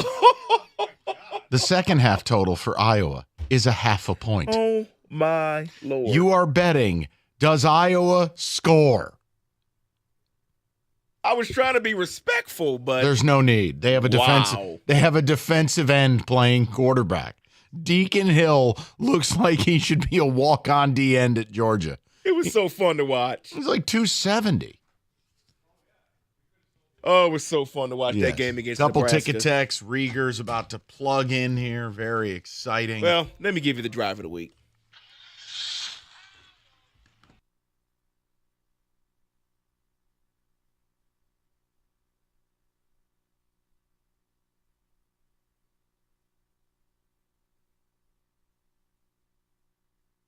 So let's go to Philadelphia for the 9-play, 76-yard drive in overtime to beat the Buffalo Bills. Jalen Hurts put the team on his back, throwing for 33 yards in the drive, rushing for 27 yards, including the 12-yard rush for the touchdown to end the game.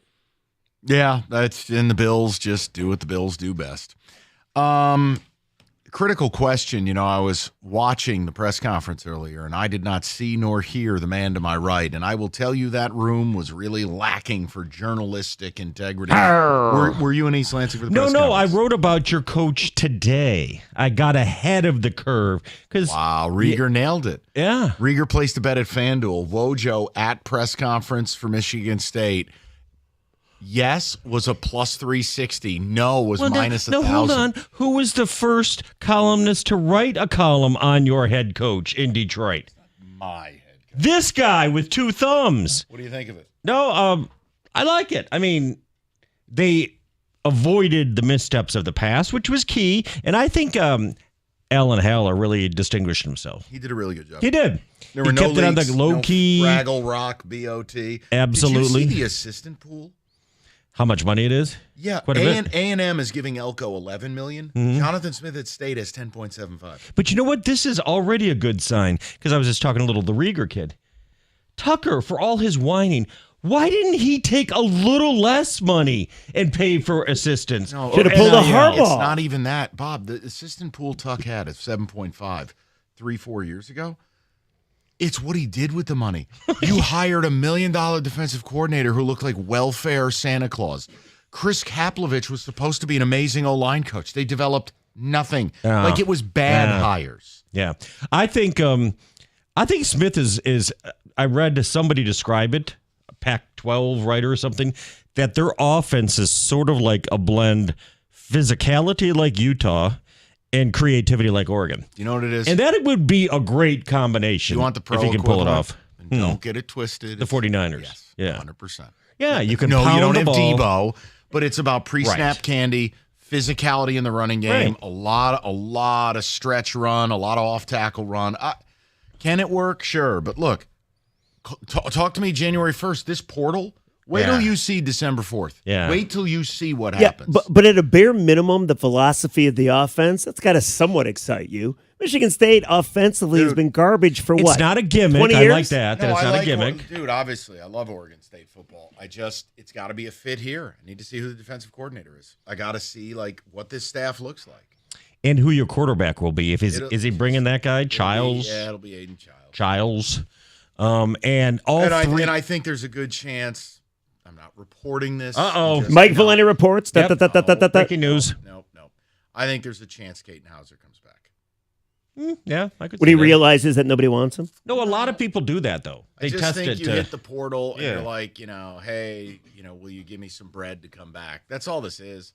It's kind of look. I don't want to be re-recruited. I don't want to be old man yelling at clouds. But this whole thing is gross. Whatever happened to loyalty? I don't know. Why did you stick with the school? There is a little bit of that. I'm not mad about it. I love players getting paid. Right. But there has to be a contract. Yeah. If a school, let's say Michigan, brings in their next big time running back, whatever it is, and they sign him to a 2-year deal at a certain rate. Right. They're beholden to it, and the young man is beholden to it. That's a system I think we could all get behind.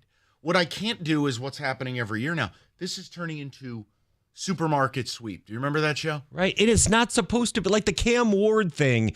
10 teams have offered. You're not supposed to be able to do that. It's embarrassing. It is. Cam Ward, Washington State, for those of you who aren't nerds like we are. but allegedly Mm-hmm. he has several 7-figure standing offers to transfer. Mm. Now, I get it. Washington State, he doesn't want to play in the Pac-2 or the Mountain West or whatever it is. Right. But Bob's right. You're not supposed to be able to just do that. It does bother me at a certain point. I think Jim Harbaugh would disagree with you. What? He spent his whole time yesterday talking about how kids need more money. Oh, no, I'm yeah. not The mad. right way, though. I Thank think. you. I'm not Yeah. mad about the money. I'm talking about if the school makes a deal with a kid, both parties have to agree to it. This is nonsense. Like, players can go, like, remember how we talked about Mike Elko asking Notre Dame for 3 raises in 18 months? And it kind of, I was a little worried where I go, gee, is he just this enterprising guy? Players are doing the same thing now. They're going to a school, and you're having to reapproach your own players 3 or 4 times. What are we doing here? Whatever A&M is paying Elko, they're not paying him enough to dance. Oh, did you see that? Oh, my God. Let me ask you a question. Who looked like they had more buyer's remorse? Mike Elko at the Cult Dance Festival. Yeah. Or Monty Williams at any postgame. Monty. Oh. Monty looks like a guy who goes, what am I doing? I Monty got I didn't need this money this bad. $13 million a season, so he's gotten paid $6.5 million for a win so far. Yeah, pretty much. Yeah. Pretty good. He probably just kept asking. Well, he's not going to go for $13 million a year. It's like a fantasy football trade. You crap. have Christian McCaffrey. Crap, you just he keep accepted asking it. for more. Yeah. Gorse is like, what's it going to take? Dude, he admitted it at the press conference. I know. He's like, the only reason I came here. Do you think Tom Gorse knows who he's Monty. hired Monty Williams? Yeah, he does. I You think Tom Gorse watches? Like, honestly, he was probably in L.A. last night. Absolutely not. Yeah. Tom Gorse needs to talk. You think he's got wind that people are upset about things? I bet he's got YouTube TV and can get all the Okay, games. All right, what's coming up next? We are going to talk. We didn't have a chance to do rehash Michigan, Ohio State, just a little bit. Looking ahead. Also, your coach. We'll get into that a little bit. And the Pistons. And at 7:00. Oh, read a your ass. huge anniversary today. Yeah. Huge anniversary. And we got a topic that goes along with Are it. you sure this was the actual date? Yes. I've seen it all over social media. Okay. Social media does not lie. Malice at the Palace? No. Bigger. One of the best days in Detroit Yeah, sports a history. great day. It actually happened when Michigan lost to Penn State. Oh. It was on a Saturday that it happened. When did Michigan lose to Penn State? Oh, 5 years ago. Yeah. 4 years ago, whatever All it right, was. David's telling me I'm number 1. We got to go. 97.1. Oh, my.